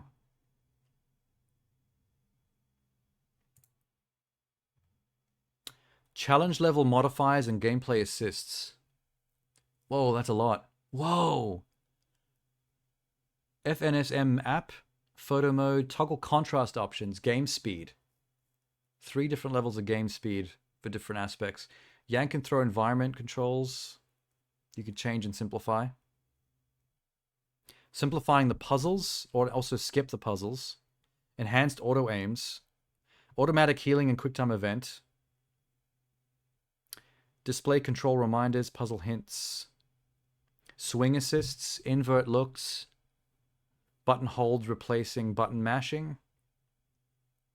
Remapping audio and subtitles, we just saw that. Separate options for podcast music frequency controls. This is a lot, actually. Actually, I'm surprised. Yeah, I forgot about the hyphen, Genie. You're right. That's why I was struggling. It's not accessible because you need a PS5 to play it. I mean, that joke only really works during the pandemic. We technically can get PS5s now pretty easily. I'm just too broke.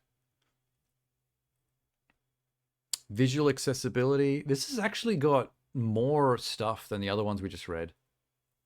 Post-launch accessibility plans for even more stuff. Oh, it's also compatible with the Access controller for PS5, which is a controller that PlayStation made for disabled gamers to play one-handed. Non-dialogue sound and cinematics and key audio moments in gameplay. That's a lot. Spider-Man's actually doing really well for a change. Okay, let's go Street Fighter, because I know that's meant to be a big one.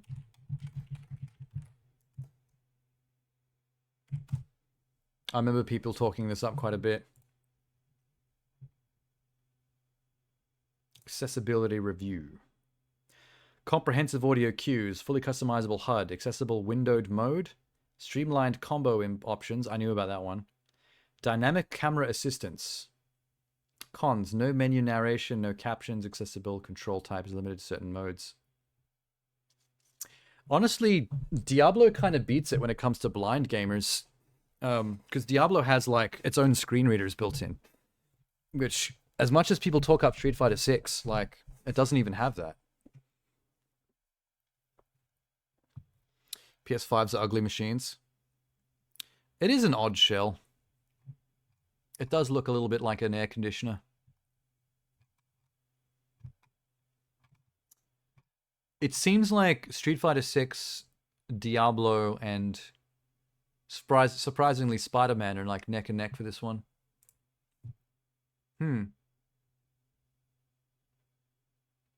is a competitive field.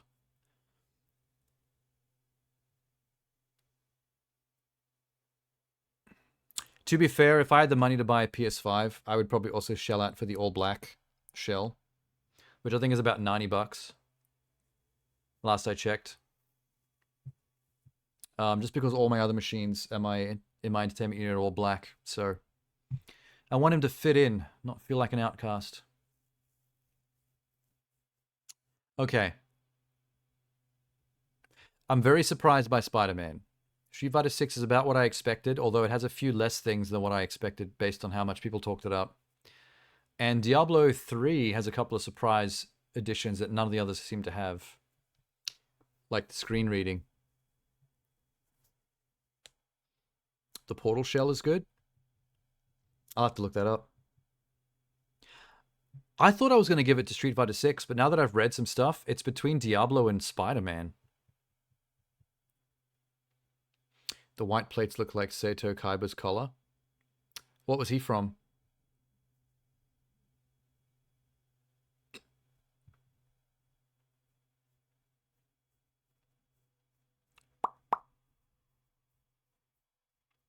Oh, Yu-Gi-Oh!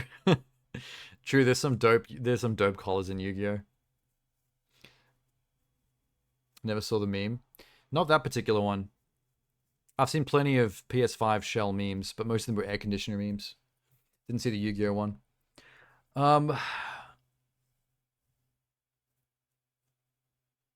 I say let's throw them a bone. There's probably very little chance I'm going to give Spider-Man any awards in this show, but I am surprised by the research into its accessibility. So let's give this one to Spider-Man, because they even have more features being patched in after the fact, which is something the rest of them aren't doing. Diablo's screen reader thing is impressive, but you know, I feel like we should reward Blizzard less.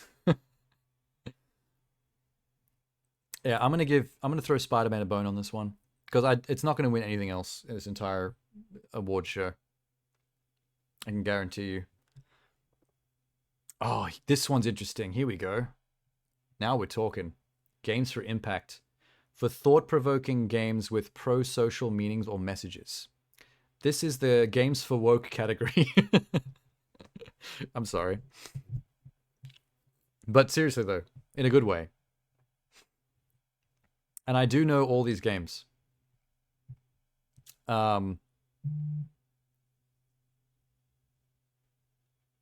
all went broke. I'm sure a lot of them are struggling. Venber's not, because Venber is a Game Pass release. You sent me the pic. Oh, Discord?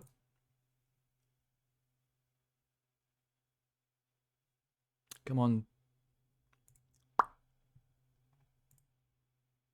Oh, okay. Yeah. See, I couldn't remember which character that was, but now I can see it. It's pretty funny. Okay. We don't need to do any research on this one, because I'm actually quite learned when it comes to indie stuff. So Terra Nil seems cool. Terra Nil is a isometric city building strategy game based on you arriving on polluted planets and terraforming the planet using what's the best way to put this? Facilities that are naturally beneficial to the environment. So like things like windmills for power, water, hydro things, basically to turn everything back green and vegetative. So that is the game that its Games for Impact aim is to be. Fuck. My brain, I'm falling asleep. Sorry, very little sleep. It's trying to be climate aware. That's the nature lover one. That is a good option. I would play that. Venba, which is a recent Game Pass release, is a traditional Indian food cooking game. Stop falling asleep in the work category. Falling asleep from having worked too hard over the last 3 days and getting very little actual sleep. The storyline behind this Indian cooking game is about you reconnecting with your older mother through the power of culturally historic Indian cooking, which is apparently a very big deal in that culture.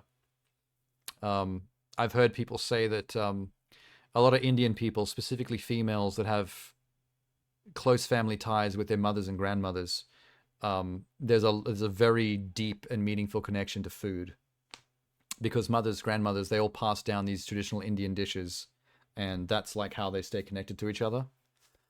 So so that's lovely. Volcano High, because it's my community. Oh yeah, Goodbye Volcano High is about a bunch of anthropomorphic dinosaur furries, but if they were dinosaurs. I don't know what you call that. Scalies? It's about a bunch of anthropomorphic dinosaur teens dealing with existentialism in the weeks leading up to their extinction. So it's about like teen angst, essentially. Main character's non-binary. Yeah, so it's basically modern teen angst issues. So things like LGBT, non-binary, existentialism, like dealing with your thoughts about your own death, which is more prominent here because they're dinosaurs that know that an asteroid's coming and that the world's going to be over in like 2 weeks' time. And then how do you deal with that and get on with your life when you know your life's going to be over soon? So, so that's got some deep shit going on. I guess the only downside is that out of this entire list, it's the only one that involves the least gameplay because it's essentially a visual novel game. And I tend to be more impressed by the depth of themes when they have more of a connection to the gameplay in some kind of like creative or ingenious way. Like, for example, Venba. The fact that it's about that deep cultural connection to Indian cooking, but it's actually, the gameplay is about you actually doing that cooking, like, and interacting with your mother as you attempt to cook these meals. Like, that is a fusion of gameplay to theme that I think is more impressive to me. Whereas Goodbye Volcano High is impressive from a story and theme perspective, but I think falls short a bit gameplay-wise because it's really just like visual novel. You'd rather play Volcano High than the repeated exposition of Danganronpa? I mean, as an indie game, it's definitely not going to be as wordy and full of shit as Danganronpa can be. Okay, Chance of Sonar. That is a language game. It's a science fiction. It's a surreal science fiction game about being in a world with multiple other species and languages of which you do not know the language. It's all symbology. So the gameplay in Chance of Sonar is about solving puzzles that can only be solved if you talk to the NPC denizens of the world, and through context clues about how they speak their languages and what they refer to, you basically have to piece together the language for yourself in order to use that language knowledge to solve puzzles and complete the story. Which I think is fascinating. I don't know how much that is thought-provoking or impactful, but for me personally, I do love the concept of linguistics as being a gameplay mechanic. You hate puzzles, Doe? It's not about the puzzles, Sham. It's about learning languages by listening to other people speak and trying to find context clues to figure out what symbols mean what, so you can actually understand what they're saying. That is the crux of the gameplay. The puzzles are just the motivation to do it. Danganronpa 3 was so up its own ass. They all are, kinda, in their own ways. A Space for the Unbound is a pixel art isometric RPG about two Indonesian kids, teenagers, a boy and a girl, that are boyfriend-girlfriend. And through their trials and tribulations, it's about Indonesian coming-of-age issues in, like, current-day Indonesian suburbia. So there's a couple of cultural specific ones here. Space for the Unbound, Venba, and Tachaya are all culturally specific games. Tachaya is, I forget what the culture is, but it's some East Islander or Pacific Islander culture. It's kind of a survival crafting game where you learn about a particular island culture. What actually is it, though? I remembered the Indonesian one and the Indian one, but what's this one again?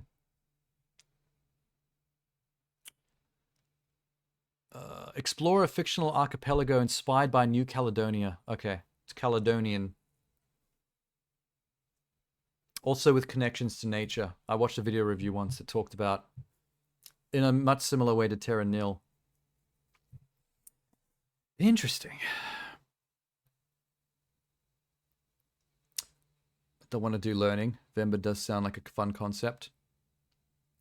Some of these work best as short games as well. Like, I've heard Venba is like a 2 to 3 hour max game, which is perfect for its style of gameplay and to get across its message. So length is not really an issue when it comes to this category. I feel like I have to say no to Chance of Sonar because my interest in that game is purely bias. Like, I like puzzle games, and I like the idea of linguistics being a puzzle mechanic. But I don't know how that connects to pro-social meanings and messages and thought-provoking themes. It's just a cool mechanic as far as I'm concerned. I will play it though.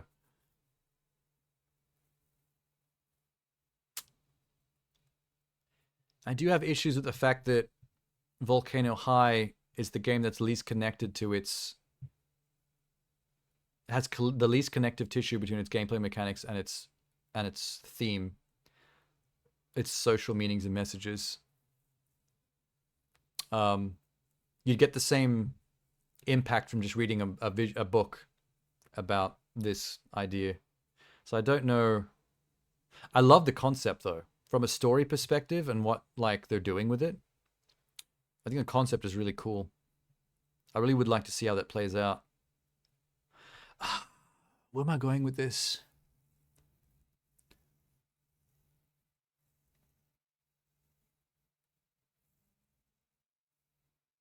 How many people do you think would get the nature message from Terra Nil?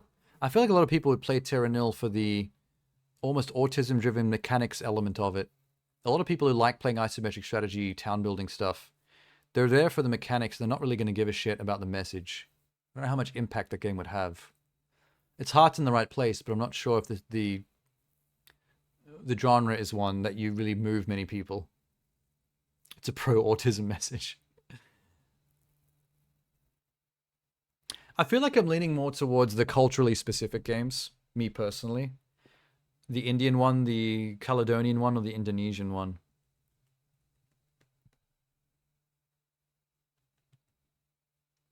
Space for the Unbound has the most game, because it's a pixel art RPG. Tchaya has the most jank, because I've seen reviews say that like it's not a perfect indie game. There's some technical issues with it. It's not really like too slick. So there's a flaw there. Venba, I've heard, has made people cry. I've heard if you're someone of Indian descent who's ever been close to your mother or your grandmother, I've heard that there are people that have said that game has made them cry and has actually broken their heart from a like cultural relatability perspective. So that has actually got some extra points going on here. I feel like I've actually heard genuine evidence of people being impacted on a very deep level. But by that same token, I feel like Volcano High is going to impact a lot of people as well in certain communities. Like what Jeannie was saying about its connection to the LGBT and non-binary community. I feel like the existentialism being explored is probably going to move a lot of people.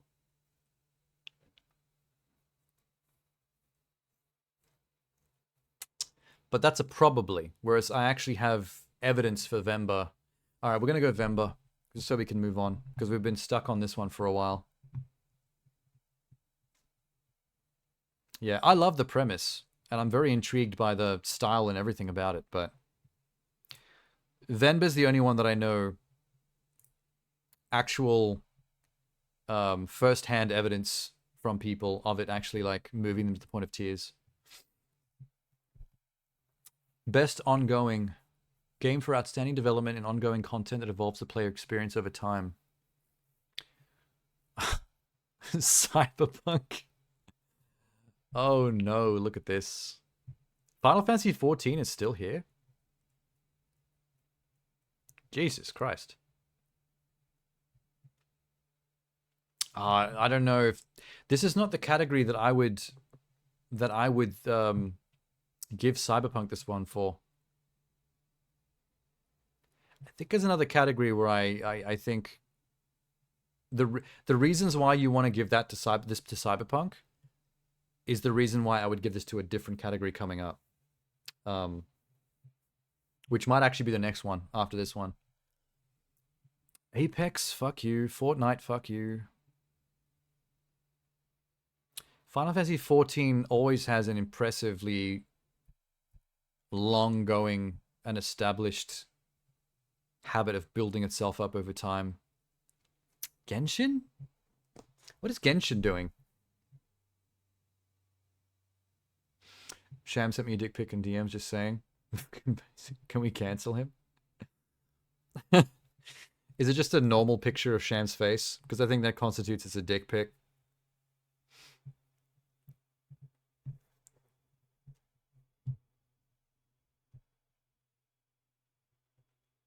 Interesting. I just don't care about Apex and Fortnite. I have no reason to want to give them awards for anything. Best ongoing. Did Genshin get like some massive expansion recently? With like new areas and underwater swimming and blah blah blah or something like that? I'm gonna mull over this while having some Biscoff. Just because I can.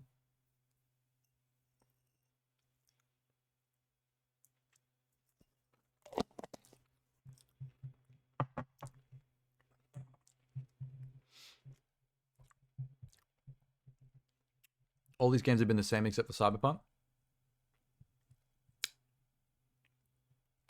You know why I don't want to give it to Cyberpunk? Because in Cyberpunk's case, it was unintentional. Cyberpunk was a game that was supposed to work from day one, like every other normal game that you pay money for. And they fucked it up, and then they had to fix it. So, as much as I'm happy that CD Projekt Red have nutted up and basically done their job and fixed it the way it's supposed to be, and they've turned it around, kind of like in a No Man's Sky kind of way, but not on that scale.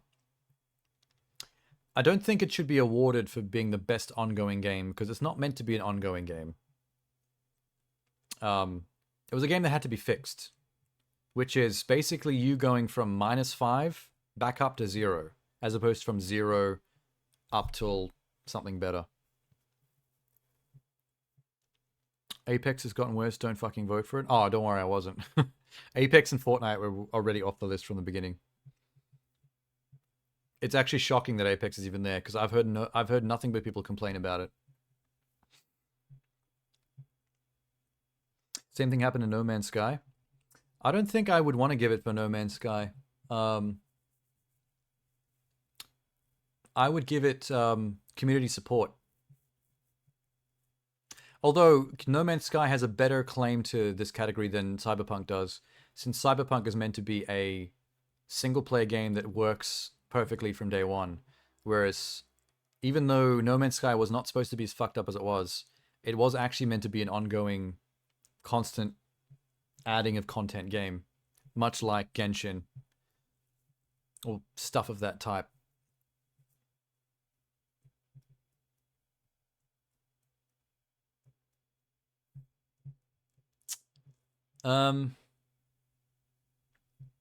Genie's not wrong as well. Final Fantasy XIV has always had such solid support. Like, the additions to it and the perfecting of it and the way it's evolved has been impressive over a very long period of time. It's pretty much like a stable mainstay of this category. Can we just go to the next category and have a look real quick? View all categories. Yep, community support's the next one. Let's have a look. Outstanding community support, transparency, and responsiveness. Inclusive of social media activity and game updates and patches. Now we're talking about Cyberpunk. I know we're also talking about No Man's Sky, but No Man's Sky won this previously and is still holding solid in the same way that Final Fantasy is doing. What the fuck is Destiny doing here? Yeah, you're already laughing at Destiny. That's the funniest joke this year. I was not expecting to see Destiny 2. Just like Apex, I've heard nothing but bad things about Destiny's recent patches and DLCs. That's weird. I feel like Baldur's Gate 3 is too just... It's just a good game from the ground up. Like, it doesn't need any kind of extra propping up in this category, I think. Oh, no, I didn't vote in the previous one yet. I quickly jumped ahead to this one just because these two categories are very similar. I wanted to see what was happening in here. Because I had a feeling Cyberpunk would also be in community support. And this is where I want to vote for Cyberpunk for the reasons why Sham wanted me to vote for it in the previous one. Because look at the description of community support. Recognizing a game for outstanding community support, transparency, and responsiveness inclusive of media activity and game updates and patches. I feel like that perfectly encapsulates Cyberpunk turning itself around and fixing all its issues based on the responses from the gaming community, basically roasting the shit out of them. That was a big fuck up. See, this is the category where you're allowed to fuck up and then make a comeback, I think. 2.0 update was juicy. Yeah, see, that's what deserves the community support award, I think. So I'm going to go Cyberpunk 2077 here. Wasn't No Man's Sky 4 years ago? What's it doing here? Because No Man's Sky is still continuingly developing. I can't even say that word. I'm flubbing. It recently had another DLC. Just recently. It was actually 7 years ago. Yeah, it's had nothing but massive DLCs ever since. It's actually been pretty impressive how much it's added and how much it's still adding. I don't really know why Baldur's Gate was in that category. I'm sure there's a reason, but I couldn't tell you. Okay, let's go back. Sean Murray is what Todd wants to be.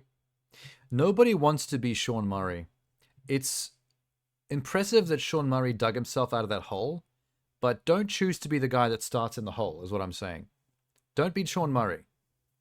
If you happen to become Sean Murray through no fault of your own, if you just fuck up and you dig yourself that hole by accident, by all means, Sean Murray your way back out of that hole. That's fair. But don't aspire to be Sean Murray right off the bat. That's not a good idea.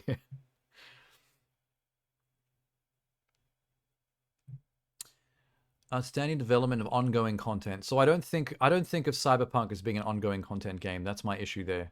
The fact that it fixed itself means that it easily got the next award, but it shouldn't have been broken in the first place, so I don't think it should be awarded for this. I don't agree with that. That's like awarding someone for purposely fucking something up just so they can impress everyone by how much they turn it around. And it's like, well, just don't fuck up in the first place like everybody else does. You know? Like,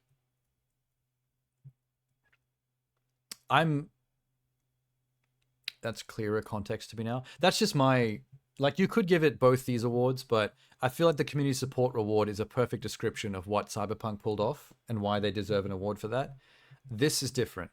I feel like these are the types of games like your Fortnites, Apexes, Genshins, Final Fantasy 14s, even No Man's Sky to some degree, that are designed to be ongoing games that are supposed to evolve and add to themselves. And how well have they been doing that? And that's why Final Fantasy 14 has done so well in this category in the past. But I think I might have to do it again because fuck Apex and Fortnite. And I don't really know what's going on with Genshin, but I have heard that they have done a pretty decent job of adding content. But I don't know if it's impressive or not, what they've added, or if it's just more waifus.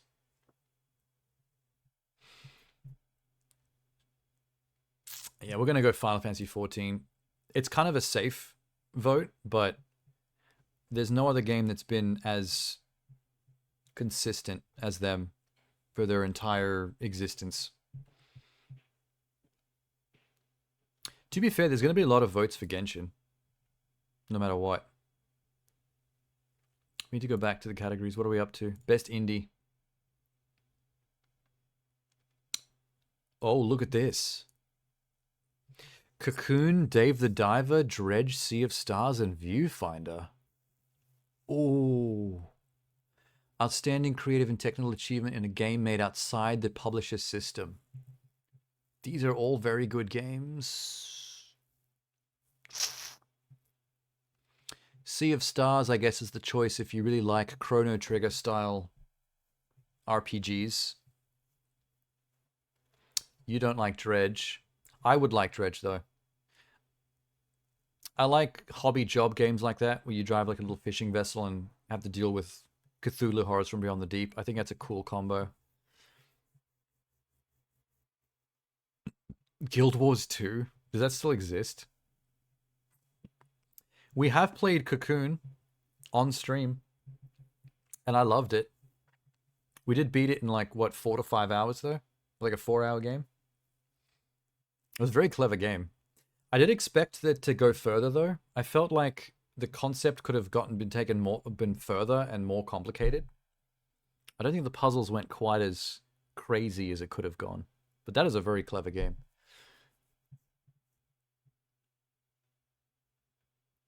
Sea of Stars should have been nominated for its soundtrack. Oh, really? I feel like Sea of Stars is the one that Jeannie would vote for out of this group. I've heard her mention that game in a positive light once on stream before, when it came out on Game Pass. I think I mentioned it and she said something nice about it. Can't remember what it was. If I had to guess what everybody else is going to give the award to, I have a feeling Dave the Diver is going to take it. I've seen a shocking amount of Dave the Diver love on YouTube. People let's play the absolute fuck out of that game. It has such a huge follower base. That one's got the cult status right now. That's got a movement behind it. For pure ingenuity, I would want to give it to Viewfinder though. This is the one I talked about earlier, Elizabeth. You're voting for what you think will win, not what you want to win? No, both. Depending on the category. It changes every time. Because I haven't always played all the games. If it's for example, Game of the Year, I haven't played any of those games, so I can't say which game I like the best. So I voted for which game I thought would win based on logic and common sense and whatever biases I already have built into me about games that I like. Apparently Dave the Diver isn't an indie game. What do you mean it isn't an indie game? It's literally in the indie game category. It's in the indie game category on Steam as well. Yeah, I heard the viewer voting website stuff doesn't actually account for a huge amount. But it is fun. Especially since when the actual Game Awards comes out on December 7th, we get to compare our choices and our thoughts against what actually wins, which will be fun too. Check Mint Rocket, they got dough. So if you're a rich indie studio, you don't get to be called an indie studio? Is that the definition? What do they even make?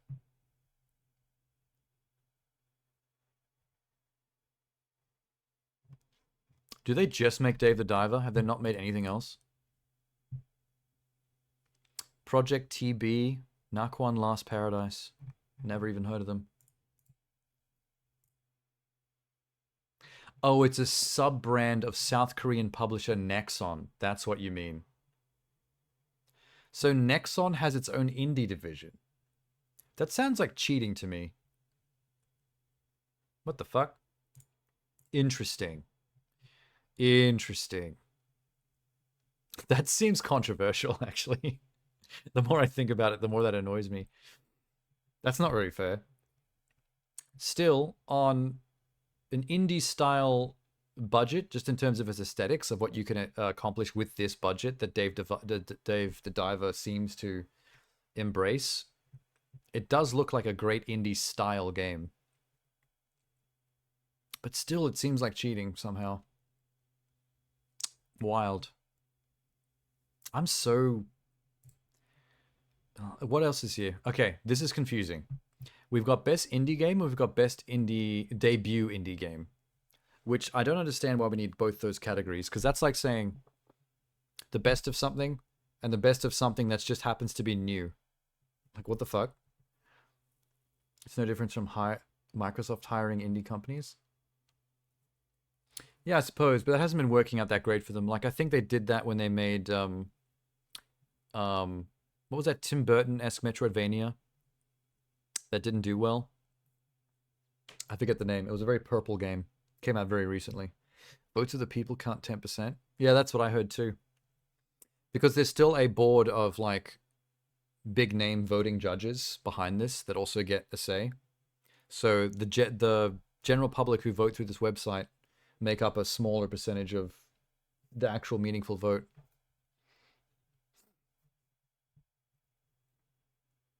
They want to give indie games some love. Yeah, Microsoft is trying to harvest like lots of indie stuff, but they've had some duds recently. I would love to see the list of judges though, just to see who they are.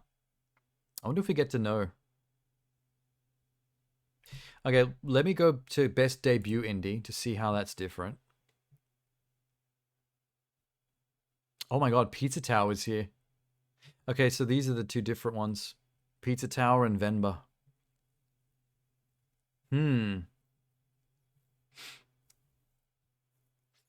So this has to be your first ever indie game. Notice how Dave the Diver's not there. Because they belong to a parent company.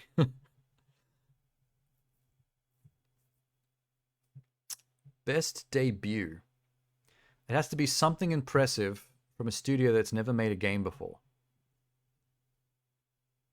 Pizza Tower has a pretty big following.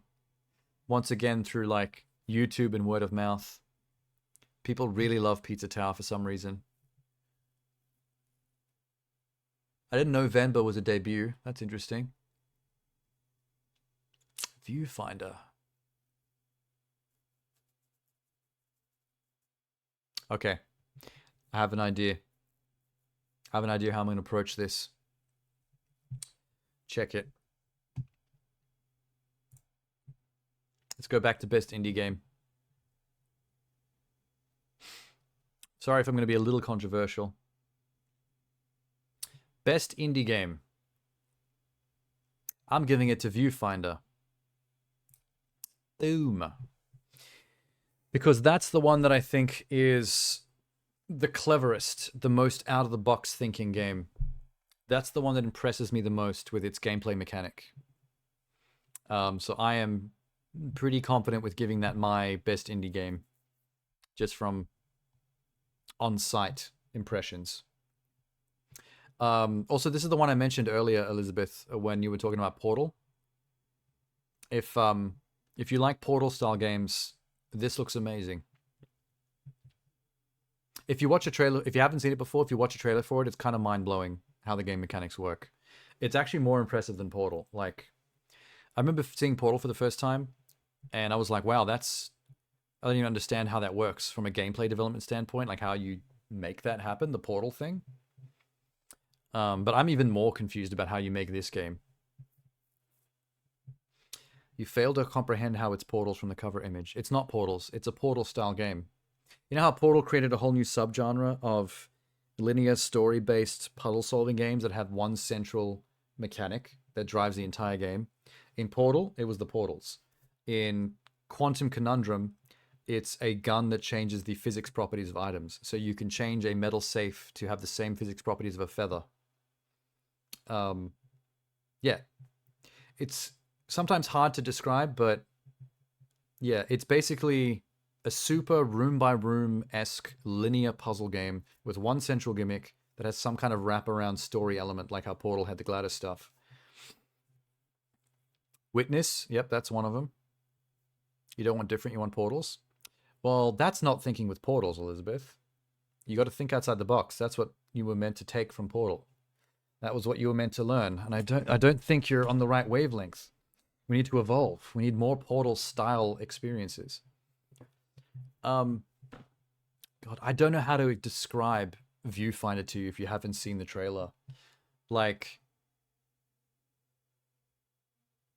imagine taking a Polaroid of a bit of the terrain in front of you, and then having that photo in your hand, and then moving to a different perspective of the terrain and holding up the Polaroid and letting it go, and then moving again, and your perspective of what's in the Polaroid changing so that what was in the Polaroid is now part of the environment.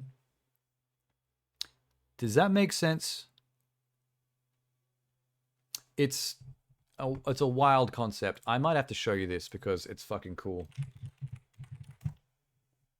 This is the only Portal style game that has ever surpassed Portal for me in terms of impressing me with its mechanic.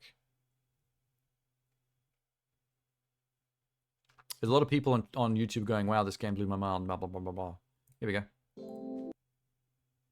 Hopefully this does it justice.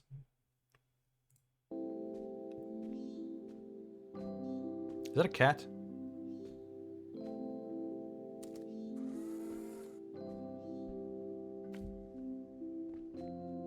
I love how you can see the actual Polaroid paper in the background. It's been a while since someone's wandered around this place. And wanderers are always welcome. This is gonna be a mindfuck. I love games that are a mindfuck. I just don't know how you... I don't know how you develop this game. Like, how do you make this happen? I've been meaning to ask. What brought you here? It's a weird trailer, man.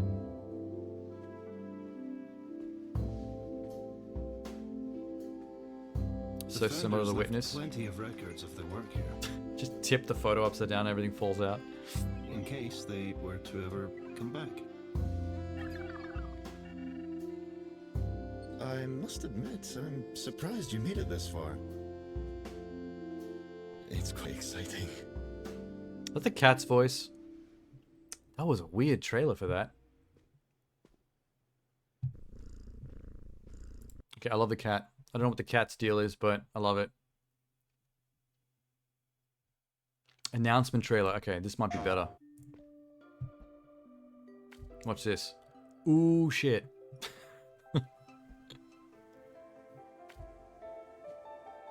That is the first thing I ever saw in a very early teaser. This moment right here, where you have a black and white photo of this building. You orient it like that, and then you turn the camera and it's like, it's now just part of the terrain. It's all about perspective. And I think that's an important part of Portal-style puzzle games, is that you need to find a mechanic that gives the player a new perspective on the world, the way Portals did, and the way this takes it to like another level. You have to think about how to turn 2D imagery into 3D terrain.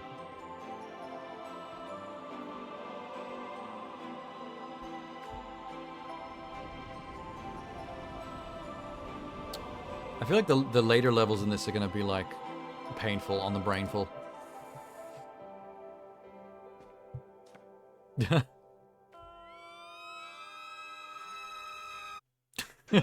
Classic art in there.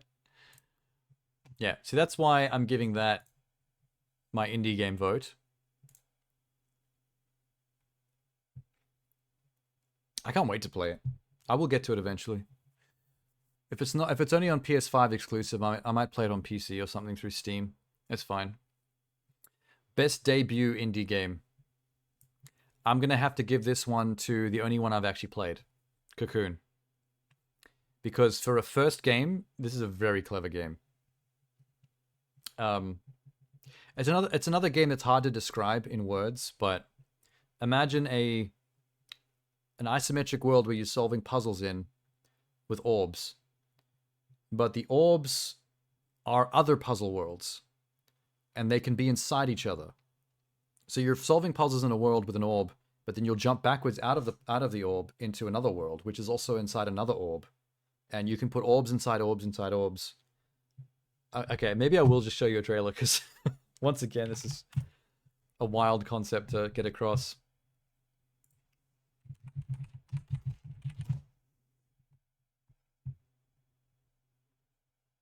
But for someone's first debut indie game, like, this is a bit of a, like, home run swing.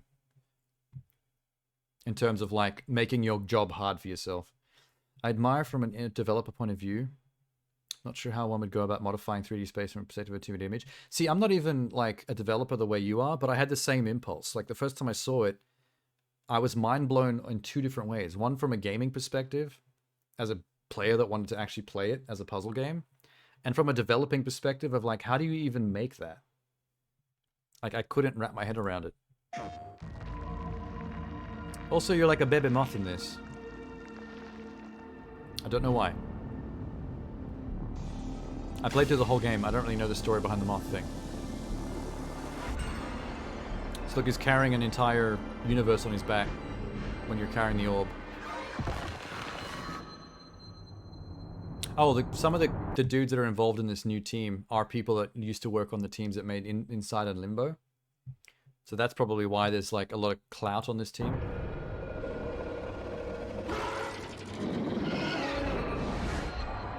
The boss actually throws you out of the universe into other universes.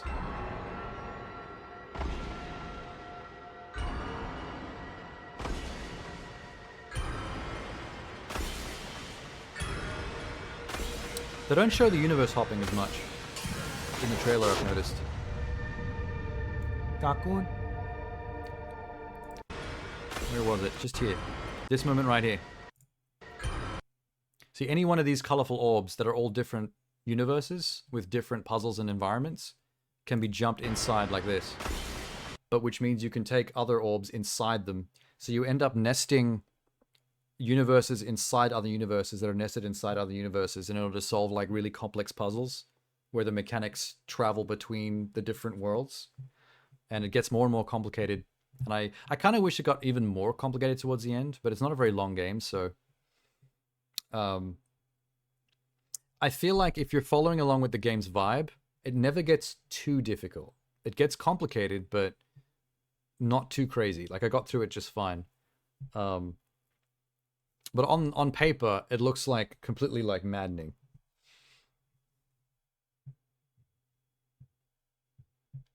Kokukum? I do think the title screen reminds me of the movie. You ever seen the movie Cocoon?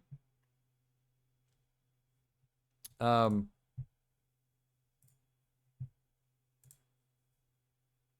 know if any of you have seen that film. There's two of them from the 80s.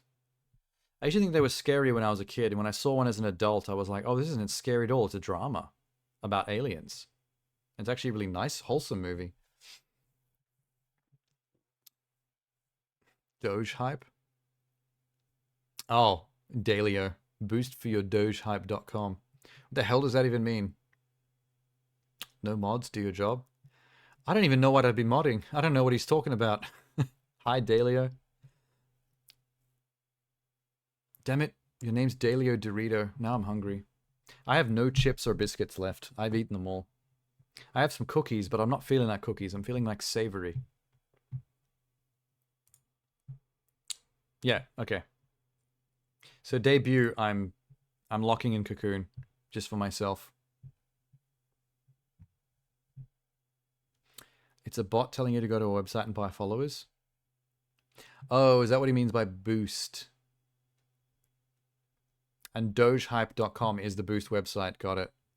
They've gotten a lot more succinct, I've noticed. Back when I first started streaming, I used to get like paragraphs posted in my chat of people just explaining to me how to get like followers and all this stuff and like actually doing the hard sell. Now it's just like one sentence going, boost for Doge Hype. The website's been around for a while. Why don't they take stuff like that down? Because it's a frowned upon practice. That doesn't help anybody. They should just shut that stuff down, I reckon. All right, next category. Best mobile game. Uh-oh. I know where Genie's review... Oh, wait, no, I don't. Shit. Genie would vote for both Honkai Star Rail and Ever Crisis. Hello Kitty Island Adventure is pretty solid. That's pretty up there. Monster Hunter might be a sham type deal. Probably not the mobile version though, but you do seem to like Monster Hunter, right? You've played the others. And there's Terra Nil again. For some reason. You only like Rise? Oh, so you're a Monster Hunter tourist. You went one of the big dogs. My bum's getting sweaty. I'd actually be very curious to see what Jeannie would say about this. I'm not sure if she's still in the chat or not. She might have fallen asleep or gone to work. Because I know for a fact she plays Honkai and Final Fantasy VII Ever Crisis. So that would be a difficult category. You're a Monster Hunter boy? You're a fuckboy for eyes? You don't... I mean, we all know we're going to vote for Hello Kitty Island Adventure. Come on. If I had to play any of these, like, right now, it would be Hello Kitty Island Adventure for sure. It looks like Animal Crossing. I feel like some of those characters are stolen directly from Animal Crossing. That dog for sure. That's some bullshit. Best VR AR game. Okay, fuck AR. We don't care about AR. We only care about VR. Gran Turismo 7, Horizon Call of the Mountain, Humanity, Resident Evil Village VR mode, Synapse. Okay, I do have things to say about this one, because I'm a fan of VR. This is tricky, though. Okay, let me lay this out for you. Gran Turismo 7, not my kind of game, but I've heard very impressive, incredible things about its VR implementation. People who play Gran Turismo 7 swear by how immersive and realistic being in the cars is, which, as much as I don't care about realistic car sims, I do like VR immersion, so that impresses me. Horizon Call of the Mountain. Cool looking game. Something I'm more likely to play than Gran Turismo 7, but incredibly short and is technically just a tech demo for the PlayStation 5's PSVR 2. That's one of those 4 to 6 hour max games that you put out as like the first game for a new piece of tech that is designed simply to show off how the tech works with the best possible graphics. So I'm pulling back from that one a little bit. Humanity is a flat screen puzzle game to do with herding hordes of human beings across puzzle maps. That also happens to have a VR mode, which doesn't really add that much to the experience because it is a isometric puzzle game. So it's a nice new way to look at the action, but I don't think that really adds enough to the experience to put it above the rest in the field. Resident Evil VR in Village. Not something I'd normally vote for because it's a mode, and normally I go for standalone AAA VR stuff if I'm going to vote in a category like this, but they went above and beyond with the VR implementation on Village. I was assuming because it was a flat screen first person game that was basically tacking on a VR mode that it would be more like what they did with Final Fantasy VII. Sorry, not Final Fantasy, Resident Evil 7, which is essentially just to put you in the game with the headset. Like, instead of looking at the TV, you're just in there, and the rest is the exact same. You're still playing on the controller. There's no physicality to the game. You can't reach out with your hands and open drawers.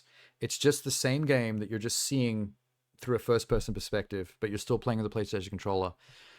Resident Evil Village actually changed the whole game to turn it into a proper VR game that you actually do play with your hands, can manipulate and interact with stuff, and actually changed all the puzzles in the game to make them physical and to make them actually manipulatable with your hands.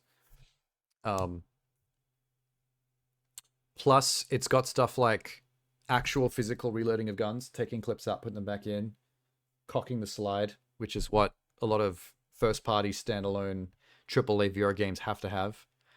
The melee type stuff, like with your knife, actually has proper one-for-one interaction, like actually blocking shots like you would in real life, and deflecting things with actual real-life, your own human being timing.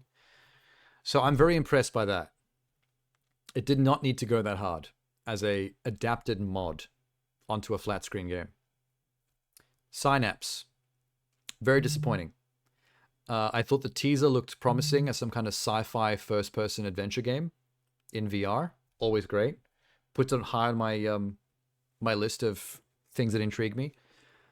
When I saw the final full trailer, it turned out it was a roguelike. It is a roguelike first-person shooter where you just repeatedly go into the Synapse realm and do action shooty stuff to unlock more abilities and die and then go back in until you win the game. So that fell hard in my interest.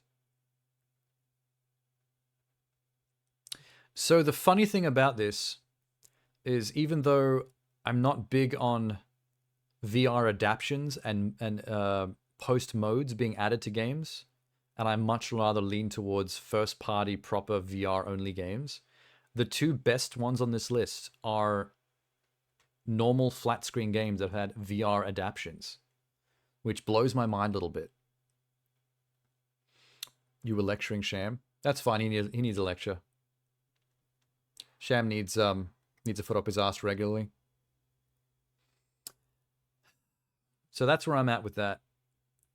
So if I had to go between GT7 and Resident Evil Village, the pure fact that I'm not into simulation racing means that I have to give it to Resident Evil Village.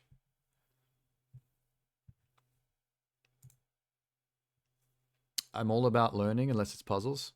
You are not all about learning. That's a lie. Bullshit. You can come into my stream and fib like this. Oh, look, here's a pretty broad one. Hey, Elizabeth, the options are starting to get really varied finally. We're not seeing just constant Spider-Man and Baldur's Gate. For the best game in the action genre, focus primarily on combat. Remnant 2 actually gets a nomination.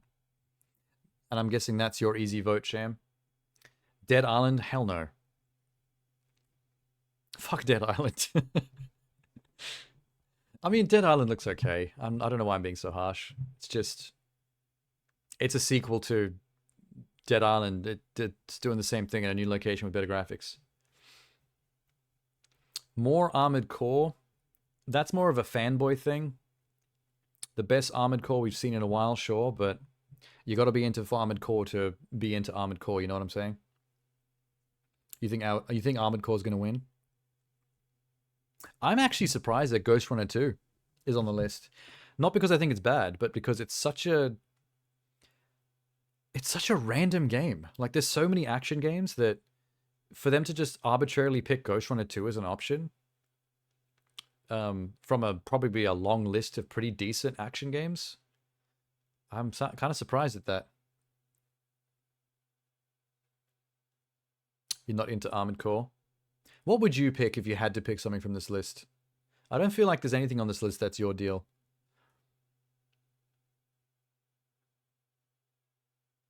You're confident because Remnant 2 was a big game for Destiny fans this year. Well, they got to go somewhere, since Destiny 2 isn't bringing it anymore.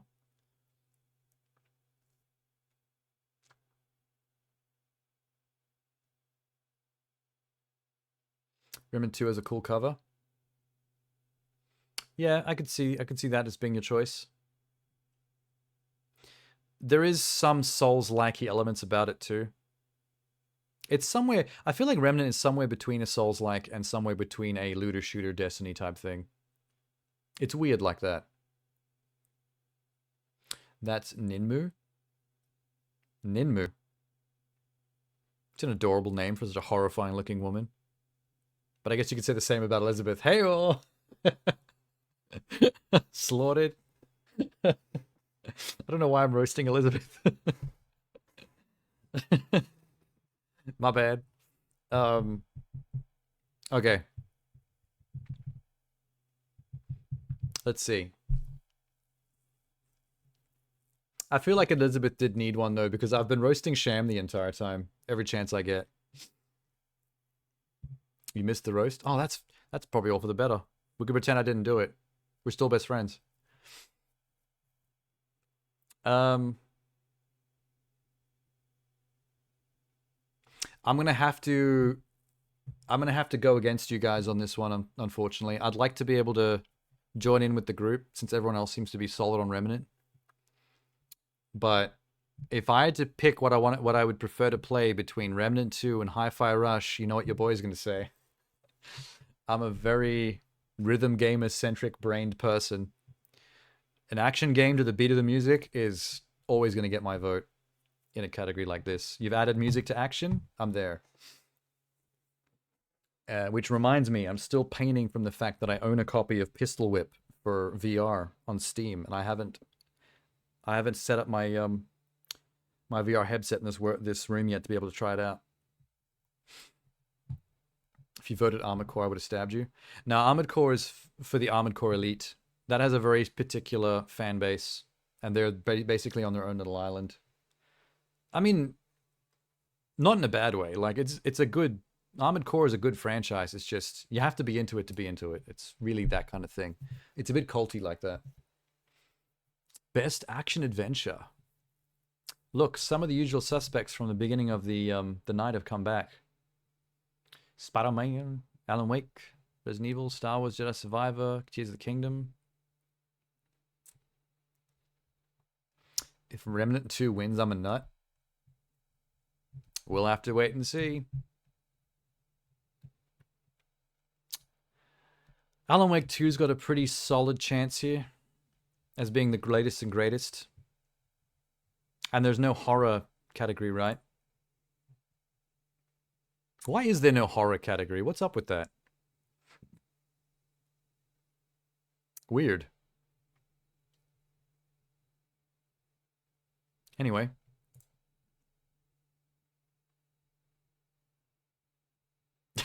Wait, she went back. She went back in the VOD and looked it up. She couldn't help herself. Her ears were burning.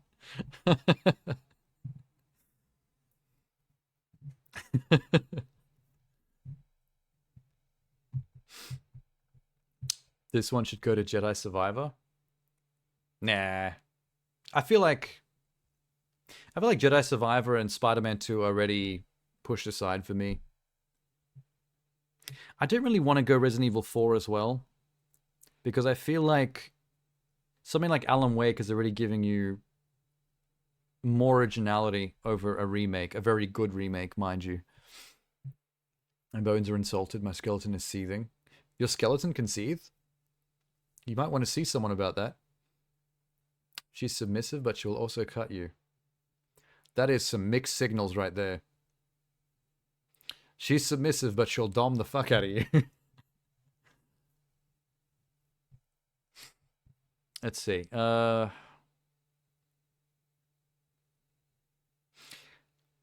least we know if we ever have to put Elizabeth in her place, all we have to do is slap her.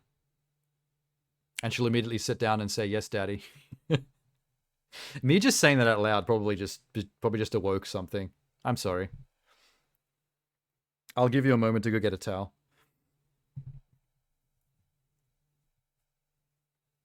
Sean's back after Liz suplexed him. Jesus Christ. You went straight for a suplex? God damn. Although if she could lift up my entire body weight to suplex me, I think she deserves the suplex. That's impressive. You earned that attack.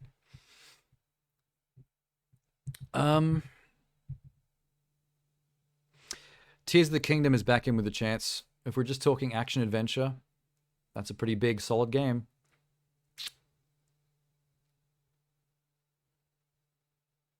Fuck.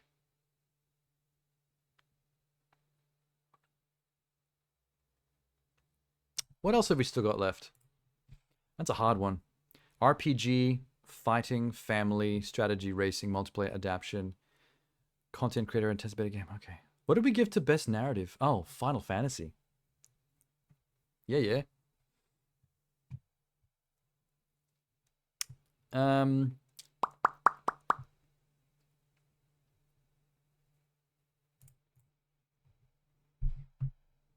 This is a struggle. Honestly, I'm stuck between Alan Wake 2 and Tears of the Kingdom on this one.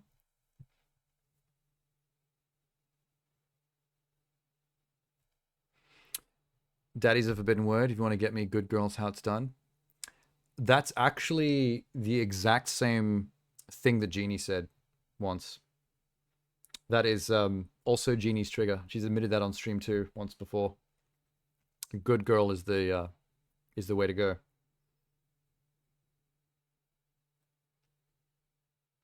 Best narrative to Final Fantasy?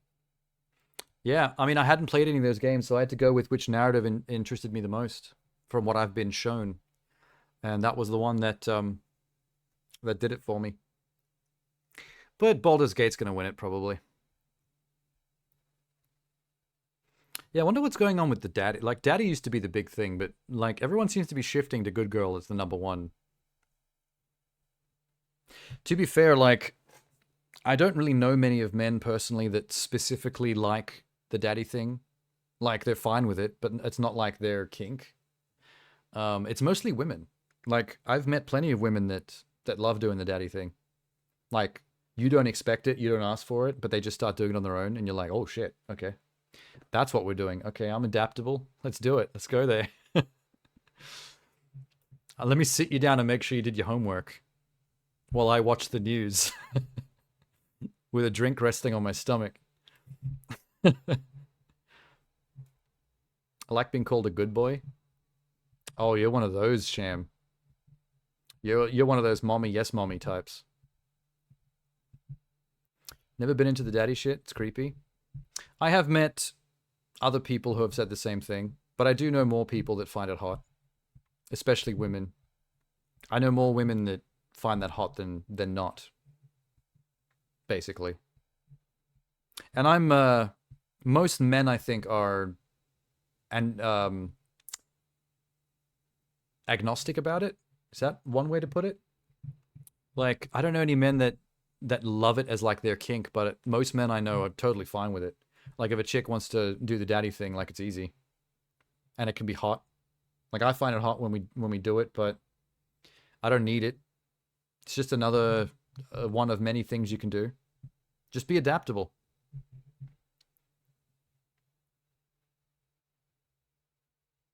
Take any pet name. Or just men in general. I mean, most men are more adaptable in terms of shifting modes or vibes into whatever a woman's particular interests or fetishes or kinks are. It's pretty common. Dudes just like to be there, you know what I mean? Most dudes just want to be playing the game. It's like, what's the game? Hockey? Yeah, sure. I'm just glad I'm on the field, man.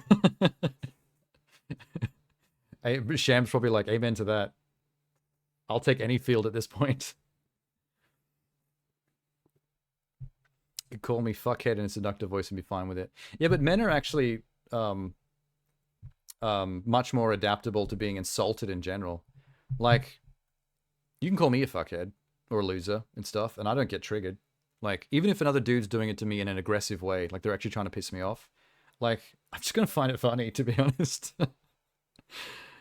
Like, that's really is a sticks and stones type deal.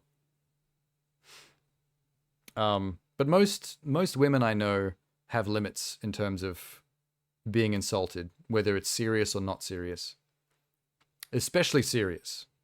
But even in terms of not serious, if you're just joking around, they still have limits. Like, there's only so much you can say to your girlfriend before she'll be like, okay, this is not a bro thing anymore.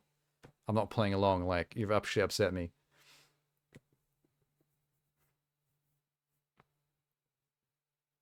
I have no shame in being a beta. I'm a bottom, no shame. Hey, don't yuck anyone's yum, is what they say. Can be on any side of that you want, as long as you're getting something.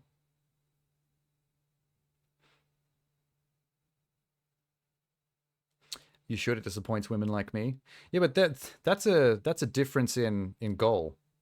Like, Sham saying the beta stuff and you saying the sub stuff, that essentially makes you on the same side of the line in terms of where the position you want to be in. So that doesn't really pan out well. That's the situation where the man and the woman sit around waiting for the other person to make the same move and it never happening, and then no one gets any. That's what happens when you put a sub and a beta together. I shouldn't be saying beta because that's used as a insult nowadays. It's essentially just sub. Because you're allowed to be a male sub. It's still a thing.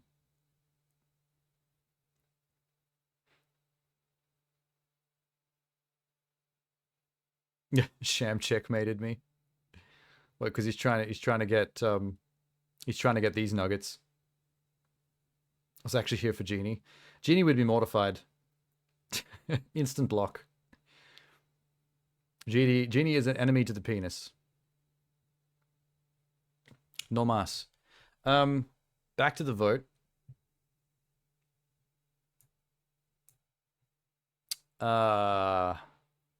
You feed off that mortified nature. Fair enough. Same. Yeah, for me, it's definitely sitting between Tears and Alan Wake 2. I feel like on an action-adventure level, I would enjoy both those games immensely, but for very different reasons, which makes it hard to pick between them.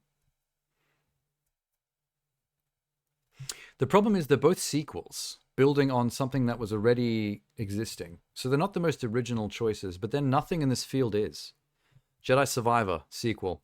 Resident Evil 4, remake. Spider-Man 2, sequel. Alan Wake 2, sequel. Tears of the Kingdom, sequel. Everyone's on the same playing field. I can't cut anyone out of the running for being unoriginal. Because they all are. Fuck. I still stand by what I said earlier, Sham. I do dock points off Tears of the Kingdom for basically being Breath of the Wild and just stealing a gameplay mechanic from Banjo-Kazooie Nuts and Bolts. I'm not saying that makes it a bad game. Just saying. I played Nuts and Bolts all the way through to the end. I'm one of them people. I'm one of the 5 people that played that game. Cut out Spider-Man for being a carbon copy of the first game. The only negatives I've heard about Spider-Man 2 is what you just said, that it feels like just more of the same goodness of the previous Spider-Man. There's not enough evolution. There's not enough new or surprising. It may as well be another expansion pack like Miles Morales was. And also, it's too short. I've been hearing people beating it in a weekend and being disappointed. And that includes platinum trophies unlocking. You've run into more sub-males nowadays than I did when I was in my 20s. Depends on where you run into them, though. You'll find more of them in these kind of forums. Online spaces like this, like Twitch or like Discord, I think there are probably higher ratios of certain types of men. But then again, out in the real world, if you go to bars and clubs, you're going to get a almost too high ratio of people that are on the other end of the spectrum, too much so, in a toxic way. If you want to find some like real douchebag alpha males that technically are what you're looking for, but are also massive red flags that are not worth the trouble, there's that too.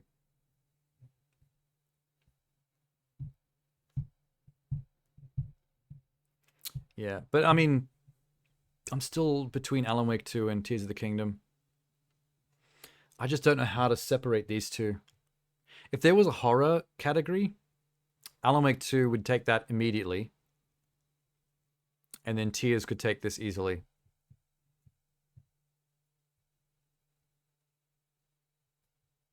At least you've got some potential currently brewing. That's a plus. You've got a green flag coming up on the fairway. I don't know why I just made a golf metaphor. I don't even like golf. Actually, holy shit, I use a lot of golf metaphors for someone who doesn't even play that fucking game. You know what's a golf metaphor I use a lot in life? Play the ball where it lies. I'm a big fan of that metaphor. The concept of playing the ball where it lies. It basically means you got to live your life based on the dice as it was rolled. Like who you are and what you've got and where you're at in life. You just got to play that ball from that point. You can't complain about it. Nothing can be changed. You just got to soldier on from that point and then figure out something from there on. Don't know why I'm explaining that. I think everyone understands that metaphor.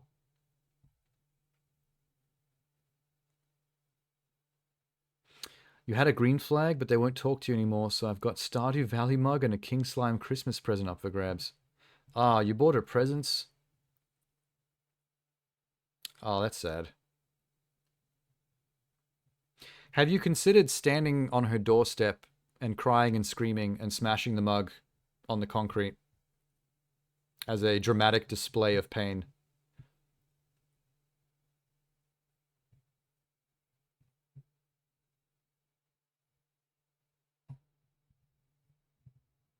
Damn, dude. I mean, it could be worse. There are men out there that bought the engagement ring and were building up to like a grand proposal and then suddenly got dumped with an $800 ring in your pocket. He bought them for me. What was that? A Stardew Valley mug and a king slime? That definitely sounds like me. Two things I've definitely played. I'm being sarcastic, by the way. A Magnum Dong?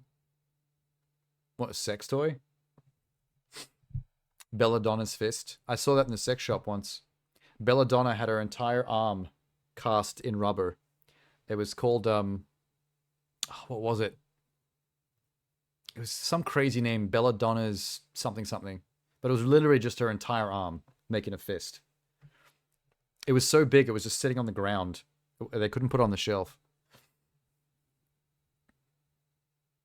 It says coffee on the side and has the stats. That's cute. All right, well. Fuck.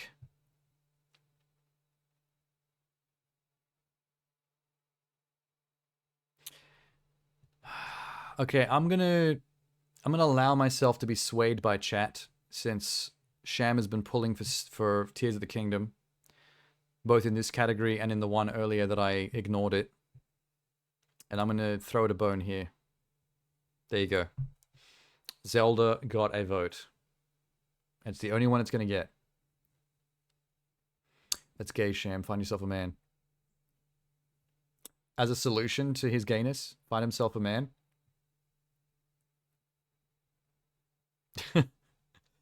Best RPG. For the best game designed with rich player character customization, progression, including massive multiplayer experiences. Well, we know who's going to win this. I'm always big for Final Fantasy, but Baldur's Gate has got this one. We don't even have to worry about this. Oh my god, Starfield's here. Hey, Sham. Where's Remnant? Where's Remnant, Sham? That's an RPG. I see Starfield in the options, but I don't see Remnant.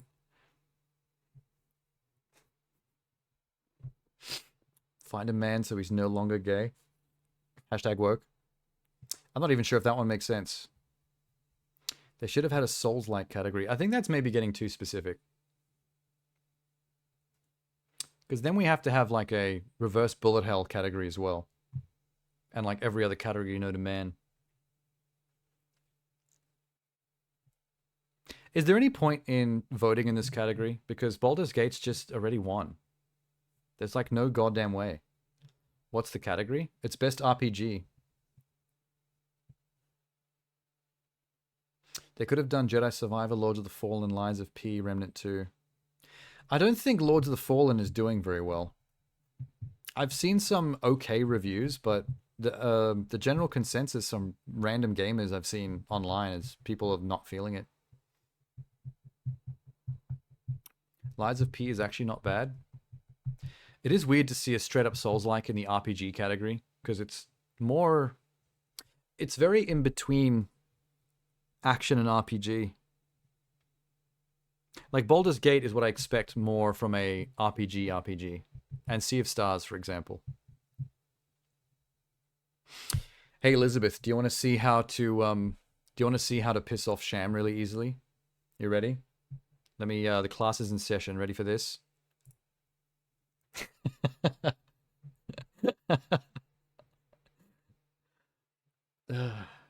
Sham's about to block me.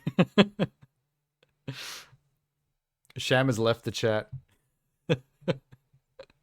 To be fair, that was a very trolling vote, just because Sham was here watching.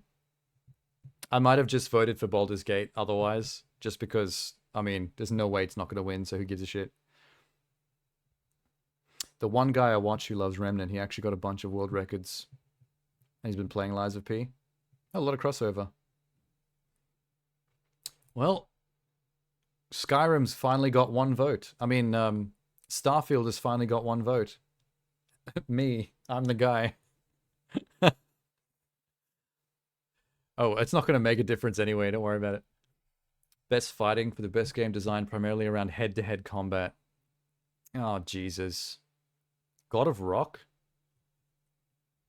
What the hell is God of Rock? Is it music-based?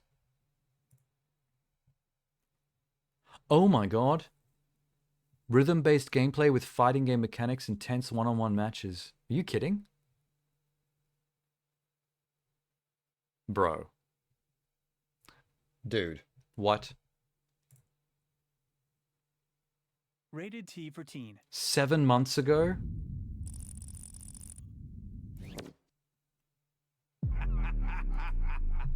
So, Is you Tenacious D in overcame this? all the other challengers and arrived at this place. Very good. I will be This is your super weird. I'm uncomfortable. What would have been your best games list for 2011? Dude, that's 2011. That's over a decade ago. How do I remember what games came out in 2011? Whoa, this is cool. They actually are beating the shit out of each other. From rhythm game inputs.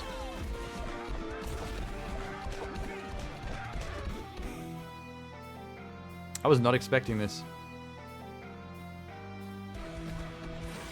How did I not know this existed?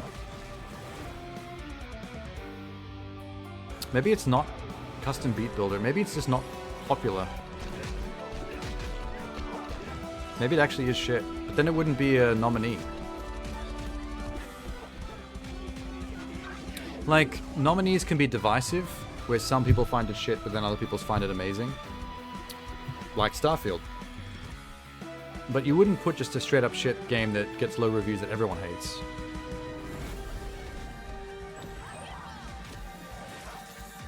They need to fill the category.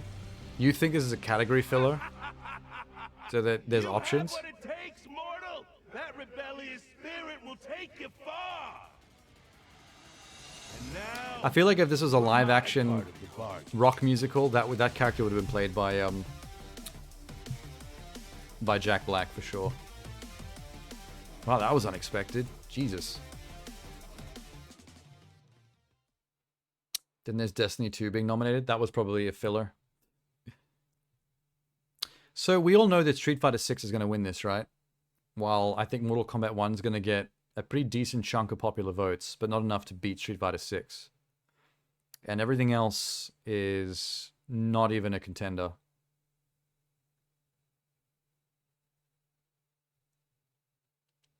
What is God of Rock's rating? That's a good question. God of Rock. Whoops. I keep misspelling it. Where's its Metacritic? Let's check the Steam ratings.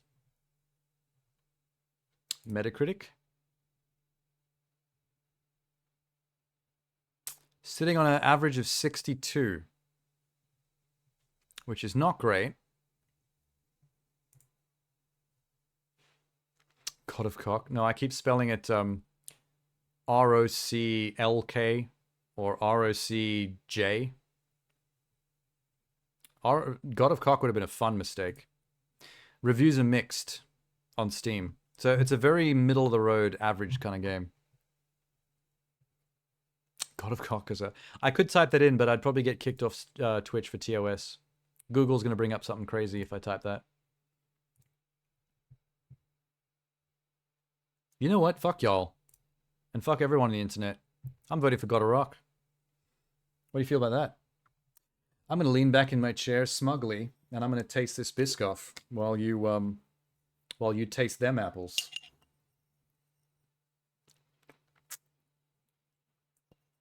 How's it feel being dommed through the chat? I bet you both love it. I'm leaving forever. No, you're not. Sit down.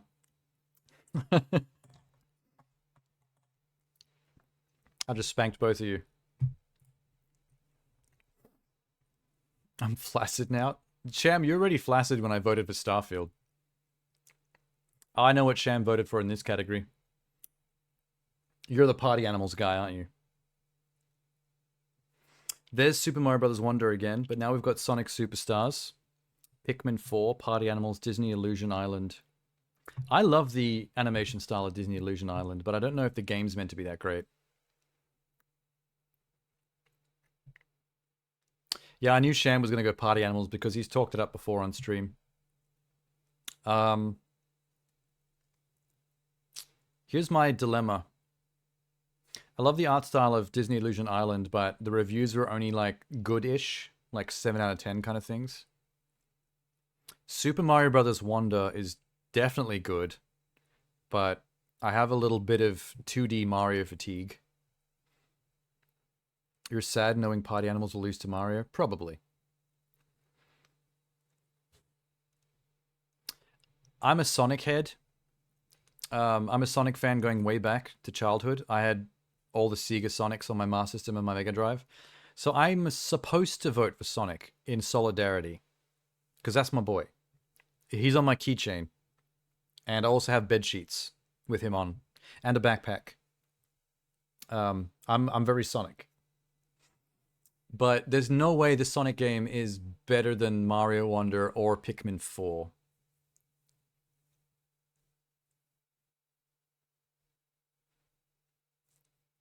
So I'm going to split the difference and go with my other bias.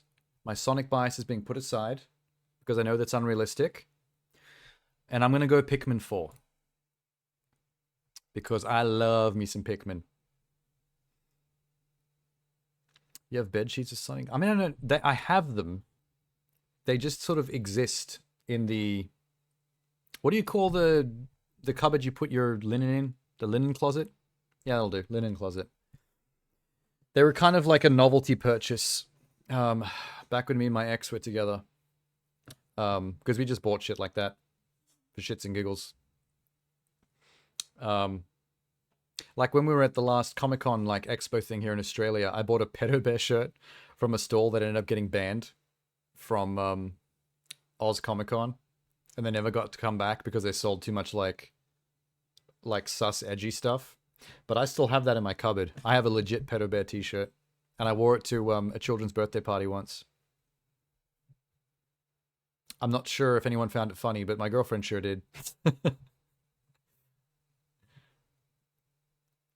You haven't seen Sean's TikTok when he fucked Pingu. You do realize you just, like, opened up the floodgates for her to race to TikTok, and we're not going to see her for the rest of the night. Actually, I got a couple of sus things on TikTok. Remember the one where I did the flashing challenge to my cat? You know the one where you get out of the shower, and then you open up your towel to your partner?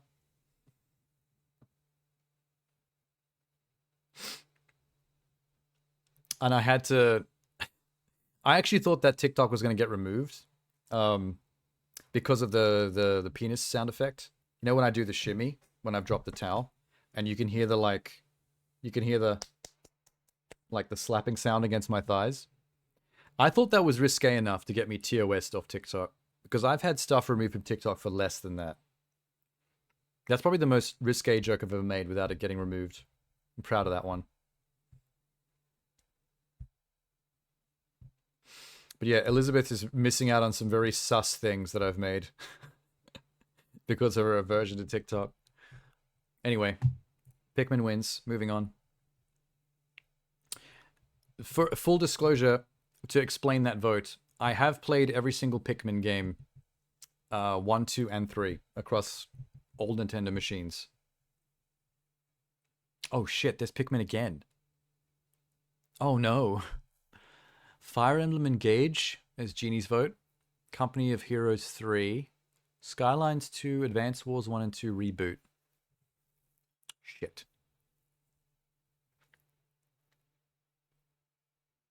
You love the one when you look down from the washing machine and you were like, oh fuck, I don't have pants on. I have to edit this whole video. Did you know that's a re-upload, Sham? I got in trouble for that one. It's actually re-edited to have more censorship. In the original version, you can see more of my naked legs, and the eggplant emoji that's like covering my junk also has 2 smiley face emojis next to it for what would be the balls. And they got mad about it, so I increased the censorship, the mosaic effect, so that it takes up most of my legs, so there's like no skin, almost, just my feet. and all you still see of the emoji is like half of the eggplant sticking out of the mosaic effect, and the 2 ball things are gone. They're completely like mosaiced out. You love the clone ones? The clone ones are the hardest, depending on which one. Some of them are harder than others.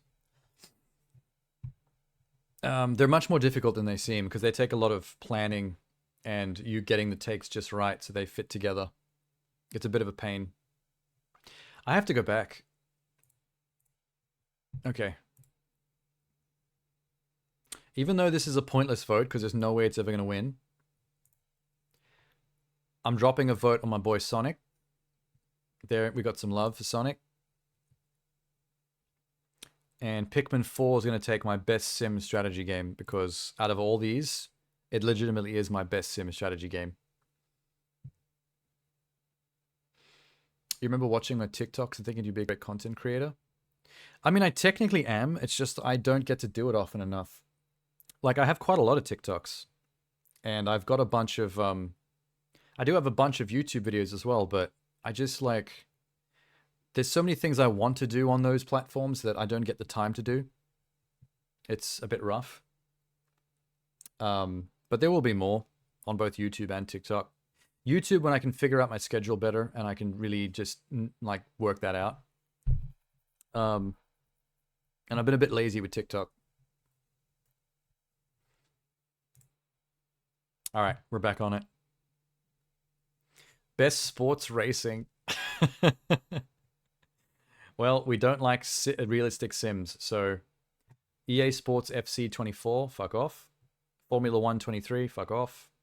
Forza, I'm genuinely kind of impressed by from an engine perspective, but like I could be bothered playing it. It's too realistic. The Crew Motorfest is the most arcadey racer on this from a realism perspective. It's closer to a Burnout, while still having a toe in the Forza. But we might have to drop one on Hot Wheels, man. It's the Crew because of Ubisoft? No, Sham, it's not the Crew because of Ubisoft. Ubisoft needs to be humbled somewhat. They can be a bit problematic sometimes. They need a kick in the pants. I'm gonna go Hot Wheels Unleashed. I had Hot Wheels as a child, so we're giving Hot Wheels some love.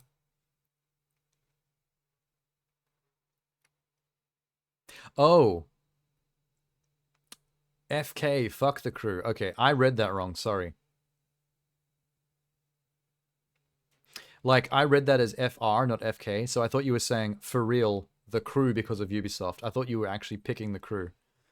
My bad. Oh, look. Ooh. Why is Mario Brothers down for best multiplayer? I thought that had like a child-friendly mode where your kid follows along as a second player, but they can't actually be injured. That seems boring. Can I get a boo in this category because Remnant 2 should be there? Oh, true. If anything, I would be more likely to vote for Remnant in a category like this because I played the first one in multiplayer with a friend. And that was the only reason I stuck with it. Because I had other issues with the game, obviously. We've talked about that, but multiplayer really elevated it. Whereas Apex Legends, that doesn't count because that is like a free-to-play, ongoing live service esports game. That's esports. There's two types of multiplayer. There's multiplayer and there's esports. They separate them. Although technically Street Fighter 6 can be argued as also being esports, so that does my own argument doesn't really hold water. Whoops. I don't really know what to say about this. The only franchise here that I've played and had fun in multiplayer is I played Diablo 3 with my cousin in multiplayer, and that was fun. But I don't really want to vote for Diablo 4. I've heard it's good, but I'm kind of in a fuck Blizzard mode lately. They need a restructuring. They need to get their act together from a company perspective, from a no sexual harassment perspective. Hey Sham, how about I do a Sham vote here and go party animals? Oh, you've already said it. Party animals, the only way to experience it with multiple. Yeah, let's throw party animals a bone. Realistically, I would normally say something like Diablo 4 because I have a history with playing that franchise in multiplayer with friends, but we're gonna leave Blizzard alone for a bit. And we're gonna go a little wacky. Best adaptation. Oh my god, look at this. Look at this field. Recognizing outstanding creative work that faithfully and authentically adapts a video game to another entertainment medium. Oh my god. These all got positive reactions, but at different levels. Ooh. Leave Blizzard alone forever, fine with me. I wouldn't like to leave them alone without forever. I'd like them to pull their shit together and actually become a respected company again. Because I have history with Blizzard. Like, I've played a lot of their older games when I was younger, and I always look forward to it because they had amazing production values, especially in cutscenes. It sucks that I can't think of them in the same way anymore. How am I going to do this? Okay. I haven't seen Nocturne, but I have seen the Castlevania adaptation, and it is fucking amazing. That is high up on the list right now. Because if Nocturne is anything like the first season, that show is probably incredible. Gran Turismo I heard decent things about, but I know a lot of people weren't feeling it either, so that one's a bit divisive. But apparently Neil Blomkamp did a pretty good job. All intents and purposes.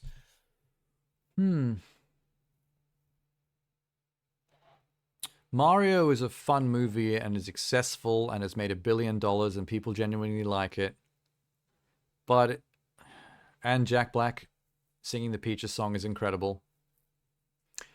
My problem there, in terms of giving it an award over everyone else, is that Mario is kind of playing it safe.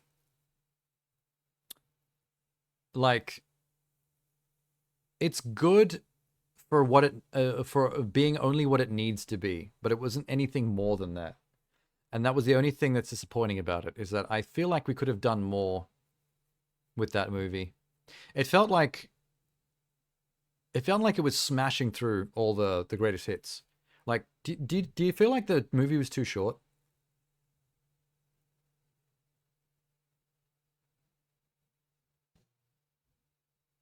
Exactly what it should do? Well, there's no such thing as should do. I just think that, like, I just feel like you could have done more with that movie. It, like, I felt a little bit too safe. And in some ways that were detrimental. Not many, but, like, every time that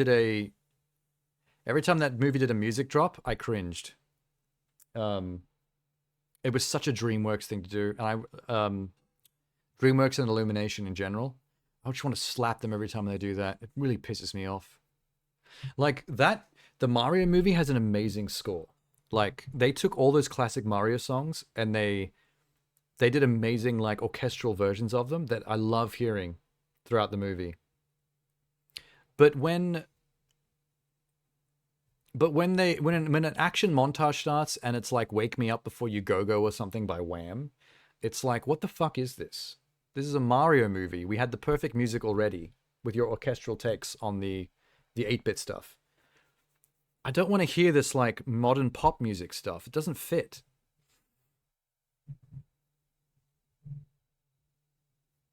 I didn't know Martin Scorsese film. I don't want it to be that. It's just...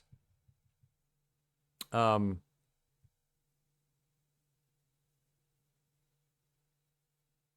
just feel like I would have done more with it. And I would have told DreamWorks to shut the fuck up with their needle drop music moments. There's a couple of things that... But it is a good movie. It does deserve to be on the list of nominees. I just don't know if I can give it number one. Twisted Metal I thought looked like shit when I saw the trailers. I hated the trailer. Notoriously, because I remember Jeannie got mad at me for that because she was being positive about it and I just couldn't ride with it. But I am someone who played the Twisted Metal games back in the PS1 era. And there's something about the tone in the trailers that was really rubbing me up the wrong way. It just did not feel like Twisted Metal to me. But I've heard good things. Twisted Metal was a surprise? Yes, that's what I heard. Everyone that reviewed it, everyone that's seen it, have said that it is way better than what way better than what it seems like it should be from the trailers, and what it needed to be. It actually surpassed like what it seemed like on the surface. So I'm kind of impressed by that movement, but I'm still wary of Twisted Metal. I don't know about that. Last of Us was pretty much a solid win, unless you're one of those conservatives that called it woke for episode 3, which was the best episode in the whole show, so fuck you. The teaser sucked. Oh, all of it sucked. The teaser sucked, but then I was like, oh, it's just a teaser. Let's wait for the trailer. And then the trailer sucked, and then they released that clip of him fighting the clown in the casino as like a standalone, just like weird marketing clip, and that sucked. Sorry for the vulgar humor. What? No, it's fine. Who doesn't do that here? I'm just stuck. If it seems like I'm ignoring anything, it's because I'm stuck in this mental loop of trying to wrap my brain around what I'm voting for here. That's all.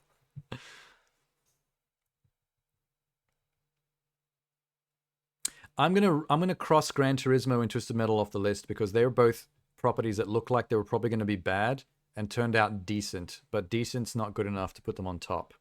So I'm pushing them out.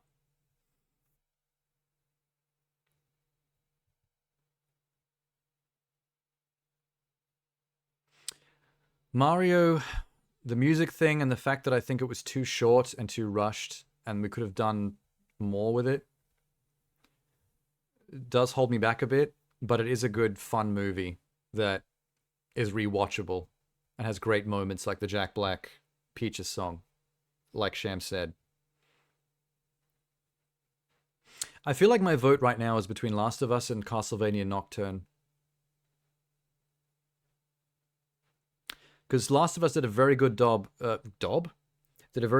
condensing a very good game down to only what it needed to be a pretty good show. And Castlevania Nocturne I'd be voting for simply because the first season was baller. Yeah, I used the term baller, shut up.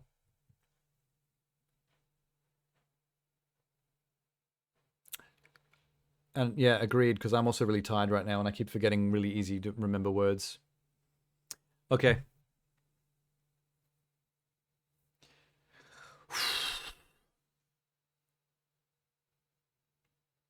I'm going to go Castlevania Nocturne because the first Castlevania season is the best video game adaptation to animation I've ever seen. So I haven't seen the Nocturne season yet, but I'm willing to believe or bank on the fact that it's still quality. There you go.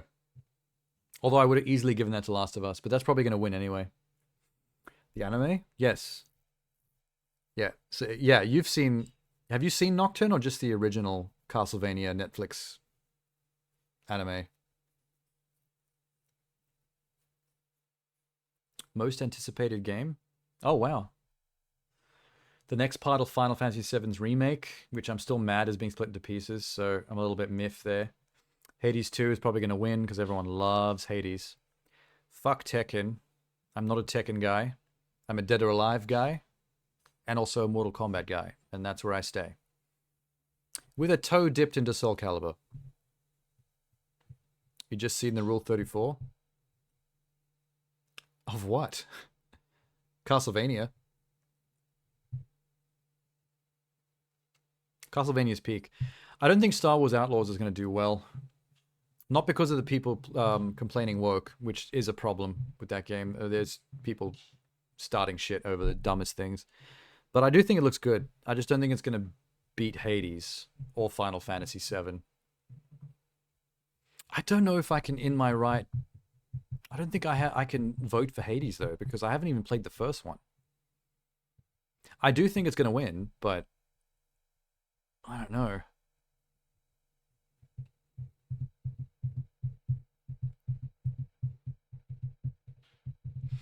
Can't believe you have to win an award for being potential. It's essentially a marketing award if you think about it. Like, what game has the most hype based on being able to rile people up with excitement? Like, have you utterly believing this game is going to be gold no matter what? Some of these are based on track record. Like, people love Tekken, so they assume Tekken 8 is going to be hype. People love Hades 1, so they assume Hades 2 is going to be hype. People have loved the Final Fantasy remake so far, so they assume the second part of that's going to be hype. The Yakuza franchise has a niche cult following. So the people that are into that are going to be hype, but not the general gaming community, I don't think. You got to be a Yakuza guy, of which I am, technically. I love the Yakuza games.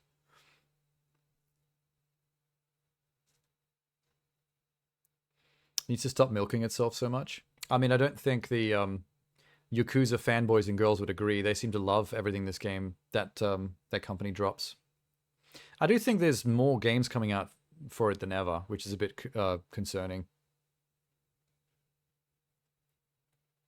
And now there's turn-based ones like the Like a Dragon franchise. There's spin-offs like Judgment. It's got a bit nuts.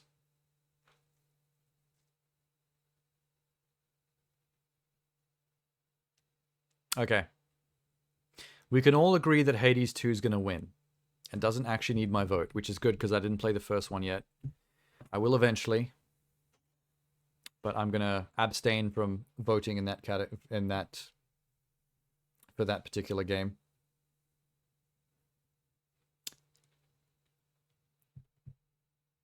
Should we cast an anti-woke vote just for fun? Just because we know Hades 2 is going to win and we don't even have to worry about our vote. It's the first ever sequel from Supergiant. True that. But that makes me more worried than anything else because they haven't proven that they can make the same game a second time and had hit as hard. They could honestly flub this easily.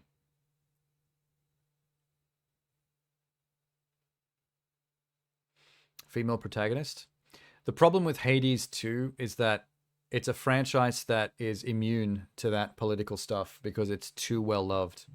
When you're that high up on the echelon, like, you're not even part of that shit. Not a single person whinges about that stuff. I'm going to do the one that no one's going to vote for. I'm going to go Star Wars Outlaws. This is probably going to be the bottom of the list when you tabulate these votes up at the end. But I just feel like taking an anti-woke shot on that one because it annoyed me how many people roasted this game for having a female Han Solo and calling it inclusive and pandering. That pissed me off, so that's where that vote's going for. Problem with Hades is it's not very even good. Oh, that's slander. I mean, I can't fight you on that because I didn't play it, but I know for a fact that like everybody loves it. Especially Souls-like people.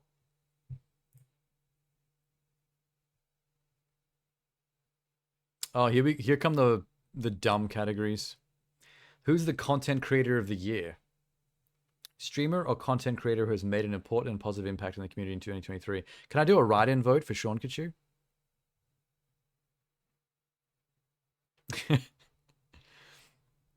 Imagine voting for yourself. Just Seankichu, 1%, based on one vote.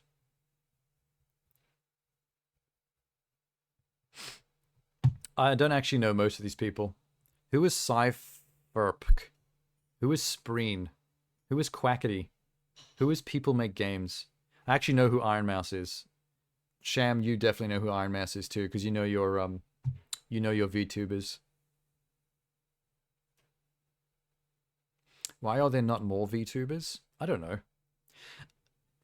I have a feeling that this voting system doesn't actually respect VTubers, and they just throw like the most popular one in, or who they perceive as the most popular one, as a olive branch to that community, but they don't actually care. Why is Fillion not up there? No, Sham Mead's in this vote, not in general. Sham's actually a VTuber fan. That's why I said that he would definitely know who Iron Mouse is. Because that's also the only one... Like, I'm not for or against VTubing. They're just more streamers to me. Like, whatever, do it however you like. But I do know the names of some of the more popular big name ones. Because if you're on the internet, you can't really avoid them. And I have heard of Iron Mouse. And seen a couple of YouTube clips and stuff. Sham was actually going to consider, if he ever started streaming himself, he was going to consider VTube streaming.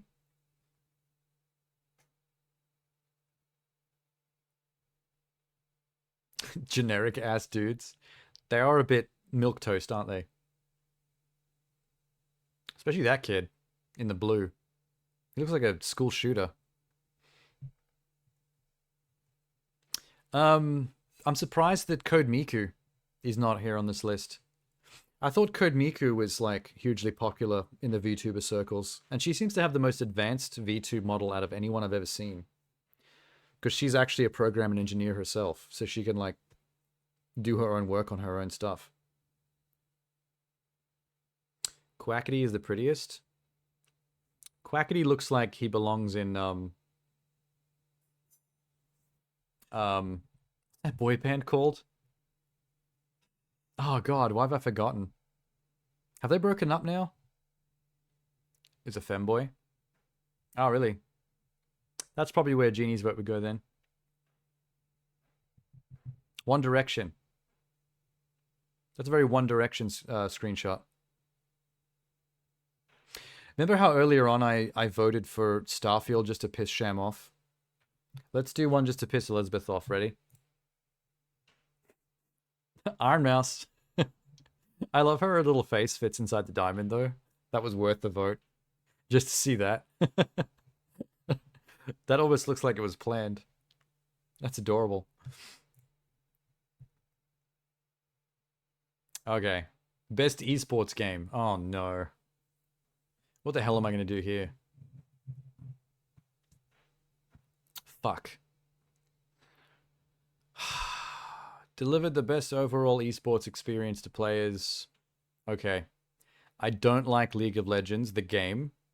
I just like all the media surrounding it. The TV shows, the short films, the music videos, all that stuff. I think that stuff's great. Don't like the game. Dota 2. It's the same thing as League of Legends. Exactly the same fucking game. Hate it. Counter-Strike. Can that die already? I've been finding that boring for the last 30 years.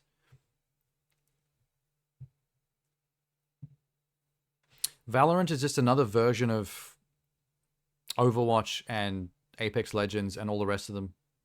Same shit. I'm gonna have to go PUBG. I know it's PUBG Mobile, but PUBG is literally the only one of these that I've actually played, like, legitimately tried to play with some friends and had a decent enough time. Before Fortnite stole the, when it was in early access on Steam, before Fortnite stole the Battle Royale model. My friend plays some League. I can't vote for League. I just can't stand that game. It frustrates me because I love everything surrounding League. I love the lore. I love the world building. I love the characters. I love all their media. One of my favorite music videos of the last, like, couple of years is, what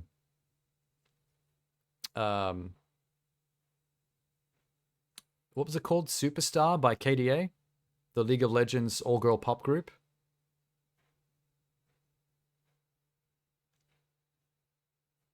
What was it? Was it Superstar?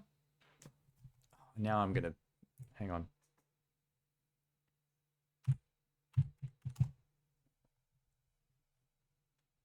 Virtual K-pop group. There they are. Pop stars, not Superstar. They're hot as fuck, even if they're not real. I think that Pop Stars music video was amazing. Like, that blew my mind. I was like, they just took their game characters and they made a legit pop group out of them with a real decent music video. I thought that was really cool. And now they've got like 6 music videos and they're all like pretty decently well made, but that first one's still the best. I have to go PUBG Mobile. The mobile thing is stupid, but it's the only of these types of games that I've ever played and even enjoyed remotely. The all-male one? How the hell are we going to vote for this? Best esports athlete. I don't know any of these people. Lee Faker Sang Hyuk, Matthew Zywoo Herbort, Max Demon 1 Mazanov, Paku Hydra Rosawise, Park Ruler Jai Hyuk, Philip Imperial Hal Dozen. Oh, I didn't know that there was an all-male League music group. I've seen a lot of their stuff, but I must have missed the all-male one. I'll look that up later. Not on here because YouTube hates me when I look at that stuff. Fucking crazy copyright issues. Cal Scrubby. No, I don't. Don't vote for anyone who plays Call of Duty or Valorant. We know how those kind of people are.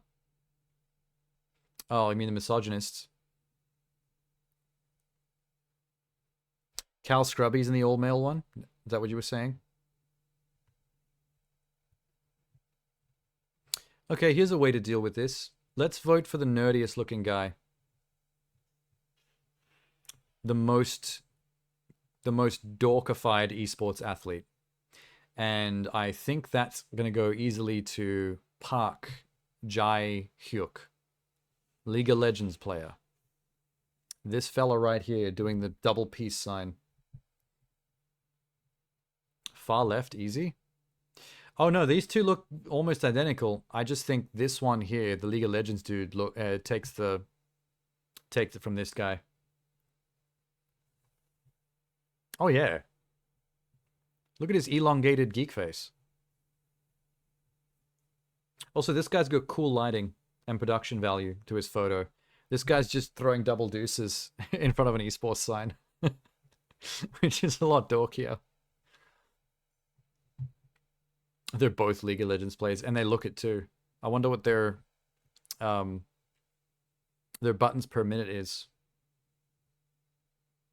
What's it called? Presses per minute? There's an actual statistic for how many buttons you can press a second. All right. We've done the nerdy guy. Best esports team. Oh my god. Evil Geniuses, Valorant. Fnatic, Valorant. Fnatic look like douchebags, man. Gaimin Gladiators, Dota 2. JD Gaming, League of Legends. Team Vitality, Counter-Strike. What the hell's with the name Evil Geniuses? That's stupid.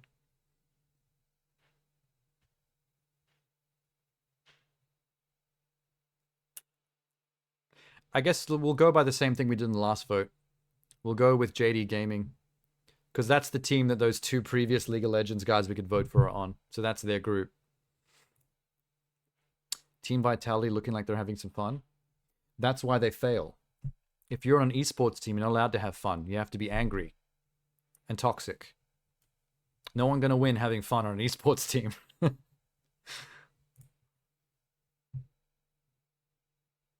They look like it'd be fun at a gangbang.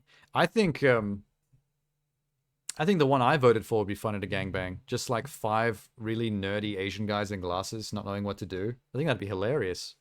I'd be having the most fun. I'm definitely going to cop a few of them with like a stray cum shot by accident. Oh, I'm sorry, bro. Let me get that for you. Oh, it's right on your glasses.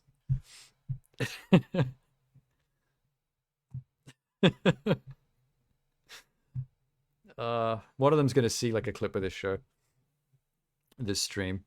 Best esports coach. This sucks. Oh, there's a lady. Christine Potter, the coach for Evil Geniuses on Valorant. Oh, we're voting for the lady coach. Come on. Woke vote. Let's do it. Inclusive.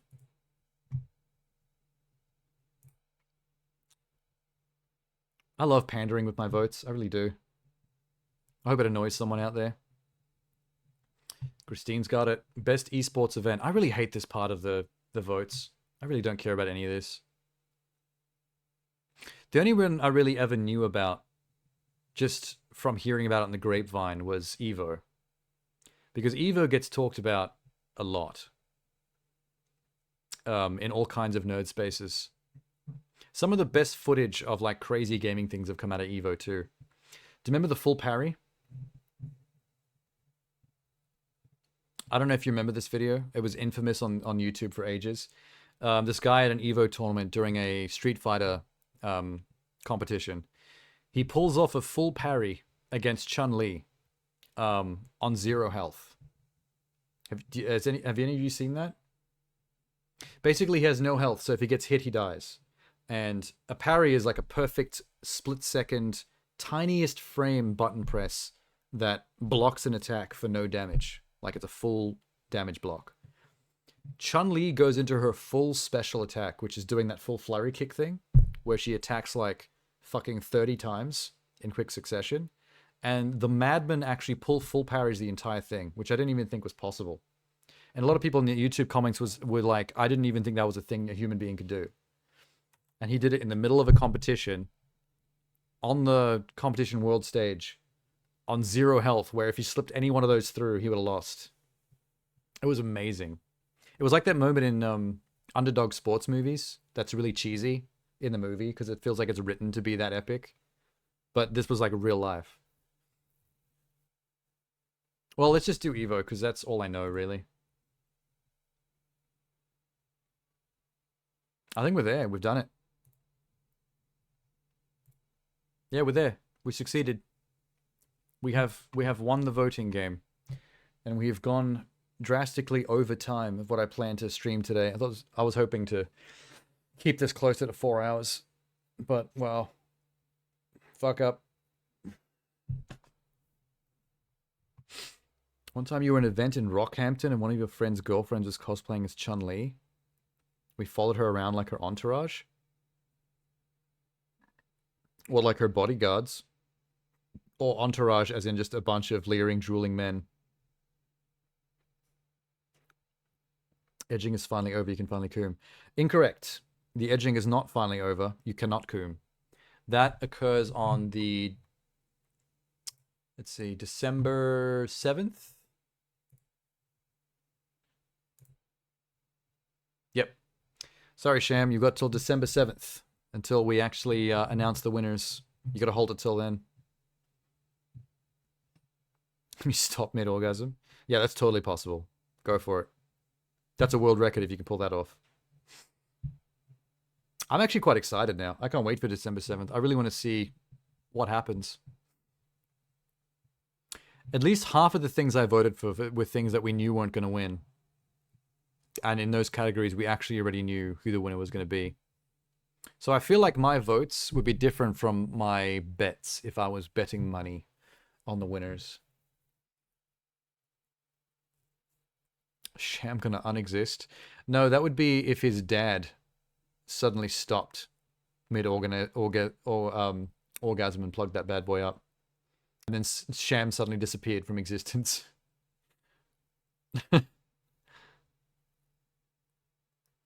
Dad, no!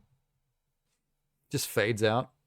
Like in Back to the Future, how they just slowly fade away.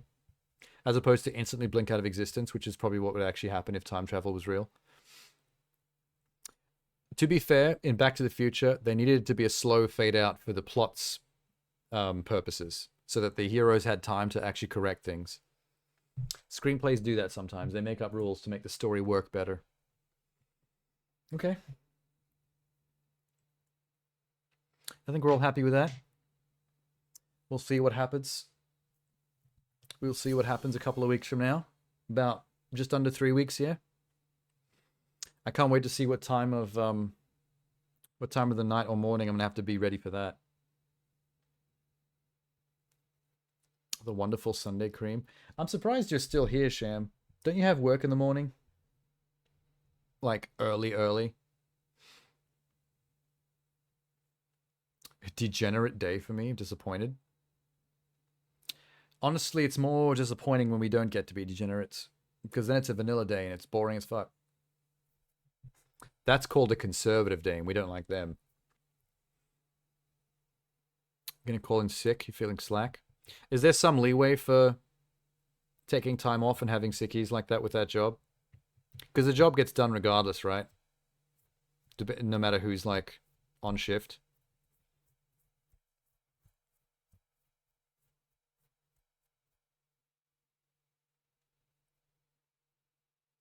I'm just making assumptions about how your job works. People that sub in. Oh yeah, fair. Just wake up and make those lame coughing sounds. Like, oh, I'm not feeling too good. I think it might be COVID. Or it might be a case of the slacks. Yeah, sub in Elizabeth. She's already confirmed sub.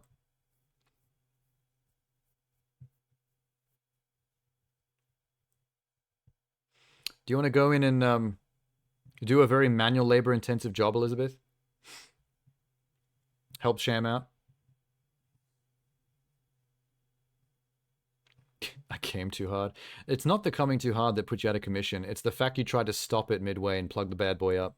I think that's what knocked you out. That's probably not healthy. Why did this need to be the news of today? What if I mean, technically, wasn't that news of a different day? Like, we already knew that from a past stream. It just came up again because everyone kept talking about the same stuff. It's the topic of the day. In general. For all of us. Don't worry, not alone.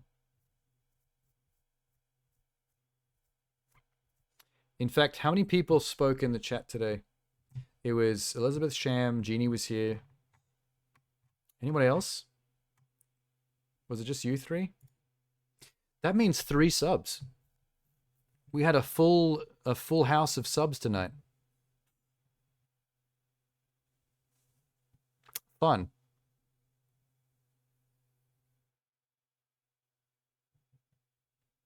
If only Minx has stopped by. Wait, no, Minx is not a sub. I do believe Minx would be a dom from the way she wears the pants in her marriage. Mr. Minx is kept under close watch, lock and key. From what I believe.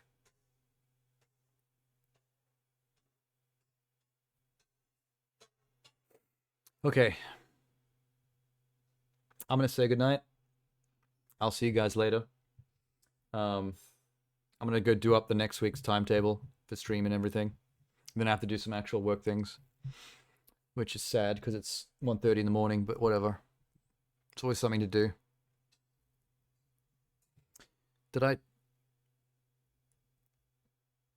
I'm glad Minx didn't come. I didn't want her to feel bad for enjoying Garfield. Did I type yesterday after I fell asleep? Oh, do you mean like, did you sleep type? No. The second half of the Jusant stream was quiet. There was nobody around.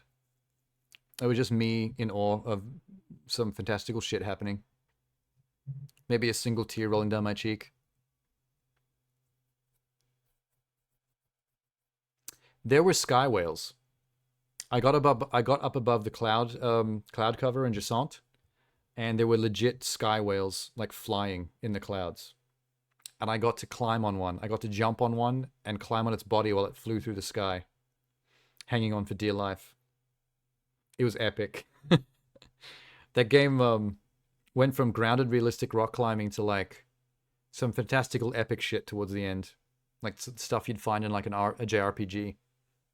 Is Jusant good? I liked it. I think some people would find it too simple in its structure. Like, it's got some cool mechanics for the rock climbing, but the way it's designed, you can't really fuck it up. Because if you start to climb anything, you tether. And if you fall, you get caught by the tether. Like if you run out of stamina or something. Like, there's mechanics, but it's not the kind of thing where you can just fall to your death. Or even leap. Like, you can't even, like, run and jump off the cliff. Like, the character just won't do it. I had a look at some other people's opinions, and someone described it as a low-key walking simulator, in just how impossible it is to actually fail. Like, there's no fail state. So really, it's a process of just getting through the game. Like, enjoying the chill meditative aspect of climbing these lovely environments and just sort of learning more about the overall plot. So I liked it a lot, but I can understand why someone wouldn't. because it's way too specific an experience. But if you like shorter indie games that focus on like one specific like mechanic that go in an interesting direction, you see some wild stuff at the end. It gets very fantastical, and it's kind of beautiful. I saw a tower covered in constellations of blinking lights that had the entire ocean's worth of water as a water orb floating above it. Enormous. That was neat. But yeah, okay. I'm going to head off and do my things. I'll see you guys around. And anyone else who's drifting around the background, if there's still a genie back there somewhere, good night to you too. And whoever else, I will see you soon. I can't remember if it was tomorrow or the next day. Fuck, I had a draft of the timetable going, but I have to look at it again. I'll figure it out. Good night.